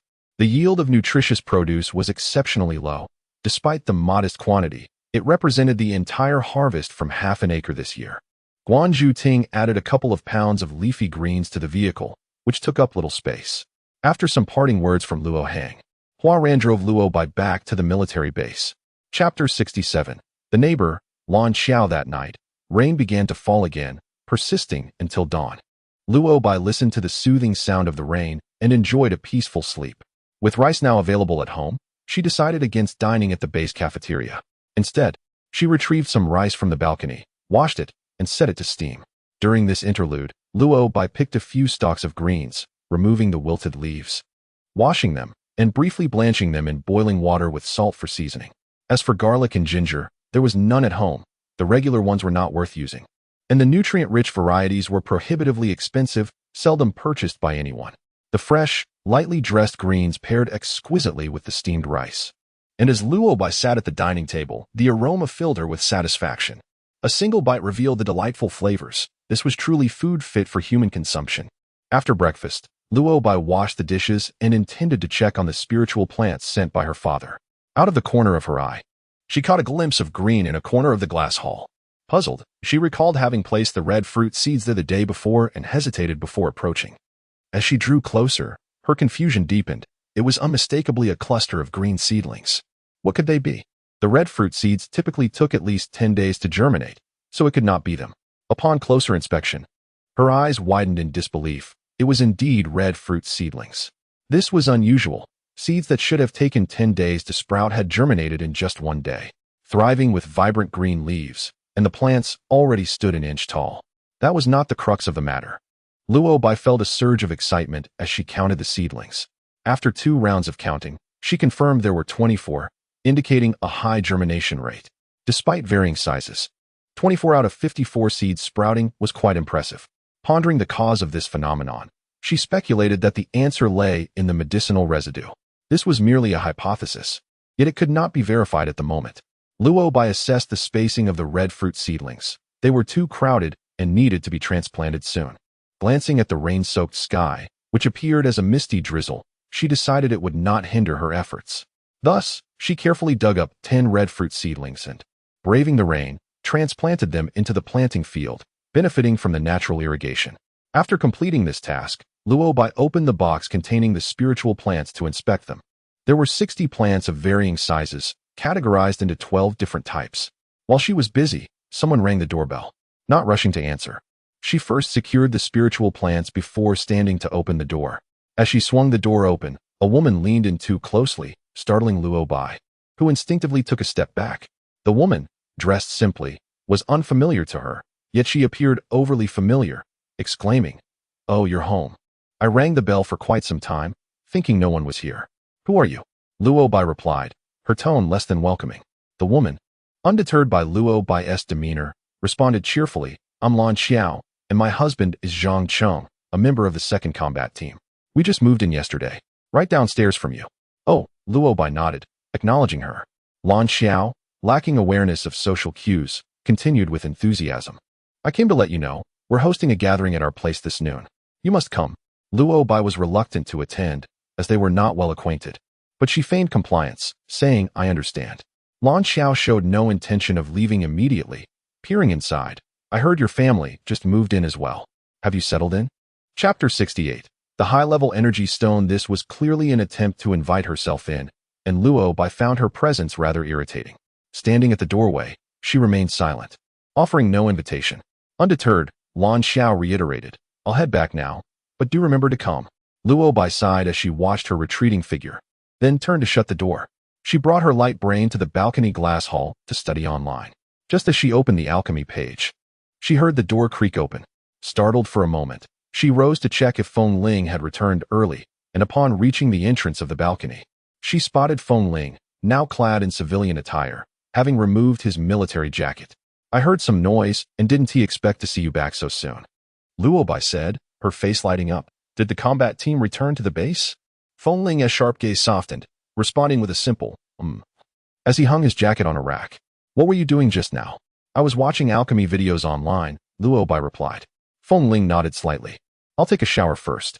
As he retreated to the bedroom, Luo Bai returned to the balcony to continue her online studies. The rain intensified outside, accompanied by a clap of thunder, as raindrops fell like scattered pearls, creating numerous bubbles on the balcony. The wind swept the rain into the glass hall, causing Luo Bai to lose interest in her studies. She opened a window to watch the rain. After showering and changing into casual military attire, Feng Ling joined Luo Bai on the balcony. He glanced at the video on her light brain and instructed, come here. Obediently, Luo Bai approached and sat down beside him, asking, why did the combat team return early? The mission on the planet Chixing had not gone smoothly. There had been an outbreak of beast hordes and magical creatures, resulting in significant military casualties. Feng Ling did not wish to dwell on such matters and shifted the conversation. What about that small disc you crafted? Show it to me. End of chapter. Luo Bai nodded, deciding to treat the matter seriously, and questioned, if what you say is true, that this is a high-grade energy stone. Where does it originate? Feng Ling fixed his gaze on Luo Bai, who met his eyes. After a moment, she blinked and smiled. Why are you looking at me? Feng Ling responded, I suspect you accidentally extracted it while obtaining the energy liquid. Luo Bai chuckled thoughtfully, acknowledging the possibility. Feng Ling then resumed his examination of the small disc. After several minutes, he set it down, took one of the energy stones to the study, and upon returning, pressed the cut pieces into the small recesses of the disc, which fit perfectly. Luo Bai was astonished as Feng Ling stepped out of the glass hall and into the corridor, where the rain poured heavily. With a gentle press on the energy stone's position, a defensive shield materialized, spanning approximately 80 square meters. Chapter 69. The Mother-Son Array Disc, page 11. Luo Bai's eyes widened in disbelief. She had inadvertently crafted a defensive array disc. Feng Ling was evidently pleased, deactivating the array's mechanism with a smile, displaying keen interest in the defensive array as he returned to the glass hall to continue his research. Luo Bai couldn't fathom how she had produced an array disc from the alchemical furnace. As she gazed at the torrential rain, puzzled, Feng Ling, seemingly adept, removed a small array disc from the center of the large array, slightly larger than a ring yet resembling the larger disc. Drawing upon his experience, he returned to the study to cut the remaining energy stones into two smaller pieces, which he then embedded into the recesses of the small array disc. He activated the mechanism within the glass hall, resulting in a 1 square meter defensive shield. Even Feng Ling, despite his royal background and extensive experience, could not suppress his astonishment. It was indeed a mother-son array disc. Such a skill was beyond the capability of someone entirely unfamiliar with array crafting. Moreover, the leap from alchemy to array crafting was an immense one. Perhaps due to the numerous miracles Luo Bai had created, Feng Ling did not dwell on it for long. He directly handed the small defensive array disc to Luo Bai, saying, keep this for protection. Luo Bai was overjoyed, cherishing the small disc, feeling considerably safer when venturing outside. As for the larger array disc, she deemed it unnecessary and left it for Feng Ling to manage. Unfamiliar with array operations, Luo Bai was drawn into Feng Ling's embrace as he patiently taught her. Once she mastered it, she began contemplating other matters, mentioning the invitation to a gathering at Lan Xiao's home and inquiring, shall we go? Let us go, merely as a formality. Feng Ling had a casual relationship with Zhang Cheng. Since they would be visiting, Luo Bai reasoned that they could not arrive empty-handed. After some thought, she decided to bring nutritional ingredients. Having only prepared a few greens from her family earlier that morning, she set aside half, amounting to about 7 or 8 taels. Presentable enough. Lan Xiao's residence was on the 4th floor. Upon entering, the couple found the room already filled with many guests. Primarily military personnel and their families from the station base, some of whom Luo Bai recognized while others were unfamiliar. Seeing Luo Bai enter, Lan Xiao cheerfully took the vegetables from her hands, saying, "Why bring something? Just come." Women and pregnant individuals often indulged in comparisons. Someone's gaze fell upon the greens, and a woman with a pointed chin and large eyes chuckled, "Where did you buy this? The greens look poorly grown and must be quite cheap." The woman, slender and seemingly sweet, did not appear malicious, yet her words drew scornful glances towards Luo Bai. Pei Yu clenched her fingers. She had just been ridiculed for presenting wild fruits, finding the behavior of these people excessive. The purpose of visiting was to foster goodwill. As long as the courtesy was observed, it sufficed. Lan Xiao remained unfazed, and these people had no right to look down on others. Luo Bai lazily cast a glance at the pointed-chinned woman, choosing not to respond. Oblivious to the tense atmosphere, Lan Xiao laughed heartily. "What are you talking about? I think they look quite good. Sure, the stems are a bit thin and the leaves small, but they're edible." The woman with the pointed chin was momentarily speechless, yet she maintained a forced smile, infuriated by the cluelessness of this woman. Unperturbed, Lan Xiao busied herself in the kitchen preparing the meal. Pei Yu leaned closer to Luo Bai, nodding towards the pointed-chinned woman, whispering, "That's Bai He, the vice officer of the 2nd Combat Team, Gao Yunlin's wife, and a contract apprentice." Chapter 70. Prejudice, page 11. What type? Luo Bai had noticed earlier that Bai He was either a contract master or apprentice. Not due to her keen observation, but rather because Bai He's attire was quite telling. Today, she wore a snow-white, single-shoulder, sheer short dress. Although the fabric was inexpensive, the design was novel, loose on top and flowing below, unmistakably revealing her status as a contract apprentice. Bai He awakened her soul source power and had chosen the alchemy path. Frequently visiting the military base, Pei Yu was somewhat familiar with her. The alchemy path? Is that why she targets me? Luo Bai briefly considered this notion. However, observing Bai He's flattering demeanor towards Hu Li dispelled that thought. It seemed unlikely. Among the visiting families were several renowned contract masters, including Hu Li, as well as Fong Tsin and a secondary dual system contract master named Wen Xian, who naturally gravitated towards one another. Bai He and other families surrounded the 3 women, their intent to curry favor evident in their words.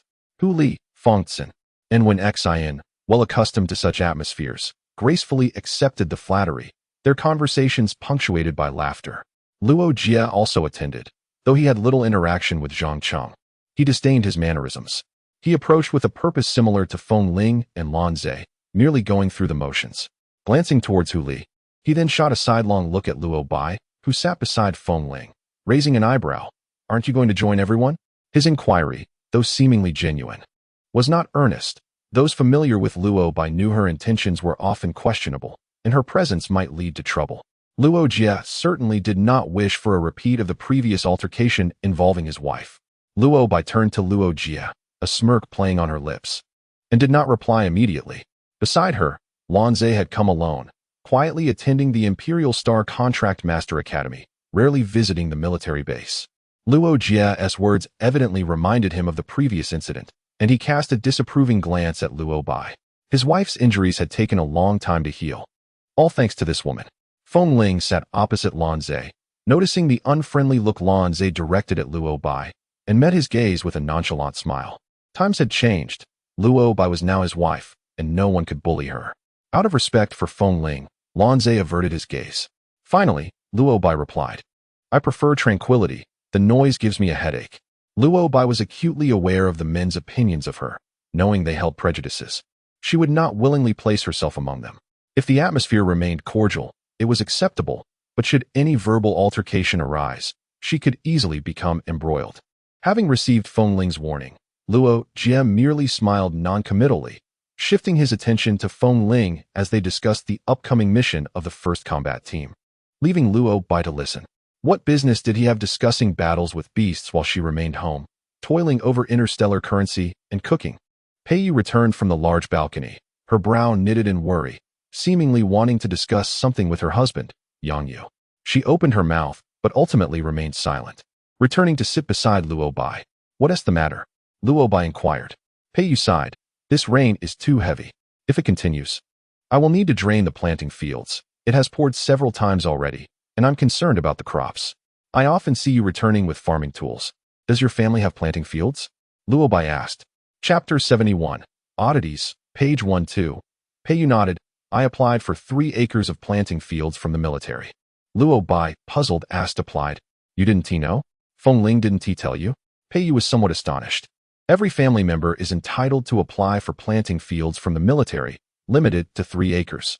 This matter is indeed unknown to Luo Bai, and Feng Ling has said nothing about it. She is particularly interested in planting fields, and as the saying goes, one should not refuse a gift freely given. She intends to inquire further with Pei Yu and plans to ask Feng Ling about applying for a plot of land for cultivation. "If you truly plan to apply for a planting field, let me know when you select a site, and I will accompany you to take a look," Pei Yu suggested. "All right," Luo Bai nodded in agreement. With numerous guests arriving at her home, Lan Xiao, overwhelmed in the kitchen, hurried into the living room to enlist help. Her gaze swept across the room, landing on Hu Li, who was surrounded by a crowd, and she dashed over to pull her away. What kind of people were Hu Li and Fong Xin when Xin? They were esteemed contract masters, dressed in delicate sheer gowns adorned with lace. They hardly resembled people accustomed to household chores, as they rarely engaged in such tasks at home. Oblivious to their status, Lan Xiao noticed they seemed the most idle, and she grabbed each by the wrist, urging them towards the large balcony kitchen. "Come on, lend me a hand." Fong Xin, caught off guard, exclaimed, "Let go of me." Having just finished frying a dish, Lan Xiao's hands were greasy, causing Fong Xin to nearly choke in disgust. The expression on Wen Xian's face was even more entertaining, caught between laughter and tears as she retreated, insisting, "I can't cook. Let someone else do it." The kitchen was filled with the smell of cooking oil, and she refused to participate. Hu Li, quick to react, deftly avoided Lan Xiao's grasp, stepping back a meter with wide eyes, astonished by this oblivious woman. How can a woman not know how to cook? Lan Xiao lectured Wen Xin with conviction. "This is unacceptable. If you can't do it, I can teach you. Cooking is quite easy. You'll pick it up in no time." Despite Lan Xiao's simplifications, Wen Xin remained resolute. "I'm not clever enough. I can't learn. Let someone intelligent handle it." "I think you seem quite clever," Lan Xiao insisted, refusing to let go, then turned to Fong Xin. "What is wrong with you? It's merely cooking. I'm not asking you to commit murder. Why are you so upset?" Goodness. This woman finally noticed others' displeasure, which was indeed rare. "What is wrong with you?" Fong Xin, both anxious and angry, found herself at a loss for words. "What is wrong with me?" Lan Xiao replied defiantly. "I'm teaching you to cook for your own good. It's not easy for men to be out on missions, and if no one cooks for them at home, that's just not right. How peculiar." Luo Bai watched with a smile, torn between laughter and propriety, unable to suppress her amusement. She glanced at Feng Ling, who, with a quiet demeanor, gently pulled her into an embrace. In that moment, Luo Bai could no longer contain her laughter, her shoulders shaking in delight. Feng Ling patted her lightly, signaling her to temper her mirth.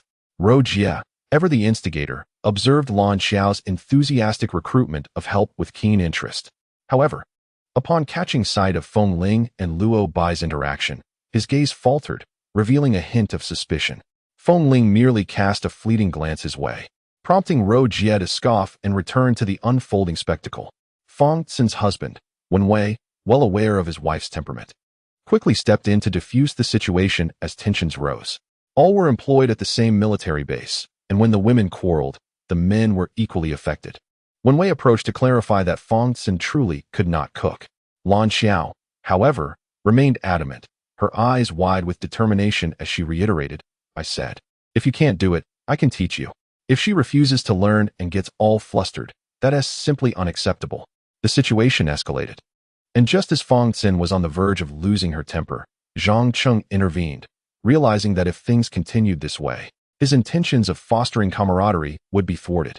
With some assistance, Wen Xin seized the opportunity to escape. Several family members, unable to watch Lan Xiao struggle alone with the cooking for so many, volunteered to help in the kitchen, as they were not as delicate as contract masters and were accustomed to household chores.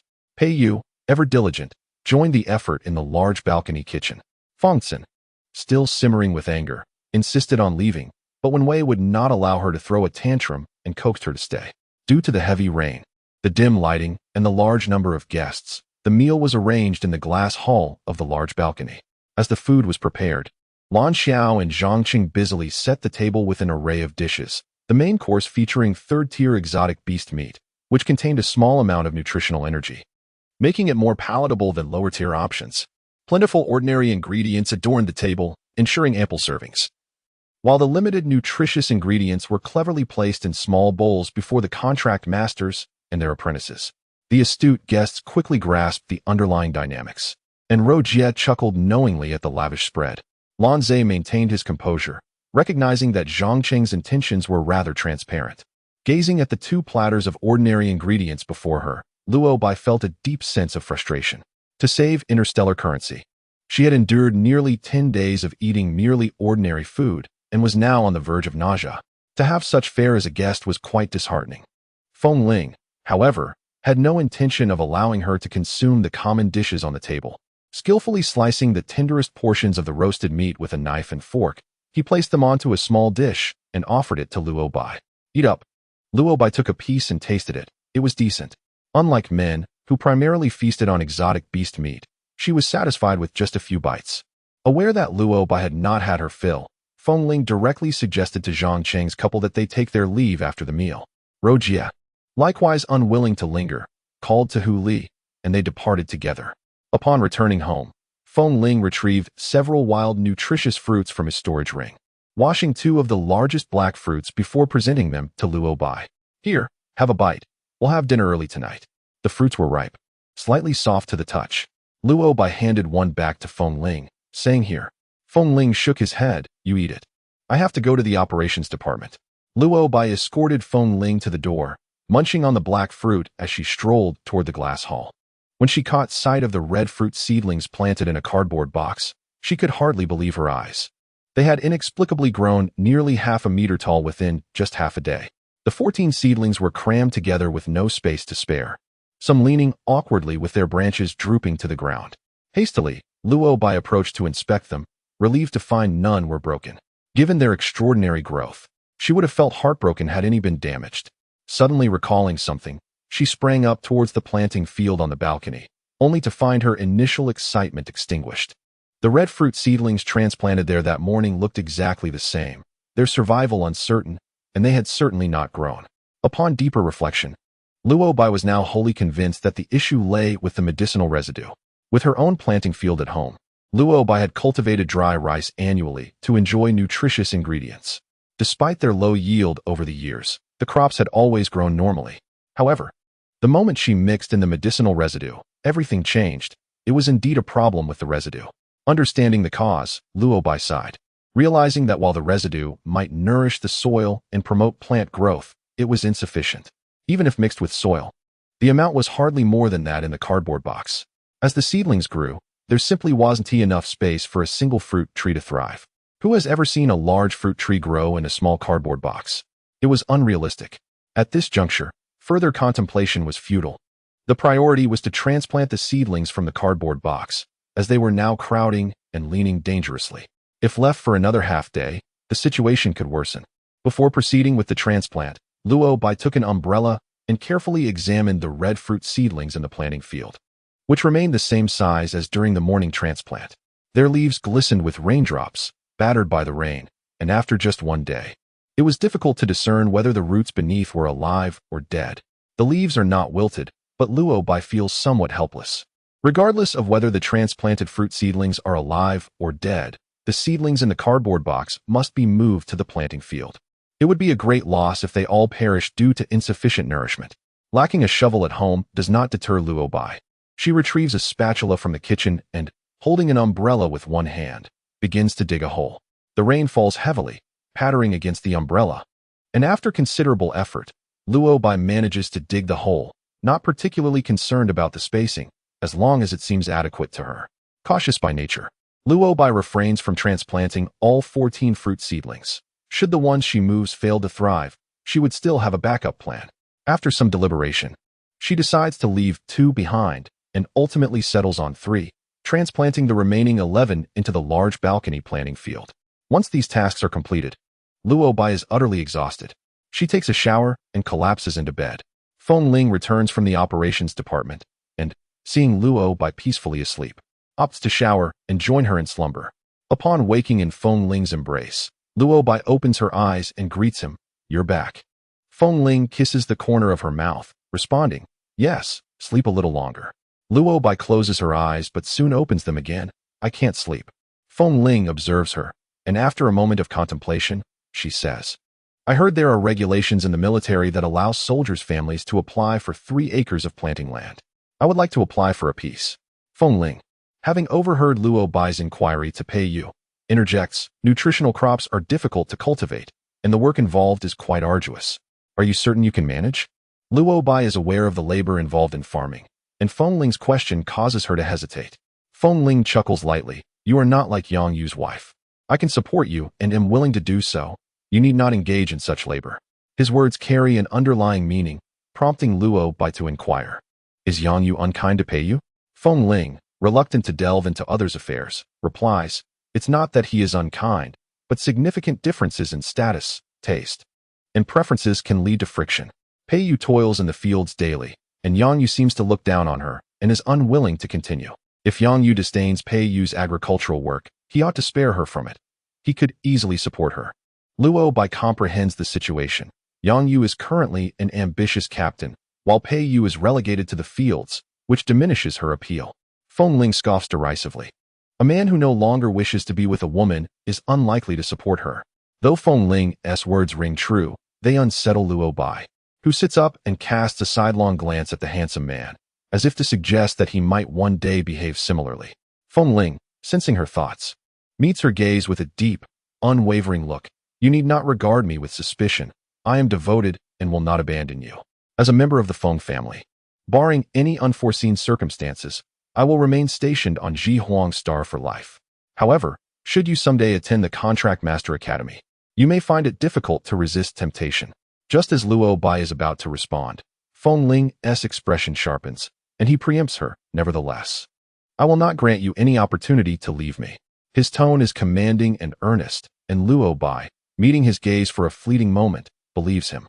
In truth, she wishes to inquire about Feng Ling's whereabouts when Qiu secretly married another man months ago and fled to the Imperial Star, questioning why he did not intervene as forcefully then. However, the thought feels unfounded, and she ultimately refrains from voicing it.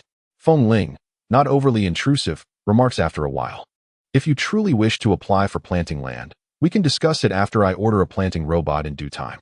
Luo Bai nods, and thus the matter is settled. The rain continues to fall until evening, and with ingredients available at home, the couple opts not to dine at the base's cafeteria. Feng Ling prepares grilled pork chops while Luo Bai steams rice and stir-fries vegetables. After dinner, Feng Ling transfers 5 million interstellar coins to Luo Bai and retrieves a collection of first-level Bai stones from his storage ring, saying, "Take these and enjoy."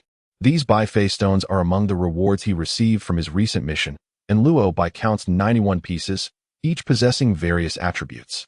Early the next morning, Feng Ling heads to the operations department, where the first combat team has just returned from a mission with heavy losses and many subsequent issues to address, such as silencing the political adversaries of the 3rd Army Corps. Fierce debates are inevitable in the conference room. Understanding that Feng Ling is quite busy during this period, Luo Bai spends the morning practicing energy liquid extraction. After lunch, she decides to purchase spirit plants herself. Before proceeding, she contacts Feng Ling, who arranges for someone to accompany her to the apothecary. The individual, Xiaochen, is relatively young but composed, speaking little. He escorts Luo Bai to the apothecary affiliated with the Contract Master Guild, then takes his leave to wait in the rest area. The same clerk from last time, named Xuanning, recognizes Luo Bai immediately. "You've used up the spirit plants from last time." Luo Bai nods. "Yes, I need more, following the same formula. Please get me 10 bottles of hemostatic powder spirit plants." "Certainly, I will fetch them right away. Do you need anything else?" Xuanning inquires. "Does your apothecary offer energy bottles?" Luo Bai asks. "Of course, we stock everything necessary for contract masters," Xuanning replies, momentarily surprised. Suspecting that Luo Bai might be awakening dual abilities, he quickly composes himself, maintaining a polite demeanor, Energy liquids are available on the third floor. How many would you like? What capacity? What are the prices for the 50 milliliter and 100 milliliter bottles? Luo Bai is primarily concerned about the cost.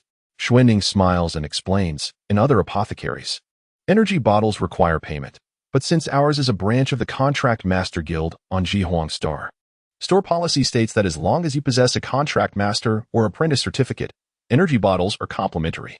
Although you are a beginner without a contract master or apprentice certificate, as a returning customer, you can still receive them for free. Luo Bai laughs. You should calculate the cost.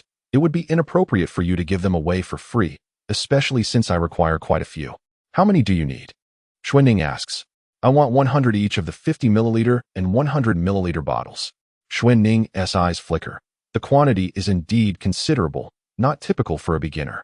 After a brief contemplation, he responds, while the quantity is a bit excessive, it is no problem. I will provide you with 200 energy bottles for free. And I hope you will continue to patronize our store. Absolutely, Luo Bai nods, delighted to accept the complimentary bottles, paying only for the spirit plants, which cost 100,000 interstellar coins. As Xuanning sees her off, he casually asks, have you made any progress in potion refining lately? Luo Bai shakes her head. Every attempt results in failure. Xuanning pauses for a moment, unsure of how to continue the conversation. With both Bifei stones and spirit plants acquired, Luo Bai resumes her routine of spending half the day refining potions and the other half extracting energy liquids. In the headquarters conference hall, the 1st and 3rd Legions are embroiled in heated disputes over the 1st combat team's failed mission. The sounds of explosions from failed potions faintly audible. Roger whispers to General Mi Yu beside him. Feng Ling's wife is at it again. Mi Yu smiles knowingly and lowers his voice. Feng Ling has plenty of interstellar coins. He is willing to indulge her, and your disapproval is irrelevant. Roger scoffs, turning away from the corpulent figure who, despite being over 100 years old, struggles to engage in conversation. Having learned of the benefits of medicinal residue ash, Luo Bai selects a small plot in the planting field to regularly deposit the cooled ash, intending to improve the soil over time. After applying the ash, she habitually checks on the transplanted red fruit seedlings. The first few days show promise. Although they have not grown taller and the leaves seem slightly wilted, they are still alive. However, after a few more days, all 21 seedlings appear droopy and lifeless. Panic sets in for Luo Bai as she grabs handfuls of medicinal ash and buries them around the roots of the 2 seedlings that still show signs of life. In this dire scenario, she hesitates to transplant the 3 larger seedlings from the cardboard box, fearing they might also topple over. 2 days later, apart from the 2 red fruit seedlings buried in the residue ash, all the other seedlings had withered away. Luo Bai, heartbroken, exhaled a heavy sigh before transplanting the 3 seedlings from the cardboard box into the spot where she had placed the residue ash. Feng Ling, who had been observing Luo Bai's daily trips to the large balcony garden, couldn't help but ask, where did these seedlings come from? The 3 larger ones had already grown to 2 meters tall, while the 2 smaller ones barely measured a few inches. And their growth was not as vigorous as the larger ones. I cultivated them myself, using the seeds you bought for me from the red fruit cores, Luo Bai replied, sharing her discovery that the residue ash could enhance the soil, though lamenting that there was too little of it. Feng Ling remained skeptical, inspecting the improved soil before discreetly arranging for it to be sent to the Imperial Star. The 1st and 3rd Legions had been at odds for several days, until General Qi Lan intervened decisively, quelling the boisterous claims of the 3rd Legion. What a small fry, a pretty boy, daring to challenge him. What a lack of self-awareness. The commander of the 3rd Legion, Bai Nanfeng, a direct descendant of the Bai family with the rank of Major General, was perceived as soft and narrow-minded by Qi Lan, who dismissed him as just a pretty boy. Chapter 76. Preparing for departure, page 11. Once the matters concerning the battle team were settled, Feng Ling found some leisure time and, over lunch at home, informed Luo Bai that Qin Yilong intended to organize a team to venture outside the safe zone. You should ask your father and Huan Ran if they wish to join, she suggested. Active military personnel could form their own teams to venture outside the safe zone when not on assignment, as long as they submitted 10 of their harvest to the military upon their return. Despite the dangers lurking outside the safe zone, the wealth of resources attracted many soldiers willing to team up for such excursions. All right, I'll head back to ask them right away. Feng Ling anticipated that Luo Bai would be delighted, and after lunch, she returned to her family home. Recently, Luo Hang and Huan Ran had been intent on accompanying a mercenary team on a mission and when Luo Bai shared the news, they readily agreed, reasoning that any venture outside the safe zone would yield rewards, for wealth wouldn't simply fall from the sky while idling at home. Luo Bai did not linger, as she had exhausted the precious jadeite stones gifted by Fong Ling and needed to procure more first-grade jadeite stones from the Alchemist Guild's pharmacy. Upon realizing that his daughter was leaving, Luo Heng inquired, "Aren't you going to stay a little longer?" "No, I still need to visit the pharmacy," she replied. Understanding the difficulties his daughter faced in alchemy, Luo Heng did not wish to delay her, and the family escorted Luo Bai to the gate. This time, it was Xiao Chun who had come to take Luo Bai to the pharmacy, and he directly transported her there in a hover vehicle. Recently, Luo Bai had been quite successful in extraction, and in a moment of determination, she purchased another 100 first-grade jadeite stones, spending 50,000 interstellar coins. The success rate for extracting energy liquids and energy stones was not high. Even the best energy alchemist in the galaxy achieved only a 40 success rate, resulting in a high consumption of jadeite stones. Thus, it was not unusual for Luo Bai to acquire 100 jadeite stones, a fact that Xuan Ning found unremarkable. With the multitude of potential dangers outside the safe zone, every hunting team made thorough preparations before venturing out, including selecting safe locations, ensuring they had a manned airship, energy supplies, weaponry, energy liquids, and spiritual medicines, all essential components. Meanwhile, Fong Ling and Qin Yilong busied themselves with preparations, while Luo Bai continued her daily practice of alchemy and extraction. During this time, she organized another cultivation box, planting 5 black fruit seeds she had consumed. After completing these tasks, Luo Bai looked up at the darkening sky, fearing that rain was imminent. Indeed, within minutes, dark clouds rolled in, accompanied by flashes of lightning and thunder, leading to a torrential downpour. The wind brought the rain down at her feet, prompting Luo Bai to retreat indoors, lost in thought as she gazed at the falling rain. Those who awakened their soul power could sense the aura of spiritual plants. With the rich resources outside the safe zone, she yearned to accompany Fong Ling beyond its confines. The more she pondered, the more her desire grew, and by the time Fong Ling returned in the evening, she could no longer contain it. "Fong Ling, I wish to join the hunting team outside the safe zone." Fong Ling hesitated for a moment, recognizing the inherent dangers beyond the safe zone. However, she recalled that there were individuals without combat capabilities who had ventured alongside mercenary and hunting teams. Considering that the chosen location was a low-risk area, she finally nodded, saying, "All right, with your defensive array for protection, you possess a certain degree of self-defense capability. I'll mention it to Qin Yilong later." Luo Bai was overjoyed, but when Fong Ling brought it up to Qin Yilong, he furrowed his brow. Luo Bai was neither a contract master nor a disciple, possessing no combat power whatsoever. Bringing her along would only be a burden. This was not a leisure outing. What chaos would she add to their mission? Although reluctant, Qin Yilong refrained from voicing further objections since Fong Ling had already proposed it. Chapter 77, Crimson Star, page 11. Qin Yilong did not voice his opposition, and Fong Ling interpreted his silence as agreement, returning to inform Luo Bai to prepare. What could Luo Bai prepare? She focused on refining spiritual medicines, believing that having more spiritual medicines would enhance their safety. However, after several days, she had yet to produce even a hint of spiritual medicine, having failed time and again. Faced with this predicament, Luo Bai could only wrestle with the jadeite stones, finding at least some success in extraction, with remarkable results. The date for the team's departure was quickly set for June 10th, merely 2 days away, with the destination being a remote, low-grade danger zone known as Crimson Star. Fong Ling informed Luo Heng and Huan Ran that same day, but the night before their departure, Guan Zhuting fell ill. Luo Heng, concerned for his wife being alone at home, informed Fong Ling that he would not be going. With Luo Heng remaining to care for Guan Zhuting, Huan Ran felt reassured and decided to join the expedition. On the day of departure, the weather was somewhat overcast. Fong Ling rose early to summon Luo Bai. Driving to the assembly point, the airship was military property, and since this was a hastily formed hunting team, the airship Qin Yilong applied for was relatively small. Luo Bai had never experienced such a remarkable vehicle before, and it felt quite surreal to her. Including Luo Bai, the hunting team comprised 9 members, one of whom was female. Noticing Luo Bai's gaze lingering on her, Fong Ling remarked, "Her name is Qin Shui, an alchemist apprentice and Qin Yilong's cousin."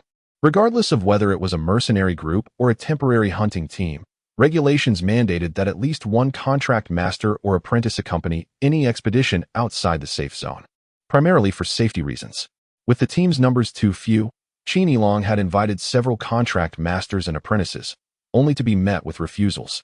In desperation, he called upon his cousin Qin Shui from the Imperial Star Contract Master Academy. This was not the first time Qin Shui had been enlisted by Qin Yilong. She was familiar with the others, even knowing Huan Ran, allowing for seamless conversation. She sat close to Wen Xiao, inquiring about the situation on Crimson Star, while Jiang Yisin approached Li Feng, who was with her, and they all recognized Luo Bai, greeting her. Luo Bai smiled, but found herself unable to join their discussion, opting instead to close her eyes and rest, drifting into a light slumber. Feng Ling glanced over, hesitating briefly before pulling Luo Bai into her embrace. Startled awake, Luo Bai met Feng Ling's gaze, but without exchanging words, she closed her eyes again, continuing to doze. Feng Ling smiled down at the woman resting in her arms, gently pressing Luo Bai's head against her shoulder to ensure she was comfortable. When Luo Bai awoke, the airship had already arrived at Crimson Star. The hunting team disembarked, greeted by an expansive landscape devoid of any vegetation, characterized by rocky mounds and barren sandy stretches. Crimson Star was a designated hunting ground for small teams, and several airships were already anchored nearby, their occupants having arrived before them and likely deep within the heart of Crimson Star by now. With no sign of life in sight, from a high vantage point, Luo Bai surveyed the desolate rocky terrain, faintly spotting small exotic beasts darting about. This was her first experience venturing beyond the safe zone since her rebirth into this future interstellar world, and she felt a mix of awe and an indescribable sense of anxiety, her heart racing with anticipation. Chapter 78. Collection. When Xiao glanced in the direction where several airships were parked, his gaze lingering on one of them. T-22. That's the airship applied for by Chu Ping and Shui Ran. Qin Yilong also looked over, speculating they might be heading to the Western Mines. Chu Ping's fiancée, Ji Guan, had awakened her mental powers and was currently a level 1 energy contract master. It was said that she was intent on breaking through to level 2, a stage that required a substantial amount of Bihue stones for practice. Chu Ping had assembled a team to venture into Chixing, most likely aiming for the mining areas west of Chixing. Qin Yilong also coveted the Bihue stones from that mining area, but was hesitant to get involved. Chixing was an undeveloped, peripheral barren star without a designated safety zone, and the area west of the planet was the most dangerous. Although its danger level was assessed as only level 2, he did not dare lead a team into such peril. The danger levels outside the safety zone were categorized into 12 grades, determined by the number of magical beasts present. Areas with fewer than 10 beasts were classified as level 1 danger zones, while those with fewer than 100 were level 2, and fewer than 200 were level 3. Following this classification, the 12th level represented regions densely populated by magical beasts, which were generally deemed too hazardous for human approach. Even nearby planets were best avoided due to the high potential danger. Qin Yilong's current objective was the crystal beasts, which had 24 calcined crystal stones on their backs, essential materials for constructing spaceships and airships. Many hunting teams targeted these creatures. Luo Bai stood atop a pile of sand and stones, spotting several exotic beasts approaching from a distance, causing her to hurriedly climb down. Feng Ling pulled her to his side. Qin Yilong cast a brief glance, then instructed his team to check their equipment and resources again. Once confirmed, he led the group into the sandy area, stating, "We head south." Chixing's climate was hot and dry, and with summer upon them, the sun beat down mercilessly. Before long, everyone was drenched in sweat, a stark contrast to the gloomy weather of Zhihuang's star. A few exotic beasts charged towards them, but they were swiftly dealt with by Jiang Yisin using her energy gun, as these were herbivorous beasts with minimal attack power. The team continued onward, but Luo Bai looked back at the slain beasts, puzzled. Aren't those beasts musk deer? Their hides could fetch some interstellar coins. Are we not collecting them? They're not worth much, and they waste time. Leave them, Qin Yilong replied dismissively. Feng Ling pulled Luo Bai along, but she kept glancing back. I want the horns from their heads. Feng Ling turned back, quickly severing a horn from a musk deer, which Luo Bai hurriedly stowed away in her storage bracelet. The musk deer horn was a key ingredient for concocting spiritual medicine, a resource Qin Shui found common, but Luo Bai despised waste. Henceforth, whenever Jiang Yisin eliminated a beast, she meticulously assessed its value, swiftly scavenging anything useful that could be sold for interstellar coins. She would also collect any wild herbs or plants they encountered along the way.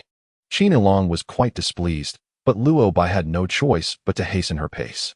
Feng Ling and Hua Ran, seeing her enthusiasm, also lent a hand. With the three of them working together, it did not take long, and Qin Yilong finally refrained from commenting. Jiang Yisun observed Luo Bai, who was like a plague of locusts, and was momentarily taken aback. Li Feng and Qin Shui shared looks of disbelief, while Wen Xiao could only shake his head, unable to suppress a teasing remark towards Feng Ling. I never expected you would marry a money grubber. Feng Ling chose to ignore him, and Wen Xiao, finding it dull, ceased his banter. Chapter 79. Energy Gun. The team journeyed for about 2 hours, with Luo Bai panting heavily, growing increasingly disheartened by the desolate land. Before them appeared scattered shrubs and exotic beasts carrying calcined crystal stones, both large and small, and quite numerous. Qin Yilong heightened his vigilance, noting that Luo Bai was a liability and that Qin Shui lacked combat capability. He scanned the area and pointed to a rocky outcrop. Xiaohua, take them behind the rocks for cover. You will be responsible for collecting the calcined stones. Xiaohua nodded. After a moment, Qin Yilong looked at Luo Bai and Qin Shui. If it seems safe, lend a hand. Understood, they replied in unison. Feng Ling handed an energy gun to Luo Bai. Hold this just in case. Despite her possession of a small defensive array disc, he remained unconvinced. Qin Yilong disapproved of Feng Ling giving Luo Bai an energy gun, as it required energy stones to function effectively, and their supply was limited and could not be wasted. We don't have much energy, he reminded Feng Ling. I know. Feng Ling replied dismissively. Qin Yilong sighed and briefed Xiaohua further. Once everything was arranged, he nodded at the others, brandishing his Bihui's sword, and shouted, "Charge!" Leading the way, he surged forward. Although this was a futuristic interstellar setting with advanced technology, cold weapons equipped with energy were the most lethal against magical beasts and exotic creatures. The remaining team members followed closely, brandishing their Bihui swords as they plunged into the throng of crystal beasts. Crystal beasts, classified as level 2 exotic beasts, resembled pangolins, with the largest being slightly larger than a robust cow and the smallest comparable to a calf. They primarily fed on sand crystal insects, favored group living, harbored grudges, and possessed great strength but low combat prowess. This initial skirmish found the team in high spirits and well-equipped with energy, and in just over an hour, they had nearly eradicated 50 crystal beasts nearby. More crystal beasts continued to converge from the underbrush, prompting Qin Yilong to lead the charge and clear the battlefield for Xiaohua to harvest the calcined stones from the backs of the defeated beasts. While these creatures were of a lower level and easy to dispatch, their sheer numbers were overwhelming, as waves of them surged forth from the thickets, encircling the hunting team with their cries. Some even advanced past the secondary battlefield to attack Xiaohua, who was extracting the calcined stones. In this urgent moment, Qin Shui raised her energy gun and targeted the crystal beasts approaching Xiaohua, while Luo Bai, unsure how to proceed with her energy gun, hesitated. Having been an ordinary citizen before her crossing, she was no seasoned mercenary and had never used a gun. What are you waiting for? Shoot! Qin Shui shouted at her, immediately taking down a large crystal beast with her shot. With Qin Shui's reprimand, Luo Bai felt compelled to act, lifting the energy gun and aiming at the furthest crystal beast from Xiaohua. Fearing her aim would be poor and that she might accidentally hit her teammates, she squeezed the trigger. The shot missed its target and vanished into the distance, its trajectory unknown. Disheartened, Luo Bai tightened her grip on the gun and continued firing at the same elusive crystal beast. Bang! Another shot fired, and once again, her target was lost. Luo Bai exhaled, turning her focus back to the task at hand. Meanwhile, Qin Shui continued to eliminate several crystal beasts surrounding Xiaohua, calling out to her again. Can you even shoot? Do I even need to answer that? Luo Bai replied. No, I can't. Damn, Qin Shui cursed. Realizing why the captain was reluctant to give Luo Bai an energy gun, it was a waste of precious energy to let someone inexperienced handle such a weapon. Infuriated by the insult, Luo Bai shot a glare at Qin Shui before turning her attention back to the gun, adjusting her aim to target the smallest crystal beast in the most distant corner. If she couldn't hit the big ones, she'd settle for the smaller targets, even if that meant a lower chance of success. Each energy gun is typically equipped with an energy stone capable of firing only 20 shots. However, disregarding the limitations, Roby was incensed by the audacity of those who dared to insult her. With a defiant spirit, she unleashed a barrage of shots, emptying the energy reserve in the process. Bang, bang, bang. She fired relentlessly, hitting a small crystal beast, which, though wounded, struggled to rise. Another shot struck a protruding rock, sending debris flying.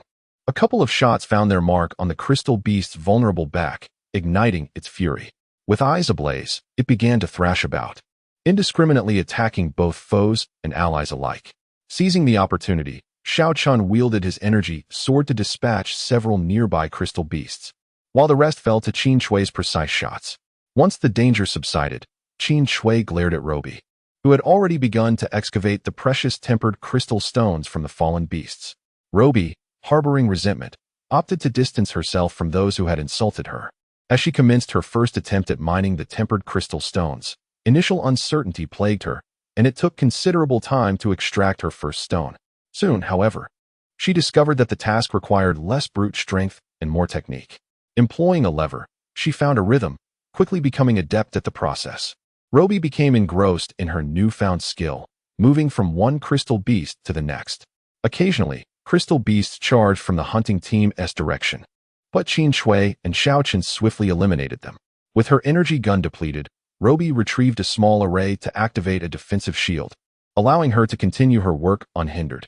When Xiao Chun noticed her protective barrier, he was momentarily surprised, while Qin Shui remained unfazed, dismissing it as a commonplace tool.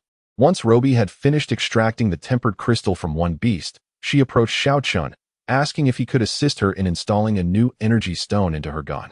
Xiao Chun, having not seen anyone provide Roby with energy stones, questioned her. Earlier, the captain had distributed 30 low-grade energy stones to each member of the hunting team, and Xiao Chun, aware of Roby's poor aim, was reluctant to part with his own. Just as Qin Shui was about to resume her excavation, she overheard their conversation and approached, intent on preventing Xiao Chun from giving his energy stones to Roby. Roby, feeling bewildered by Qin Shui's evident disdain, retorted with a hint of sarcasm, asserting she had her own resources. Xiao Chun, relieved, reached out for the energy gun, and Roby handed it over before retrieving a high-grade energy stone from her storage bracelet. As Xiao Chun installed the stone, he was taken aback to discover its superior quality, an unclassified high-grade energy stone sufficient for thousands of shots.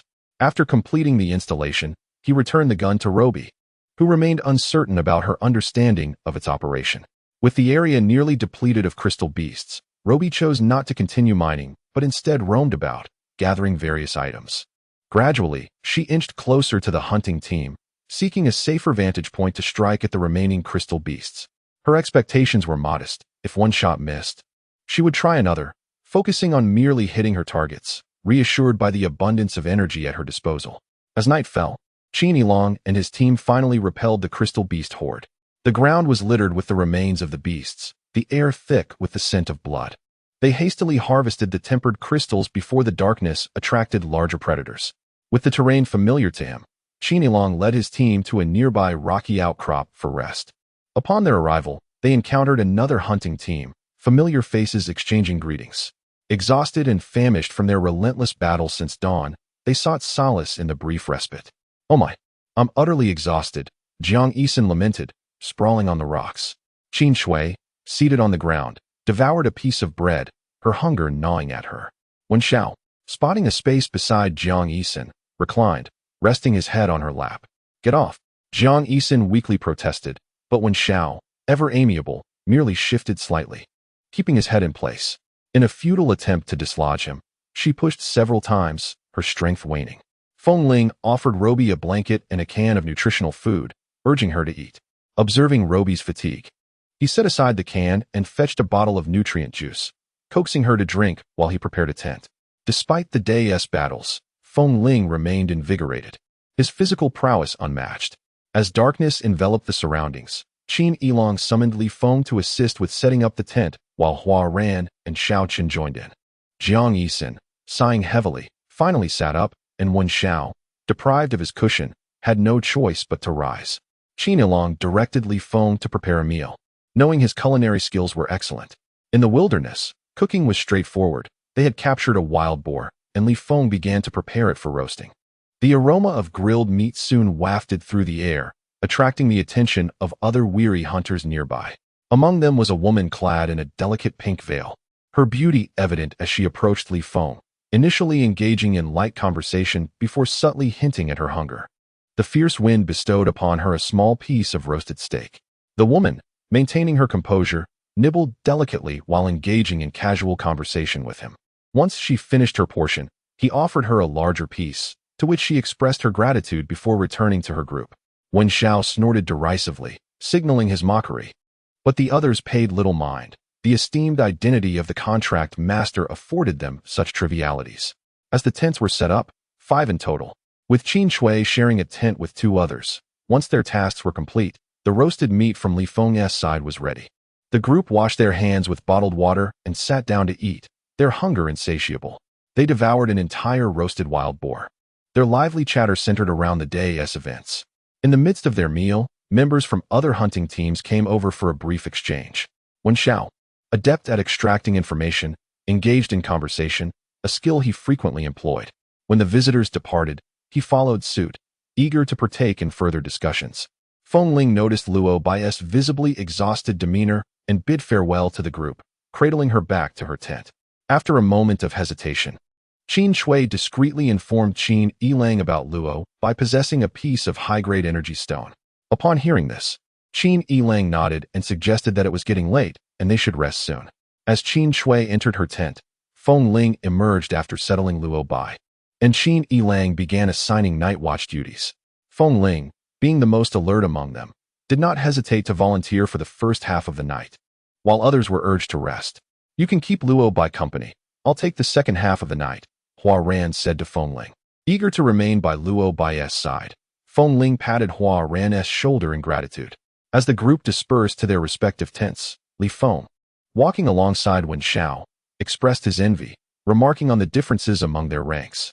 He then quietly questioned Wen Xiao about the rumors surrounding Hua Ran's difficult relationship with her stepfamily, noting that she appeared quite amiable. Wen Xiao, perplexed, remained silent. When Luo Bai learned that Hua Ran would be taking Feng Ling's night watch, she retrieved 2 wild nutritional fruits from her storage bracelet, harvested that day, and suggested they be given to her brother to stave off fatigue. Feng Ling set them aside, assuring her that she need not worry about such things and should rest. As midnight approached, Feng Ling awoke and delivered the fruits to Hua Ran, who felt revitalized after eating. The night sky, adorned with countless stars, lifted his spirits, a feeling he had never experienced before. The following day, several hunting teams began to depart from the rocky highland after breakfast. Like the previous day, Qin Yilang led the charge, while Xiao Chun, Luo Bai, and Qin Shui focused on mining the refined crystal stone. Occasionally, other beasts would disrupt their collection efforts, but they swiftly dealt with those interruptions. Qin Yilang, somewhat distracted, observed Luo Bai's careless handling of her energy weapon, frowning at the wastefulness. Even a high-grade energy stone should not be squandered, and his discontent toward her grew. From morning until around 9 o'clock, all seemed well until 2 hunting teams were pursued by a horde of beasts, causing a sudden shift in the atmosphere. Countless creatures charged into the area, their roars echoing, and dust clouds obscured their vision. One team, sensing danger, hastily crossed the sandy expanse toward the airship dock. The beasts relentlessly pursued them, tragically trampling 2 individuals. As the captain activated the defensive array, they continued to flee. "This situation is unusual. We must also retreat to the airship," Qin Yilang urgently instructed, positioning Luo Bai and Qin Shui in the center for protection as they fought and retreated. In the chaos, Luo Bai turned and, while backing away, fired her weapon with surprising speed, moving as swiftly as Qin Shui did while running forward. Li Feng couldn't help but chuckle at her unique talent, while Qin Shui begrudgingly acknowledged that Luo Bai was indeed slightly faster in reverse. Hours later, Qin Yilang's team, along with a few others, returned to the airship docking area in disarray, where the elevated terrain offered them temporary respite from the pursuing beasts. Qin Yilang quickly organized the group to board the airship. Luo Bai, shaken, leaned against Feng Ling and asked, "Are we heading back now?" Chapter 84, A Reluctant Decision, Part 1-2. Other hunting teams typically undertook missions lasting from 1 month to 20 days, at the very least 2 weeks. However, this was her first outing, and returning on only the second day left her feeling inexplicably vexed. As Qin Yilang and Hua Ran remained outside, Feng Ling gazed pensively at the surroundings and remarked, "If it is indeed a beast wave, we must leave. However, we should wait for Qin Yilang to discuss it further." Li Feng was the first to leap aboard, cursing, "Damn it, it's a beast wave. Who stirred up the beast king in this area and dragged us into this mess? If I find out who it is, I'll make sure they don't recognize their own parents." As the others confirmed their suspicions about the beast wave, they felt a sense of bitterness. Aside from the energy expenditure, this excursion had yielded nothing. Hua Ran was the second to board the airship, followed closely by Qin Yilang, who promptly closed the door behind them. Seated across from Feng Ling, Qin Yilang wore a frown as when Xiao leaned in, inquiring, "Is it certain that it's a beast wave?" Qin Yilang nodded, his frustration palpable. Hua Ran found out that a hunting team from the Imperial Star, lured by the allure of the Crystal Beast King's top-grade refined crystal, attempted to capture it but failed, provoking the beast wave. "Damn," when Xiao muttered, still feeling irked, as he kicked the adjacent seat in frustration. "Are we really just going back? What else can we do? We lack sufficient energy to confront a beast wave. Remaining here would not only yield no benefits, but could also pose a danger," Qin Yilang replied darkly. As captain, returning empty-handed was not something he could accept lightly. Leaving was merely an act of resignation. Just then, a thought struck Wen Xiao, and he asked, "What about that reckless hunting team from the Imperial Star? Are they leaving?" "They won T," Qin Yilang sighed. "That team, bold enough to target the Beast King, surely came prepared. This is their prime opportunity to reap rewards. They want to abandon it. Damn it." Wen Xiao kicked the seat again, agitated by the thought of others profiting while they retreated. Luo Bai, intrigued by the mention of the hunting team's potential gains, turned to Feng Ling and quietly asked, "How much energy do we need to stay?" "At least 3 high-grade energy stones," Feng Ling replied, sensing her intentions. "But you only possess 2. Luo Bai fixed her gaze on Feng Ling, silent for a moment. Before Feng Ling, uncertain, ventured, "Do you have 3 high-grade energy stones?" Luo Bai smiled and nodded, prompting Feng Ling's eyes to light up as she turned to Qin Yilang. "It seems we need not depart after all. What will you offer in exchange for the energy stones?" There is no such thing as a free lunch. With him around, Luo Bai could not be taken advantage of. Hearing their exchange, Qin Yilang felt a flicker of disbelief, but knew from Feng Ling's mention of a trade that it was genuine. Elation surged within him, and he smiled broadly. 3 high-grade energy stones. How about we divide 1/5 of the mission's spoils? It's not easy for the team to venture out. They deserve a share. Luo Bai glanced at Feng Ling, who pondered briefly before responding, agreed. With the terms settled, Luo Bai inquired of Qin Yilang, "Do you require those with attributes or without?" Qin Yilang paused, realizing he only needed high-grade energy stones and had not considered attributes. Nor did he expect Luo Bai to produce stones with attributes. Chapter 85. The beast horde. Feng Ling understood Luo Bai's intention and spoke. "It would be best to have energy stones with attributes. The Thunderflame warriors can unleash the full power of the Bai Fei sword using energy stones of the same attribute. What attributes do you require?" Luo Bai inquired of Qin Yilang. Having never heard of energy stones with attributes being freely selected, Qin Yilang felt invigorated and replied, "Fire, wind, thunder." He specified these based on his and Feng Ling's unique abilities, as the 3 of them were the most formidable members of the hunting team and naturally required ample energy. When Luo Bai produced 3 energy stones with attributes, Jiang Exian, who had just approached, gasped in astonishment. Wen Zhao's eyes sparkled, and Li Feng grinned widely, raising the Bai Fei sword in preparation for battle. Qin Yilang received the stones with a mix of surprise and delight, examining them closely before handing a thunder attribute stone to Hua Ran and a wind attribute stone to Feng Ling. After embedding the energy stones into the hilts of their Bai Fei swords, Qin Yilang rose and waved his hand, declaring, "Let us go. We cannot allow others to claim all these beasts. We shall partake in our share." The team members, brimming with enthusiasm, armed themselves and followed Qin Yilang off the airship. With fortune favoring the bold, they could not afford to miss this opportunity amidst the beast tide. Some hunting teams hesitated, torn between retreating and seizing the risk, only to glance back and see Qin Yilang's group descending from the airship, drawing curious looks. One team leader even called out, "Captain Qin, are you staying?" Qin Yilang nodded. "Yes, we have decided to remain." The team leader, observing Qin Yilang's departing figure, felt an unwillingness to leave. After conferring with his team, He found that most were reluctant to take the risk, forcing him to lead them away, begrudgingly. The remaining hunting teams watched for a while longer before finally boarding their airships. With the formidable strength of Qin Yilang, Feng Ling, and Hua Ran, they charged into the beast tide, swiftly beginning their slaughter. The beasts, though robust and armed with sharp claws, lacked the formidable abilities of magical beasts.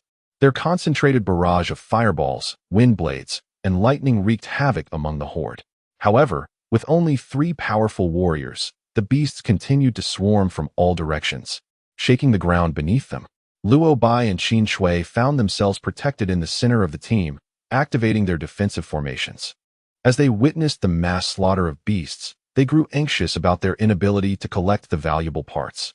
Sensing the ground tremble, Luo Bai glanced at the furious horde and felt a surge of concern. Despite the beasts lacking special powers, their sheer numbers were daunting. It seemed unlikely that Qin Yilang and Feng Ling could withstand them alone. After a moment of hesitation, she observed the abilities of the others and retrieved a handful of high-level energy stones from her storage bracelet, calling out, "Jiang Exin." Jiang Exin turned at the sound, and Luo Bai tossed him a water attribute energy stone, exclaiming, "Catch." The blue water stone shimmered in the sunlight. "Oh my." Jiang Exin clumsily caught it, relieved, as the high-level water energy stone was a rare treasure not meant to be treated lightly. Next, Luo Bai threw a high-level earth attribute stone to Li Feng. Without waiting for her to call, Wen Xiao rushed over, saying, "Let me have it. Just don't throw it carelessly, or it might land in the beast horde, and it would be lost." Chapter 86. Seizing prey. Wen Xiao secured his own stone, fearing Luo Bai might throw it again, and even took Xiao Qin's to deliver. Qin Shui did not covet the high-level energy stone in Luo Bai's possession. She was using an energy gun that required only low-level stones, though the repeated installation was cumbersome. Meanwhile, Qin Yilang's team had fully utilized the high-level energy stones of the same attribute, launching a relentless assault of wind, fire, thunder, earth spikes, and water blades, sweeping through the beasts as if a tempest had descended. "Wow, wow," Jiang Exin exclaimed, unleashing dozens of water blades and reveling in the thrill. "No need to worry about running out of energy during battle. It's simply exhilarating." Li Feng laughed heartily, proclaiming, "Today, I'm going to kill with abandon. These high-level energy stones are just too powerful. Enough chatter. Let's get to the slaughter." Wen Xiao chimed in. "Go on. Mind your own business. I don't need your advice." Li Feng retorted, earning a look of disdain. The 7 warriors formed a widening circle of power, creating a sizable safe zone behind them, allowing Luo Bai and Qin Shui to begin collecting valuable parts from the slain beasts. Luo Bai swiftly pried apart the crystal beasts, her gaze fixed on them, finishing one in under a minute with remarkable speed. Xiao Qin, wielding wood abilities, found little use in the barren sandy terrain, so he retreated to assist in gathering the spoils. The 6 warriors grew addicted to the slaughter, establishing a safe area at night to activate their defenses and rest before resuming the next day. Their overwhelming strength led to an expanding battlefield, and by midday, they encountered 3 other hunting teams. The beasts showed no discrimination, attacking all who crossed their path, resulting in a chaotic melee among the 4 teams. Despite the confusion, the spoils remained divided behind each team. However, some attempted to take advantage of the situation, perceiving Qin Yilang's team as fewer in number. A woman clad in a flowing pink garment stealthily approached Luo Bai, attempting to seize a prize. Luo Bai's eyes widened in disbelief as she recognized her. It was the same woman who had shamelessly sought food from Li Feng, and now she was audaciously attempting to claim the spoils of others. Unbelievable. Qin Shui also spotted the woman and rushed over to confront her. The woman nonchalantly flicked her hair, dismissing the matter with so many spoils. "Do you truly think you can harvest them all? Besides, who says this belongs to you?" With her group boasting over 30 members compared to the fewer than 10 in Qin Yilang's, she felt no need to regard the woman before her. "You." Qin Shui was about to retort when Xiao Qin called her back, reminding her that this was not the time to dispute over prey amidst the ongoing beast tide. Frustrated, Qin Shui stomped her foot and quickly targeted the largest beast, swiftly harvesting its valuable horn, making the most of the situation. The woman in pink sneered, leisurely selecting her spoils, clearly intent on collecting the most valuable treasures. Unlike the men, who were reluctant to stoop to such tactics, the women from the other hunting teams observed the actions of the woman in pink and soon joined her to take advantage of the situation. This is too much, Luobi exclaimed, abandoning her own spoils in frustration. She discreetly touched the colorful bracelet on her left wrist, a storage bracelet she had crafted before their expedition. Chapter 87. The colorful bracelet. As for how she had created it, do not inquire, for she herself was unsure. She had merely been experimenting. All she recalled was tossing 7 types of biface stones into the alchemical furnace, along with several spiritual plants, among them firegrass and lotus heart. Although she could not remember precisely. In any case, 3 hours later, she had produced this colorful storage bracelet. She had previously checked, and the storage space within was vast. How vast, she could not say, perhaps several thousand square units. Luobi had never used the colorful bracelet since its creation, initially intending to keep it as a backup for critical moments. Unexpectedly, it had now come in handy. She meandered through the fallen beasts, appearing to sift through the spoils while secretly stowing entire creatures into the colorful bracelet when no one was watching. At first, she had been cautious, collecting them one by one, but as she noticed others engrossed in their own tasks, her boldness grew, and she began to gather 2 or 3 at a time. Given the expansive area and the mingling of harvested and unharvested prey, the dwindling numbers went unnoticed by anyone. Luobi had nearly collected all the prey on her side, leaving only a small portion for others, before she wandered over to another hunting team, pretending to be busy. The fire warriors of that team glared at her, but Luobi lowered her head and ignored them. They likely thought that their own people were also snatching prey from others, and after glaring at Luobi, they dismissed her, reasoning that with ample prey available, a single woman couldn't take much. Luobi initially gathered prey at the edges but later ventured into the central area, where the harvesters merely glanced at her without chasing her away. Luobi appeared relatively clean compared to the others, who were smeared with dirt and blood, making it evident that she wasn't particularly industrious, prompting them to overlook her presence. When Qin Shui noticed Luobi attempting to pilfer from others, she felt a secret thrill for quite some time. Each time she looked over, she observed Luobi mostly dawdling, leading her to suspect that Luobi was merely slacking off. With a sigh, Qin Shui ran back to call her team members, wondering why Luobi had to stray into others' territories if she didn't want to work. Don't mind me. Hurry back to work. Be careful, or all the prey will be snatched away. Luobi found this bothersome and hurried back toward Qin Shui, reminding her that they were on someone else's turf and shouldn't linger too long. Prompted by Luobi, Qin Shui dashed back, only to find that there were no unharvested prey left at her feet, all having been collected. After a thorough search, she had no choice but to head toward the main battlefield. Xiaochen, unable to find any prey to harvest, saw Qin Shui approaching and inquired, "Why didn't you call her back?" "She refuses to return," Qin Shui replied. Before them lay a recently slain beast, and she casually chose one to harvest. Xiaochen glanced at the rear battlefield where several hunting teams were stationed and, noticing that no one was bothering Luobi, decided against insisting that she return. Let her be. Whether she works or not, it's good to irritate the others.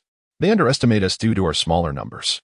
The woman in the dark silk dress and her 2 companions hesitated before choosing not to return, continuing to follow the main battlefield for easier pickings. From a distance, Luobi spotted them and rushed over, swiftly gathering prey from the lifeless beasts as she ran, returning to her own camp with her spoils. "Why are you back so soon?" Xiaochen asked, noticing her hurried return and thinking something must have gone awry. "Don't mind me." Luobi waved her hand dismissively, running behind Feng Ling and calling out, "Feng Ling, I was just over there having fun," indicating the direction of the other hunting team she had just come from.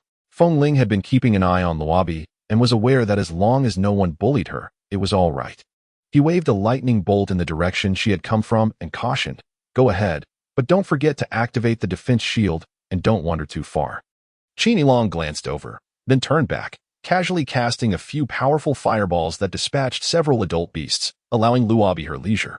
"All right, I understand," Luobi replied cheerfully, touching her left wrist and creating a gust of wind on her territory before merrily darting back to others to surreptitiously claim more prey. What is there to be so happy about? She's strange, the woman in the dark silk dress thought disdainfully of Luobi, though she couldn't quite articulate why. One of the women in a light silk dress wiped the sweat from her brow and looked toward the handsome man wielding his sword skillfully in the distance. Is he her man? He seems to spoil her, allowing her to play at a time like this. The woman in the dark dress lowered her head and fell silent, and no one spoke further. The main priority was to harvest prey, as who had the luxury of time like Luobi. At that moment, Several hunting teams responsible for logistics also moved toward the main battlefield, suddenly realizing that all the prey in front of them had been harvested. They hadn't noticed how swiftly their subordinates had acted. Some were puzzled but dismissed the thought, mainly because there was an abundance of prey, making it hard to gauge. One team remained stationary, as they still had unharvested prey, and upon seeing others shifting toward the outer battlefield, they assumed their actions were too slow and hastened their pace. A young man in a silk dress, drenched in sweat from the sun, was parched and uncomfortable. He took out a water bottle from his storage ring and gulped down a few swigs, choking and coughing. His name was Zhou Feng, a contracted disciple who had joined his brother's hunting team for fun, only to find themselves caught in a beast tide, leaving him utterly exhausted. Had he known it would be this grueling, he would have never come along. Regretful, Zhou Feng put away the water bottle, feeling lethargic, and selected the smallest juvenile crystal beast to excavate. But despite his efforts, he couldn't make any progress. Noticing Luobi sauntering by, he curiously asked, "Why are you back again?" Luobi ignored him, not recognizing him and preferring not to engage in conversation. "Hey, I'm talking to you." Zhou Feng, sitting on the juvenile crystal beast, had lost his energy and spoke weakly. "Just wandering around," Luobi replied nonchalantly as she continued her stroll.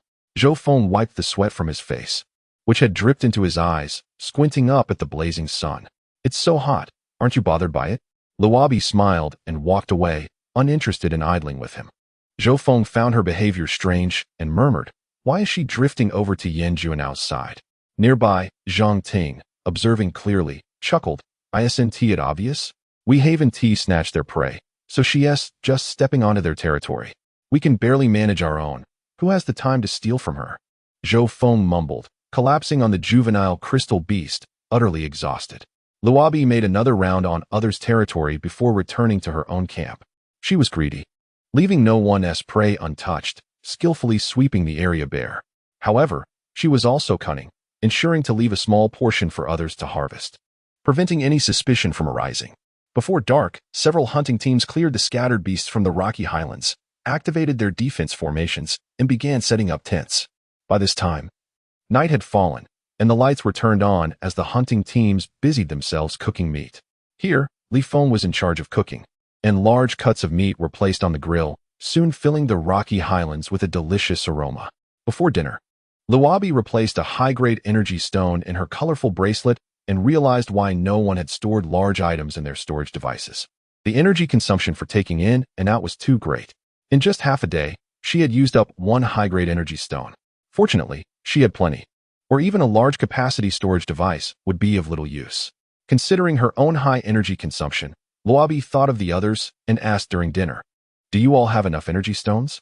Since they used energy without restraint daily, Qinalong, being cautious, had his team check their energy reserves each day. Having checked earlier, he replied, "We can manage for another day." When Xiao, quick-witted, sensed Luobi's underlying message and couldn't help but ask, "Do you still have high-grade energy stones?" Luobi did not answer directly, merely stating, "Let me know when you run out." This implied she did have more, and the expressions of the others varied. When Xiao smiled, relieved that they no longer had to worry about it. At 10 o'clock that night, several more hunting teams arrived at the rocky highlands, appearing quite disheveled, clearly having just endured a fierce battle. Upon their arrival, they busied themselves setting up tents and preparing food, creating quite a ruckus. The noise disturbed Luobi, who tossed and turned in her sleep. Feng Ling pulled her into his embrace, saying, "Sleep now. We have to wake up early tomorrow." Fearing the disturbance would prevent Feng Ling from resting, Luobi settled down and gradually drifted into a sleepy haze. The following day, the hunting teams in the area multiplied, leading to a chaotic scene with the prey in disarray. Particularly, the later hunting squads comprised fewer combatants, but boasted a significant number of logistical gatherers. An overt display of audacity. Observing this, Luobi felt no need for restraint. Chaos was welcome, as the more tumultuous the situation, the better it allowed for opportunistic gains. With dexterous motions, she stealthily maneuvered her colorful bracelet to amass the spoils. Astonishingly, by the end of the day, she had expended 2 high-grade energy stones. And upon inspecting the space within her bracelet, she was astounded to find it nearly full. That evening, the hunting team rested atop a rocky elevation. Li Feng busied himself with roasting meat and preparing meals, while Qin Yilong organized the tents. Luobi sat on a blanket, nibbling on nutrient-rich fruits, when suddenly a series of fierce beast roars echoed from afar, startling everyone. After a brief pause, Yin Juanao was the first to lead his hunting team down the rocky heights, closely followed by another squad, readying their weapons. Monsters were treasures in themselves. Slaying one could lead to fortune. "Captain, should we join in?" Wen Xiao, with a glint of envy, suggested as he watched others pursue the monsters. "Let us go see." Qin Along called to Feng Ling, Wen Xiao, and Zhang Yisun as they descended the rocky heights. The continuous roars from the southeast pierced the night air, stirring an unsettling feeling within. Hua Ran and others halted their tent assembly and peered over the edge into the distance. Observing the commotion, other hunting teams gathered nearby, whispering amongst themselves, including a woman in a gauzy dress, who hesitated before slowly making her way over. In the deepening darkness, with the sounds emanating from a considerable distance, Luo Bai continued to munch on her fruit, indifferent to the unfolding events. Qin Shui, noticing her lack of movement, approached and listened intently. Besides the roars, the cacophony was too chaotic to glean any clarity. Deciding it was futile, she made her way to Li Feng, inquiring about the beasts. Despite accompanying the group multiple times, she had never been so close to the monsters, a mix of curiosity and apprehension driving her to seek conversation. Approximately half an hour later, Qin Ilong and the others returned, and the rest of the group gathered to inquire about the situation. After a few brief exchanges to placate the other hunting teams, they retreated to their resting area. Luo Bai rushed to meet Feng Ling, her excitement palpable. "Are we going to hunt the monsters?" Feng Ling shook his head, pulling her into an embrace as they joined the others around the tent. Once everyone was seated, Qin Ilong frowned and spoke. 12 monsters have come, following Chu Ping and Shui Ran. Among them are 3 level 4 monsters, all possessing fiery and electric offensive abilities. Without sufficient energy liquid, we cannot hope to defeat them. He paused, then continued. We currently possess only 53 bottles of 50 milliliters energy liquid, of which 51 are attribute-less. Consuming one bottle only enhances combat power by a single level, and that boost lasts merely half an hour. Therefore, thoughts of hunting monsters should be abandoned. We must consider how to protect ourselves. With a hint of derision, Qin Ilong added, with Yin Juanao and the other team's combat capabilities, once the energy liquid is depleted, they may not withstand the 12 monsters. He had assessed Yin Juanao, a level 3 Thunder Flame warrior. After consuming a Thunder attribute energy liquid, he could explosively elevate his power to that of a level 6 warrior, making the slaying of a level 4 monster plausible. However, the rest of the team lacked similarly strong genetic traits, with only 2 individuals able to reach level 5 warrior status through attribute-specific energy liquids.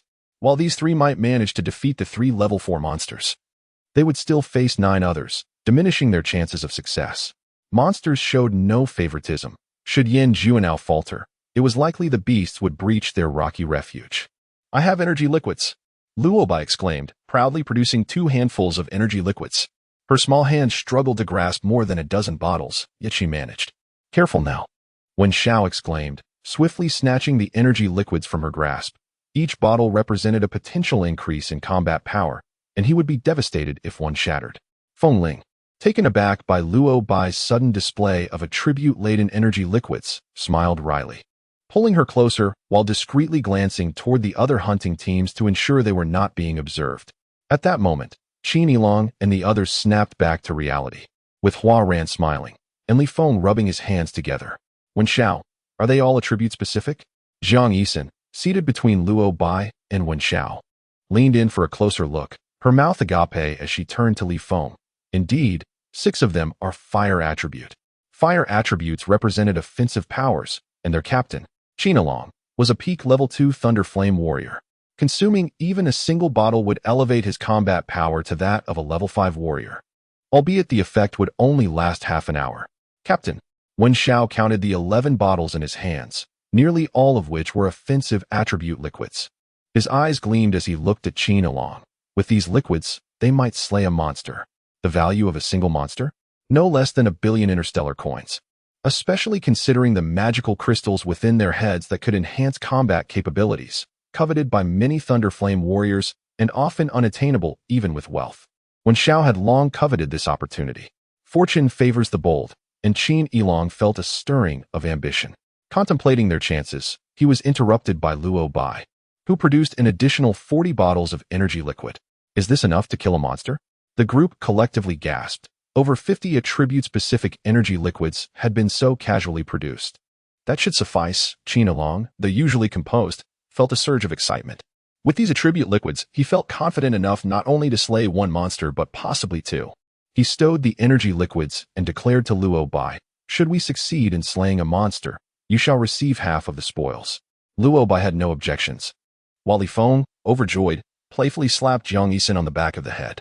"This is splendid. Hey, what was that for?" Jiang Yisun protested, springing to his feet.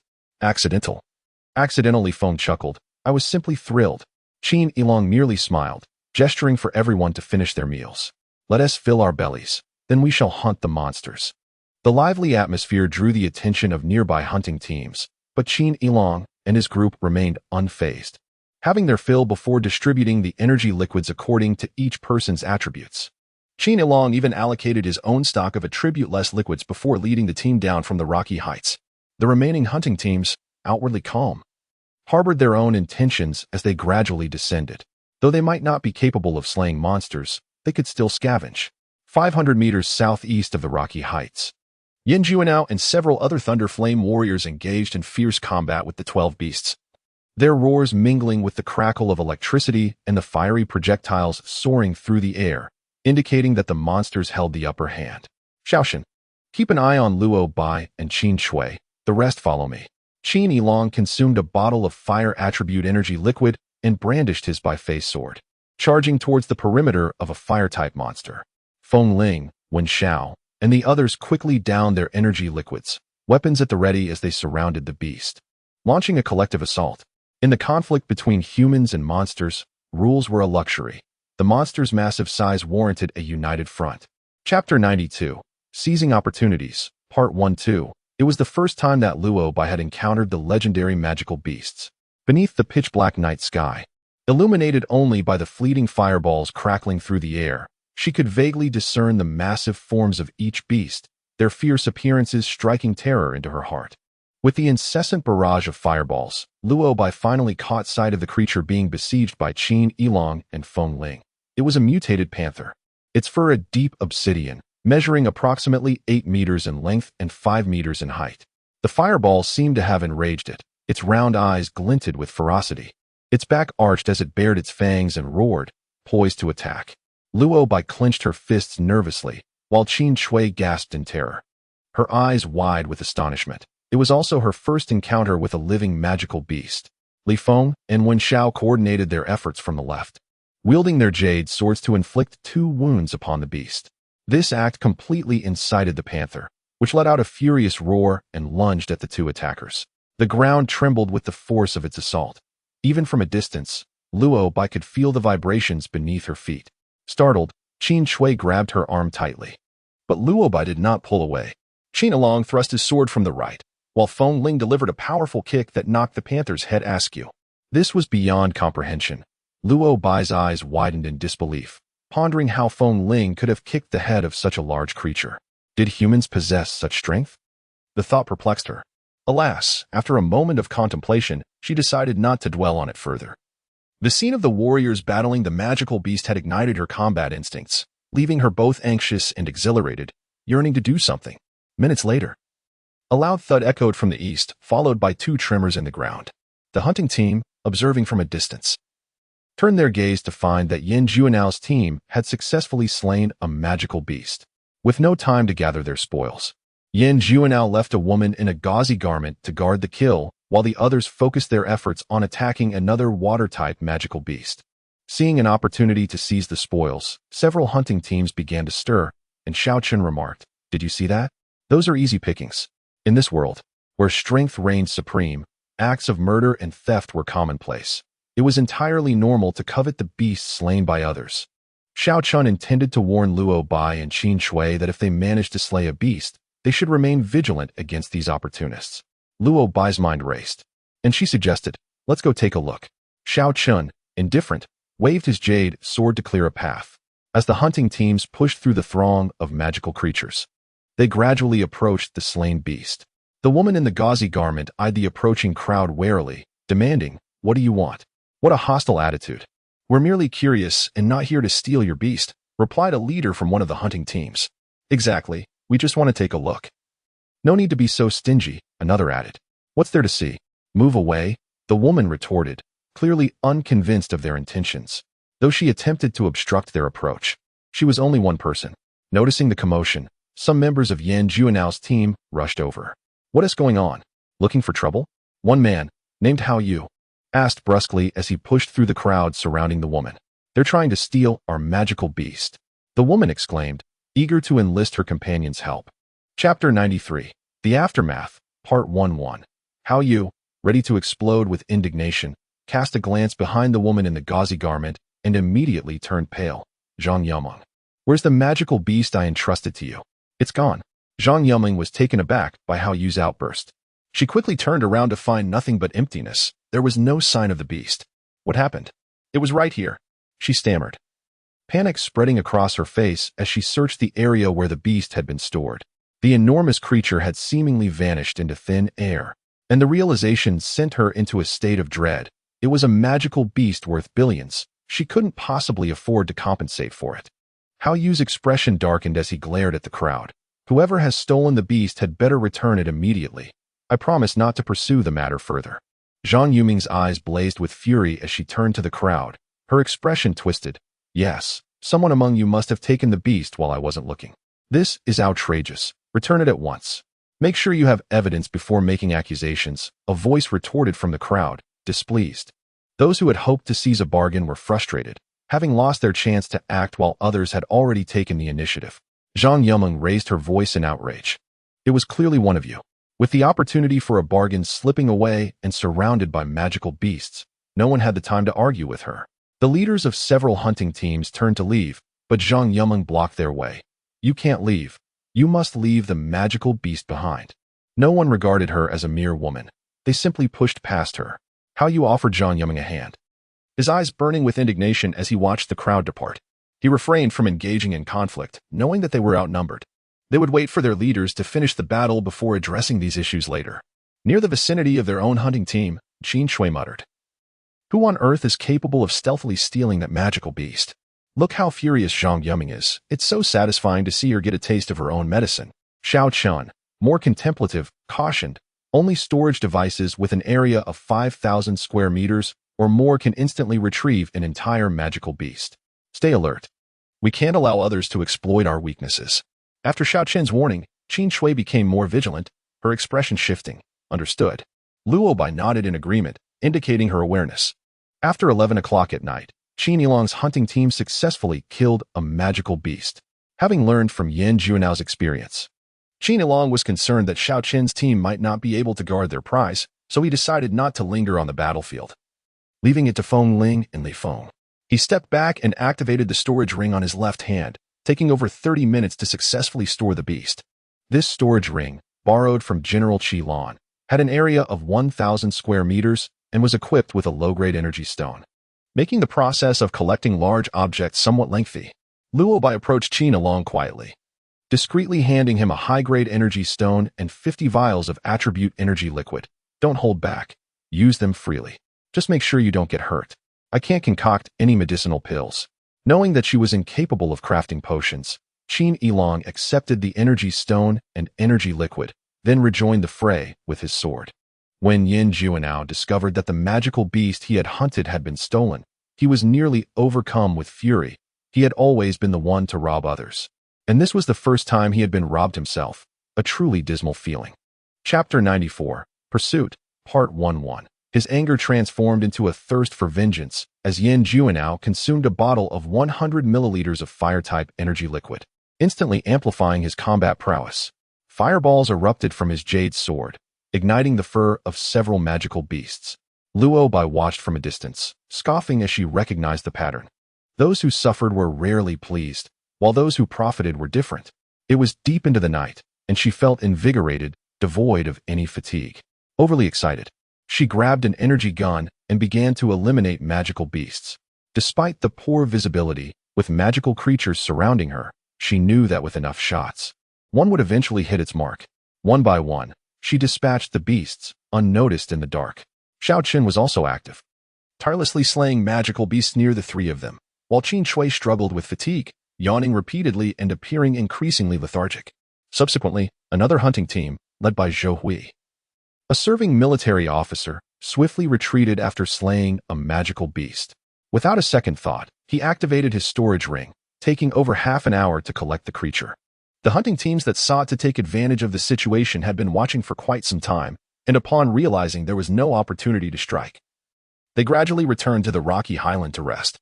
The battle persisted until dawn when the magical beast finally retreated. During this time, the hunting teams led by Qin Long, Zhou Hui, and Yin Juanao each managed to slay one magical beast, while Chu Ping's team returned empty-handed, leaving them disheartened and dejected. The magical beasts had pursued them relentlessly, resulting in substantial losses for their team, and despite their efforts, they had failed to capture a single beast, inadvertently benefiting the other hunting teams. With a bitter smile, Chu Ping approached Qin Long, saying, "Captain Qin, congratulations." In good spirits, Qin Long wiped the blood from his Bihui sword and humbly replied, "It was merely good fortune." After battling the magical beasts through the night, even the Thunderflame warriors were exhausted. Qin Long was the first to lead his team to the rocky highland, followed closely by several other hunting teams. Yin Juanao's team brought up the rear, and How Yu quickly caught up with him, anxiously exclaiming, "Captain, our magical beast." "Don't rush," Yin Juanao replied, his strides long and his expression inscrutable, his tone calm and unwavering. "Whoever stole our magical beast will have to return it." Understanding his captain, How Yu chose not to press further, trusting that Yin Juanao would retrieve the lost beast. As Qin Long and Zhou Hui's teams reached the rocky highland nearly simultaneously, the teams busy preparing meat and cooking were quick to gather around them, eager to learn of their success. Upon hearing they had slain two magical beasts, their congratulations were tinged with envy. Just then, Yin Juanao and his team arrived as well.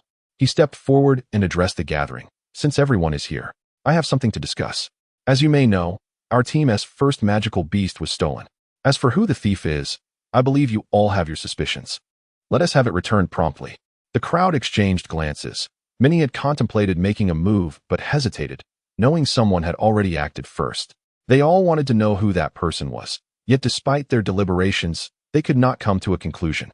One thing was certain, the thief was among them. With Yin Juanao demanding accountability, who would dare admit to it? Those who confessed would be foolish, even if they had stolen the beast. None would be foolish enough to step forward.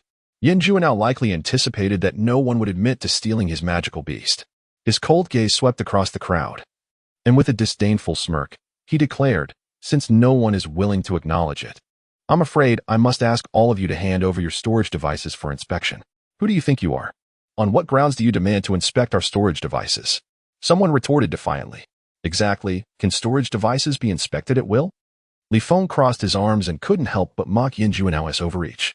"I've heard you come from the Emperor Star, surely. The lavish lifestyle there hasn't dulled your wits to make such a request." The storage devices contained the spoils of their recent mission, and they were reluctant to expose their treasures, fearing theft. Yin Juanao's demand was indeed excessive. As discontent rippled through the crowd, Yin Juanao, not one to be easily deterred, calculated his next move. He recognized that two of the hunting teams were the strongest, Zhou Hui's and Qin Long's. To assert his authority, he needed to target one of these teams.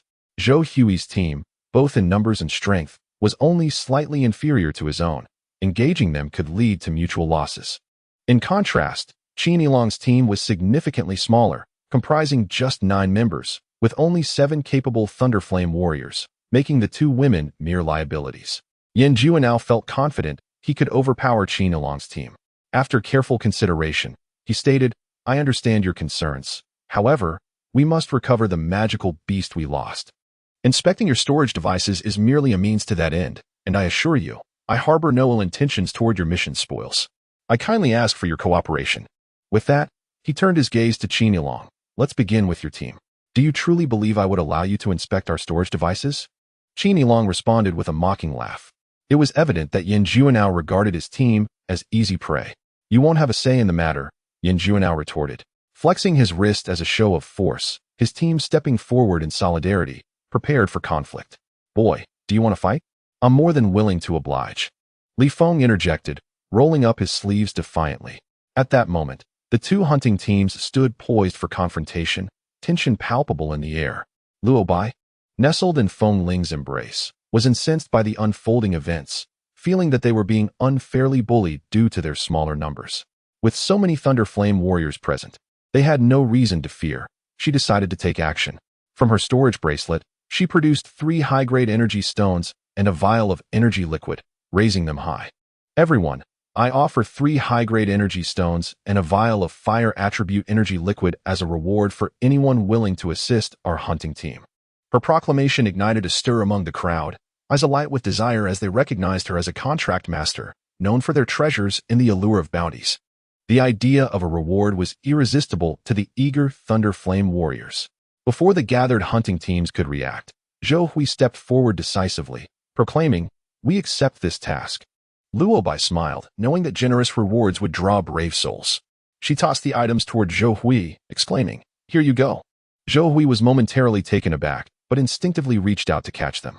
Fortunately, the high-grade energy stone fell harmlessly to the ground. But the vial of energy liquid, a fragile porcelain container, was at risk of breaking. Wait, when Xiao, noticing Luo Bai's action, wished to intervene but was too late.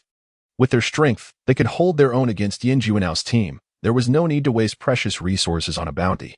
Furthermore, once a task was accepted, only upon its completion would the reward be granted. It was unusual for Luo Bai to offer the reward up front without having completed the task. At that moment, Zhou Hui's attempt to catch the items went awry. The fault lay not with him, but with his clumsy brother, Zhou Feng. Eager for a high-grade energy stone, Zhou Feng reached out as well, inadvertently knocking the vial off course. With a shattering sound, it fell and broke, spilling the energy liquid onto the ground. Zhou Feng was left dumbfounded, glancing at his brother, while Zhou Hui's frustration boiled over, veins throbbing on his forehead. Without a second thought, he kicked Zhou Feng, who fell to the ground, complaining, "But I'm a special case. Enough with the excuses, you just keep causing trouble." Zhou Hui was unimpressed with Zhou Feng's antics and mercilessly kicked him again. He shouldn't have been so soft-hearted as to bring this brat along. Not only was he delicate, but he also had a knack for deceit and mischief. Honestly, which Thunderflame warrior would be blind enough to take a liking to him? The sudden turn of events left Luo Bai somewhat at a loss, and she looked up at Zhou Hui, questioning, "Whose fault is this?" Zhou Hui's expression momentarily faltered. "It's mine." Luo Bai sighed in relief, feeling sympathy for Zhou Hui for having such a foolish brother, so prone to causing trouble and dragging others down. Qin Yi Lang and the others also secretly breathed a sigh of relief. It was good that Zhou Hui took responsibility, as they did not wish for further complications. When Xiao sighed helplessly, feeling that the bounty Luo Bai had offered was excessively high. Yet, now that the items had been given, it was too late to retract them. They couldn't very well ask for them back. They were not Luo Bai, who seemed to disregard all decorum, as such unbecoming actions were typically beyond the pale for most. At that moment, the Thunder Flame warriors, who had lagged behind, were filled with regret. 3 high-grade energy stones. That was enough for their next mission. Had they reacted quicker, those stones might have been theirs. Yin Junao cast a disdainful glance at Zhou Hui, who had taken the task, and stood with Qin Yi Lang's team. His expression darkened, and when he looked at Luo Bai, his gaze was as sharp as a blade. Luo Bai was unafraid and met his gaze with a provocative smile. She was well aware of Yin Junao's reputation, having read about him on the Star Network. He was rumored to do anything for the stunning beauty Dai Yin of the Feng Yao Empire, acting like a rabid dog, fiercely combative. If he craved a fight, so be it. Let them compete, for the victor would claim glory while the vanquished would suffer disgrace. With a smile, Luo Bai asked, "Care for a duel?" The power dynamics were clear, and she felt fearless. Yin Junao averted his gaze, tightly clenched his fist, adjusted his expression, and forced a strained smile toward Qin Yi Lang, saying, "Captain Qin must have misunderstood. Checking the storage device was merely a last resort since we lost a magical beast. If Captain Qin disagrees, then it's settled." Yin Junao took a step back, and Qin Yi Lang asked, somewhat amused, "So, this means we have nothing to do with it?" Yin Junao nodded derisively, his clenched fists alternating between tight and loose, barely suppressing his rising discontent. If Zhou Hui hadn't interfered, he wouldn't have been at a disadvantage to this team. Even if they couldn't retrieve his magical beast, at least the other party had hunted 2 beasts, and seizing the opportunity to take those would have sufficed. Yin Junao's frustration only served to please Qin Yi Lang, who turned to Zhou Hui and said, "Thank you." It was nothing. Zhou Hui nodded in acknowledgement. Qin Yilang only offered a polite remark before leading his team back to their resting area. Li Feng busied himself with grilling and preparing food, while Qin Shui, too tired to care about her image, found a small bush to sit against and fell asleep. Feng Ling warned the still drowsy Luo Bai. Wait until we pitch the tent before you sleep. There are too many bugs and ants under the bush. Luo Bai responded, her eyes still shut. Feng Ling, feeling concerned, called Qin Yilang and the others to help set up the tents. Earlier, during the standoff with Yin Junao, Luo Bai had been spirited, for she too had a combative nature. However, at this moment, she had lost her vigor. Once Feng Ling left, she stood there dozing off. The Thunder Flame warriors were adept at outdoor survival, and soon 5 tents were erected. Exhausted, Luo Bai didn't even eat before retreating into the tent to sleep. Qin Shui was roused by Qin Yilang, wiped her mouth, and crawled back into the tent to continue sleeping. After Qin Yilang's team had eaten and rested, several hunting teams that had not acted in the evening descended from the rocky heights. Lacking the ability to hunt magical beasts, they focused their efforts on killing aberrant creatures. Based on their experience, they surmised that the beast tide would not last long after the magical beasts had passed. It could retreat at any moment. While the tide remained, they would kill as many as they could, as each one sold for interstellar currency. The group rested until midday, awoke to eat, and then proceeded to hunt aberrant creatures. Throughout the afternoon, Luo Bai used up 2 more high-grade energy stones, and by evening, the beast tide gradually receded. Some greedy individuals continued to hunt for a while longer before finally ceasing. The next day, surveying the rocky sandy land left in the wake of the beast tide, they found a scene of utter devastation, with hardly any aberrant creatures in sight.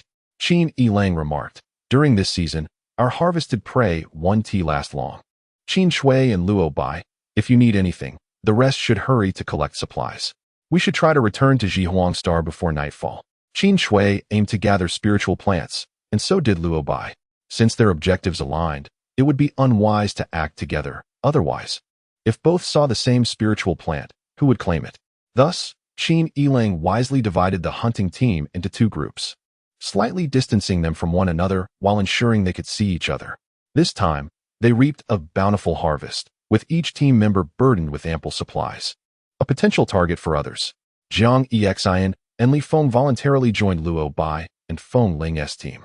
As Luo Bai's stepbrother, Huaran naturally joined them as well. The 5 stood on the sandy ground, squinting against the glaring sun, unable to fully open their eyes. Can you sense where the spiritual plants are? Jiang Exian inquired. I'm not sure. Let us just search randomly, Luo Bai replied, having never sensed spiritual plants in such an open wilderness. Without any leads, they aimlessly began to sift through the sandy terrain, inspecting any plant they encountered. Amidst the chaos, smaller plants had been trampled beyond recognition, with only a few surviving in the crevices of the rocks. As they searched, they managed to find a few intact spiritual plants. Luo Bai noted that most were flame grass, which were not large. If they grew any bigger, they would not survive, having likely been crushed. The stems of the flame grass were red, with the leaves and roots also bearing a crimson hue, resembling small flames when held. Under the blazing sun, Luo Bai felt a surge of excitement at the sight of the flame grass and quickly stored it in her wristband. Wow, I found a melon. Jiang Exian exclaimed excitedly a few meters away. Really? Let me see. Li Feng, who was closely following Jiang Exian, swiftly approached to take a look. Hey, it truly is. Let us see if there are any that were crushed. The melon vine emerged from a rock crevice, and though the plant was small, it bore 2 green melons. One had been trampled, but the other, located beneath the rock, was quite small. Jiang Exian reached down to pick it, revealing a bright smile with pearly white teeth as he said, "This one is good." He ran over to Luo Bai, presenting his find. This is a wild nutrient melon. Only growing in the hot, sandy climate, its flesh is exceptionally sweet. It's a gift for you. As Luo Bai poked at the rock crevice with a small branch, she turned to look at the green melon in Jiang Exian's hand, immediately captivated. She examined it closely and then sniffed it, but the rough green skin offered no discernible scent. Where did you find this? If she wasn't mistaken, this should be a Hami melon, although it was mutated. Luo Bai was still thrilled. Over there, Jiang Exian pointed to the spot where he had discovered the melon. There are no more melons left. And the vine has been trampled. What are you going over there for? Ignoring his question, Luo Bai directly walked over to inspect the vine. The melon vine stretched about 80 centimeters, sprawling across the sandy ground, with one tendril climbing alongside the rocks. The tendrils were slender, the stems angular, and the leaf stalks bore coarse hairs. The leaves had serrated edges. The more she looked, the more it resembled a Hami melon vine. Unable to contain her excitement, Luobai called out, "I need this sand. Please help me collect it. This rocky sandy soil is barren. Just because one melon grew doesn't mean anything else will." Li Feng kindly cautioned Luobai. "I know, just help me gather it," she insisted. Li Feng retrieved several bags, and the others helped shovel the soil while Luobai directed them, collecting a total of 3 bags of soil.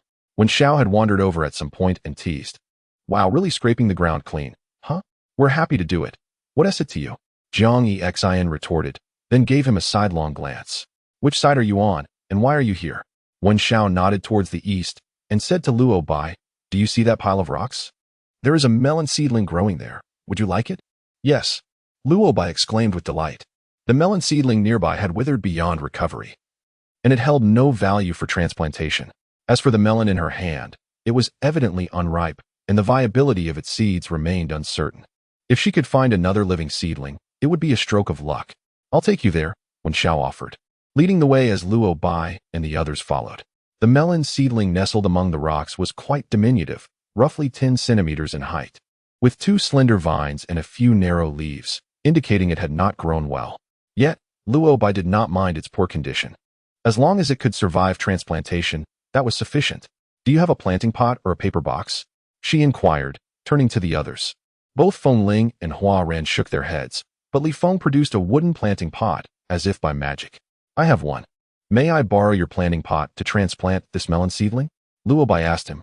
"Of course, it's just a planting pot. Consider it a gift." Li Feng waved his hand dismissively. The entire hunting team had benefited significantly from the high-grade energy stones and energy liquids Luobai had provided, resulting in a bountiful harvest. He was more than willing to part with a mere planting pot. "Thank you," Luobai expressed her gratitude, remembering Li Feng's kindness. Before the transplantation, she poured a bottle of water at the roots of the melon seedling, then scooped some soil into the planting pot, carefully transferring the seedling into its new home. As the group prepared to continue searching for spiritual plants, Luobai glanced behind the rock pile, and her eyes widened. She had not clearly seen what it was, and was pondering when the object flitted its wings and vanished. However, in that fleeting moment, Luobai discerned that it was a wild chicken. Excitedly, she pointed, "Look, there's a wild chicken." "Where?" Zhang Yisun was the first to dash toward the back of the rock pile, with others quickly following. The wild chicken was a descendant of the ancient earth chicken, having mutated over time, and it possessed exquisite meat with high nutritional value. A single phoenix-tailed chicken could fetch as much as 10,000 interstellar coins. They could not let it escape.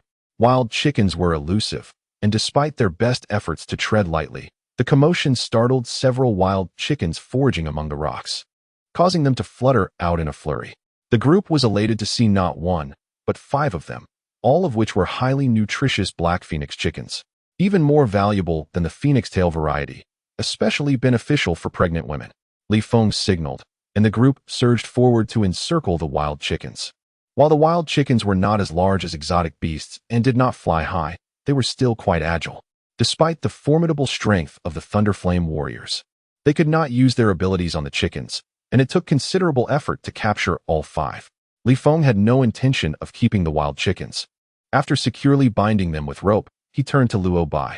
"We Thunderflame warriors are not as delicate as you women. The meat of these black phoenix chickens is tender, so you can have these 5. Luobai was somewhat taken aback. After exchanging a few pleasantries and seeing that Li Feng was sincere, she decided not to insist further. Reaching into her storage bracelet, she produced several high-grade energy stones and handed one to each of them. "Here, take these." The group accepted her offering with delight. After 1 o'clock in the afternoon, Chu Ping and Shui Run arrived to discuss leaving with Qin Yilong. After a moment of hesitation, Qin Yilong gathered his team and boarded the airship, departing Red Star alongside Chu Ping's hunting team. Upon their return to Jihuang Star, it was already 3 hours later, and the weather remained gloomy, with light rain falling steadily. Chapter 100. The material warehouse. As the airship approached the airspace of the Jihuang Star military base, the 2 teams separated to land. Chu Ping headed to his team's material warehouse, while Qin Yilong's group descended directly in front of the first team's material warehouse. The Jihuang Star military base currently housed 12 combat teams, each possessing its own influence and exclusive material warehouse. The warehouses were divided into overt and covert ones. The warehouse Qin Yilong brought everyone to was the overt one. Every time he returned from a mission with his hunting team, he would tally their harvests here. Once the warehouse door closed, Qin Yilong first released the 2 magical beasts he had captured. He had hurriedly stored them before, and the others had not had a chance to see them, so now they could finally observe them up close. The 2 magical beasts included a black mutated leopard and a fire-red mutated fox.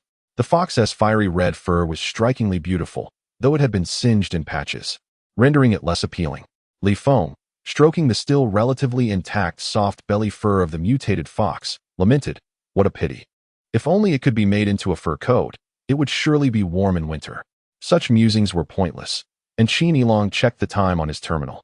Realizing it was already 5 o'clock, he took out a portable computer and said, "All right, enough gazing. Everyone, please take out the items from your storage devices." Feng Ling, Hua Ran, and the other combat personnel had hardly any time to collect items, so their storage devices held little. The bulk of the hunting team's supplies were in the hands of Xiao Chun, Luo Bai, and Qin Shui, who began retrieving items one by one. Li Feng and Jiang Yisin organized the items while Qin Yilong prepared to take stock with his computer. Luo Bai stood still, prompting Feng Ling to ask, "What's wrong?" Luo Bai scanned the warehouse, hesitating before saying, "Are we counting items in this warehouse? Is there a problem?" Qin Yilong looked over. Don't worry. This is our first team's space. Just take out what you have." Li Feng assumed Luo Bai was uneasy about the material warehouse. No. Luo Bai attempted to explain, smiling awkwardly as she stammered. "What I meant was, isn't this place a bit small?" "Small?" Li Feng was momentarily taken aback, then chuckled. "This material warehouse is over 1,000 square meters. It's quite spacious." Luo Bai chose not to elaborate further. After all, Xiao Chun and Qin Shui were already retrieving items, and her inaction might lead to misunderstandings. She touched her left wrist with her right hand, activating her colorful bracelet. And with a splash, a massive exotic beast emerged. "Wah!" Jiang Yisin gasped, her mouth agape. "You can actually store an entire exotic beast?" The others were equally astonished. Feng Ling blinked, finally realizing who had taken Yin Jun Ao's magical beast. Who else but Luo Bai? Qin Yilong, as a competent leader, quickly connected the dots. Chuckling softly, "Good, very good. This is truly wonderful." An exotic beast had been effortlessly retrieved by Luo Bai, and it was nothing short of exhilarating. Initially, Luo Bai released 2 or 3 exotic beasts at a time, but soon finding it tedious, she directly installed 2 high-grade energy stones into her colorful bracelet. With a series of splashes, a small mountain of exotic beasts began to pile up in the warehouse. Now everyone was left speechless. Indeed, this warehouse was starting to feel a bit cramped, filled to the brim with exotic beasts. Chapter titles: Enumerating quantities, bestowing gifts, a grand deception, an exaggerated jest, squadron repast, grasping a spoon, a petite spoon for dining, scrounging for sustenance, remarkable indeed the Su lineage, she demurs in advanced lightning type, botanical the Huang. Families, abundant funds, sex, indiscernible instigation, a bountiful harvest, abundant nutritional energy, a frenzy of activity, scorching, sustaining a household through innate aptitude, superfluous indulgence, resource stockpile. Ubiquitous industry, a coveted commodity, exceedingly parsimonious, exquisite, another rebuke your desires to? Lost to recollection, spoiled beyond measure, not destined for the clan, beryl jade beneath her disdain, crimson flame stone, a furnace of explosions, all furnaces exploded, queuing, she refuses to tolerate offense, provoking others, human affections are biased, not acquired gratuitously, she rejects such tactics, fatigue, sets in verbal assertions, are ephemeral, refrain from antagonizing, aid, independent contemplation, even the infinitesimal suffices who will be incensed. A deceptive ploy, utterly ignorant, furnace explosion, another detonation? Flame, grass, no detonation, a mother's great equanimity, universal impotence, resources, and armaments, premature resignation, cognizance of your abilities, triumph, at last exclusively fire, attribute, envious glances, an advocate emerges, compromise, combat teams, converge, spoon yearns to retaliate, I shall join your retaliation, array, implement, baskets, what transpires here? A brief respite, intolerant of offense, array, implements, possess, temperament, universal similarity, fortifying, boulder mountain, reinforcements, arrive, extreme favoritism, she has no time for furnace explosions, these 2 cohorts are now invaluable, no deception, Su progeny, mastering the embers, engagement, another resignation, the crucible remains intact, this batch is successful, how is she so capable? Unworthy of observation, only the grand will suffice. Alchemical cauldron, fire affinity, elixir tier, elemental fire, such auspicious fortune. Borrowing a cauldron, rejecting such tactics, a united assault, a honeyed tongue, a year and a half of futile imitation. Her intellect is keen, persuasion required a rarity. Your capabilities are immense, astonishing aptitude not requiring your assistance, exhaustion of effort, slightly divergent, diversified reinforcements. Spare me the sugarcane, a facade of compliance. Even small fireballs require respite. Her method of propulsion, engaging in joint combat. Is that an array implement? What manner of array implement is this? The sugarcane array implement is far from gentle, no mischief afoot this time, in absence of sapience. Yet comprehension dawns, she refuses embrace, avarice, sweetness. What manner of character is this? An uncommon array implement, infantile vociferations, rejecting your sustenance, prone to ire, mutual estrangement, unyielding pride, provocation. Your flattery is understood, cultivation, imitating her detonations, grasping the handle when the spoon eludes a rarity to be conserved. The orange spoon's mischief recommences, successive detonations, abundance of treasures none dare purchase for consumption, strife within the realm of talents, unpalatable boiled maize, boiled peanuts, a deficiency of exceptional men, a winter of idleness, another instance of consumption, universal suitability, envious glances persist. 4 piglets, will this too be emulated? For spoons quite adequate, 1 lawn roué suffices. Profound joy, a modest windfall, such auspicious fortune. Lawn sheaths, selecting the smallest who would depart at this juncture. Disinclined to argue, how can the gluttonous possess diminished vision? Her impotence, a great rarity, a scramble ensues. This child's heart is too sincere, some gains are achieved. Ardent temper, rumors, what good can be said of you? Cultivated into such a delicate disposition, such auspicious fortune, your good fortune, such avarice, exorbitant prices, she declines a pretense of authenticity. Her distrust, exceedingly amiable, ineffectual, talented treasure, hunter, silent enrichment, feasting, avarice, gains, spoons, aunt, salutations, headache, grandstanding, a corvette of colonel rank, her mother's fertility, the pot calling the kettle black, emulating humility. Refusal is acceptable, she presumes her intentions are obscured. The Luo clan. Provisioning influence, she refuses to exploit others. Disdain, indulgence, purchase, even seedlings refuse to grow. Insomnia, his lack of empathy, inconspicuous quantities, sisterly affection. Children are becoming cunning, exceedingly valuable. That imbecile excavation begins here. She disdains heavens, selecting the most eloquent for the offensive. None heed her. I am merely annoyed by her. A previous array deployment, premeditation. Consistently fortunate, deaf to reason, deception, gains, spoiling the temperament, visiting, aunt, obeying, aunt, cessation of labor, borrowing, a hoe despised, how dare such a wretch covet? Emulation is permissible, aesthetic appeal suffices. Idle alchemy, more precious than gold, exceedingly high quality augmentation of exotic beast, combat prowess. Her indifference, deceiving the orange spoon into accompanying, never again exclusively ours half. For the spoon, denial of division, exertion of great effort, elevating the embers from gentle to blazing. Her refusal ensures no recurrence. Providence favors the virtuous. A sleepless night ensues. Her foreknowledge, compelling Shui Wan to deviate from character, excessive knowing. Men cherish her aspiration to learn alchemy. Ostrich eggs, intense envy, the avian creatures deigned not to abandon subtle entreaties for Luo by sufficiency for sustenance. Appropriate his determination to persist, unsuitable labor. For women and children, perhaps synchronicity, selection of planets, crab traps likely mirror this avarice. Abundant energy by Yan's esoteric gestures, preparations for departure, replacing with smaller planets for assault. Spoons are overlooked. No need for emulation. Eastern emerald, bamboo star, elevation of status ensues, seizing the opportunity to ameliorate strength and status. Her extensive contemplations, gratification, would they not be dumbfounded?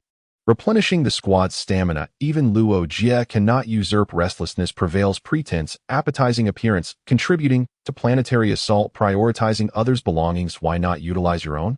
A contest of avarice, even a lieutenant general would concede. Difficult to enumerate. Tang Xiao alone suffices, expedite your actions. Eyes filled with existential doubt, this is bestowed upon him. Even kin are excluded. Mutual non-interference, selecting the largest, resounding victory. Concealment, universal agreement. Her proficiency, envy, seeking recognition, such potency. Denial of libations, Tang Xiao's potency, desiring exact replicas. Our aunt, what is the meaning of that gaze? Fondness for gossip, the Bai family's array implement. Subdued temperament, mutual antagonism, that remarkable countenance obscured the majority. Tang Xiao's spoon, Tang Xiao forbids universal compliance. Obsessive yearning for offspring, 3 centuries hence spoiling, leads to divorce. Your delicacy, selecting exotic beasts, military authority, avian song, and floral aroma dare to cultivate crops, indulging you all potential for elevation of status. No scarcity of interstellar currency, her inability to bear Children unwillingness, intense craving, childlike behavior, cessation of child indulgence, Jean, emerald bloom, genuine sweetness beneath their wings, her occasional prowess, proficient in detonation, seeking recreation, you have yet to detonate, summoning a small fireball, disinclination for labor, large-scale extraction of beryl jade, assured planetary assault, amiable replenishing stamina, is also acceptable, remarkable her inability to keep silent, playfulness, seedlings grow rapidly, satisfaction, she disdains primary grade vegetables, sufficiency in unity, numerous complementary items, unacceptable, cultivator, she has no time to count, fundamentally unsuitable material, who desires it? Unremarkable cultivation, cauldron, no need for large-scale endeavors, let no one covet satiety, affectionate entreaties, reasonable fortune, leisurely conversation, procuring provisions, augmented combat prowess, childlike behavior, harvesting fruits, gains. This unconventionality, astute, hoping for further advancement, none can intervene, she must not incite discord, idle resentment, mobilizing a legion, appealing, perfunctory, exotic beast, combat prowess, is excessive, lack of enjoyment, affection, awareness. Suffices, caustic tongue, she declines, envy is inevitable, small fireballs, whizzing, universal industry, exceedingly rare sustenance, universally unconventional, inability to retain her inability to remain silent, idleness, luo, one superior. Nutritional energy, fruits, astute calculation, preferable alchemy, extraction, disdain, tender bamboo shoots, unleashing a barrage of small fireballs, array, refining, cauldron, more inflammatory than alchemy, intense heat, unavailable for purchase with interstellar currency. Astonishing capability, battle robe, inability to engage in combat is unacceptable, defensive battle robe, favoritism, exquisite appearance, compact luxury spaceship, is this not foolhardy? Bountiful harvest, women lack combat prowess, avarice, scorching star, avian ridge mountain, innate talent, even the capable are vulnerable to confusion, energy, extraordinary energy, golden orb, the wood element possesses this ability, optimizing advantage, multicolored, exotic beast, your authority, inability to remain idle, elixir, unworthy, incapable of this task, mutual non-concession, a singular occurrence, this is favorable, great generosity, this is quite adequate, his cherished wife, medicinal plants exceed. Energy, wood in value, proposing ideas, none bestow, freely spoiled by family, bountiful harvest, rejection of sustenance, underestimation, confusion, inevitable, cauldron, detonation, coronet of nobility, disinclination to interact, a paragon, selecting the largest fastidious material collection, numerous petitions, disdain for wild greens, scorching star, avian ridge mountain, and small deer mountain, tender bamboo shoots. Desire to censure, envy, avian traps, such leisurely individuals, Zhu Xing, Shao, her desire for silent enrichment, consorts selected from noble families, rare jaybird, a jaybird given as a gift, jaybirds are exceedingly delicate and capable by others, machinations, numerous schemes, exceeding cunning, affluent background, exceptional fortune, small hot peppers, gains disapproval of altruism, cultivate discernment, henceforth, deceiving all abundant, gains joyful enumeration, the one families, small fireballs, provocation, consumption, good fortune, silent enrichment, tasting success, fondness for abundance, her ability to harvest treasures in impartial scale, within utter disdain, cunning and scheming, resentment, arrival at scorching star, unique skills, undiscriminating selection, gourmand, our child shall not seek the limelight, refraining from plucking avian feathers, cessation of avian provocation,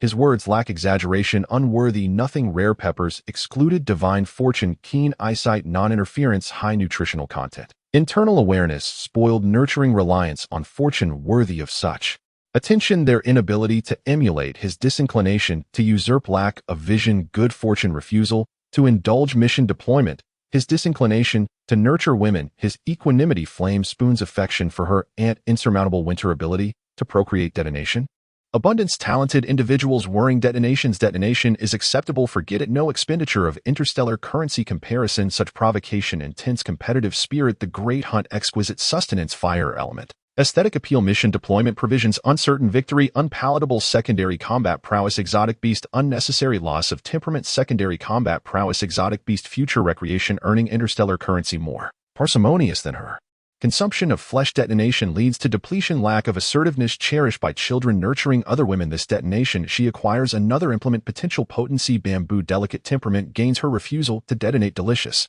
sustenance, perhaps unworthy of their esteem, cherishing her beauty, unavailable for purchase with interstellar currency, universal consistency, desire for embrace, exclusion from their company, shopping, such as this ineffectual disapproval, aesthetic appeal, the when families, small fireballs, continue, indulgence, petty, incomparable to you, perhaps unavailable for purchase, only you are capable, deceiving whom?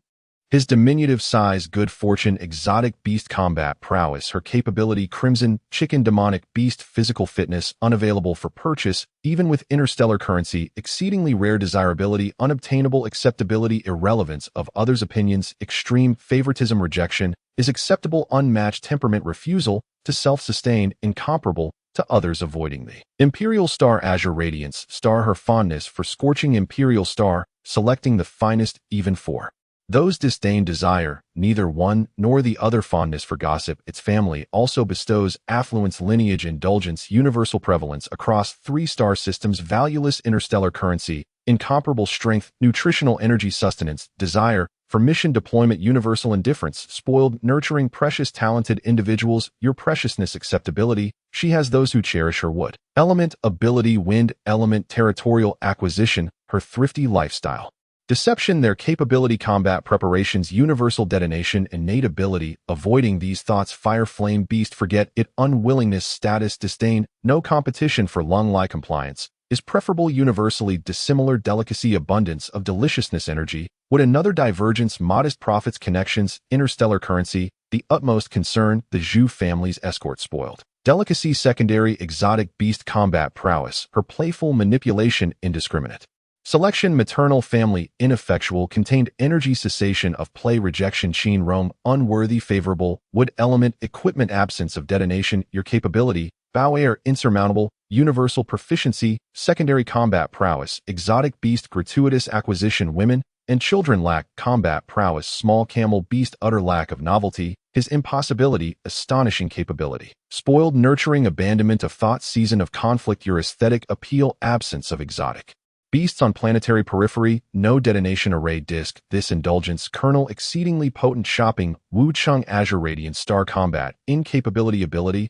to seize, astonishing capability, gossip, indiscriminate selection, impossibility, seizing exotic beasts, exquisite sustenance, augmentation of capability, encampment, cherishing desire to contribute, accomplishment, energy, assisting you, absence of consumption, such ineffectiveness, sweeping away, combat, selection of target, profit, acceptability.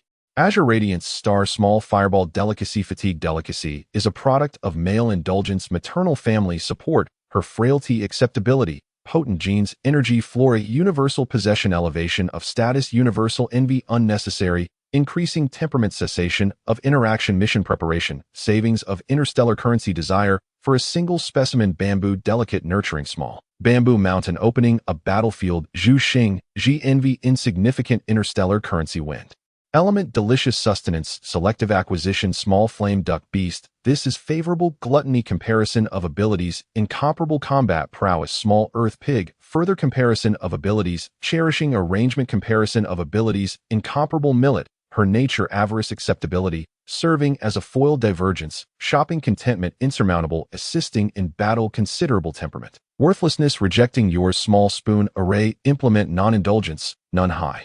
Combat prowess, her desire for silent enrichment, the Zhu family detonation, target ability to procreate, favoritism, unacceptable indulgence, return to scorching imperial star, exclusion from interaction, earnings of interstellar currency, incomparable acceptability, fatigue, nobility, contemplation of activities, humor, imperial star, talented energy, flora, emerald bloom, spoon, more delicate than you.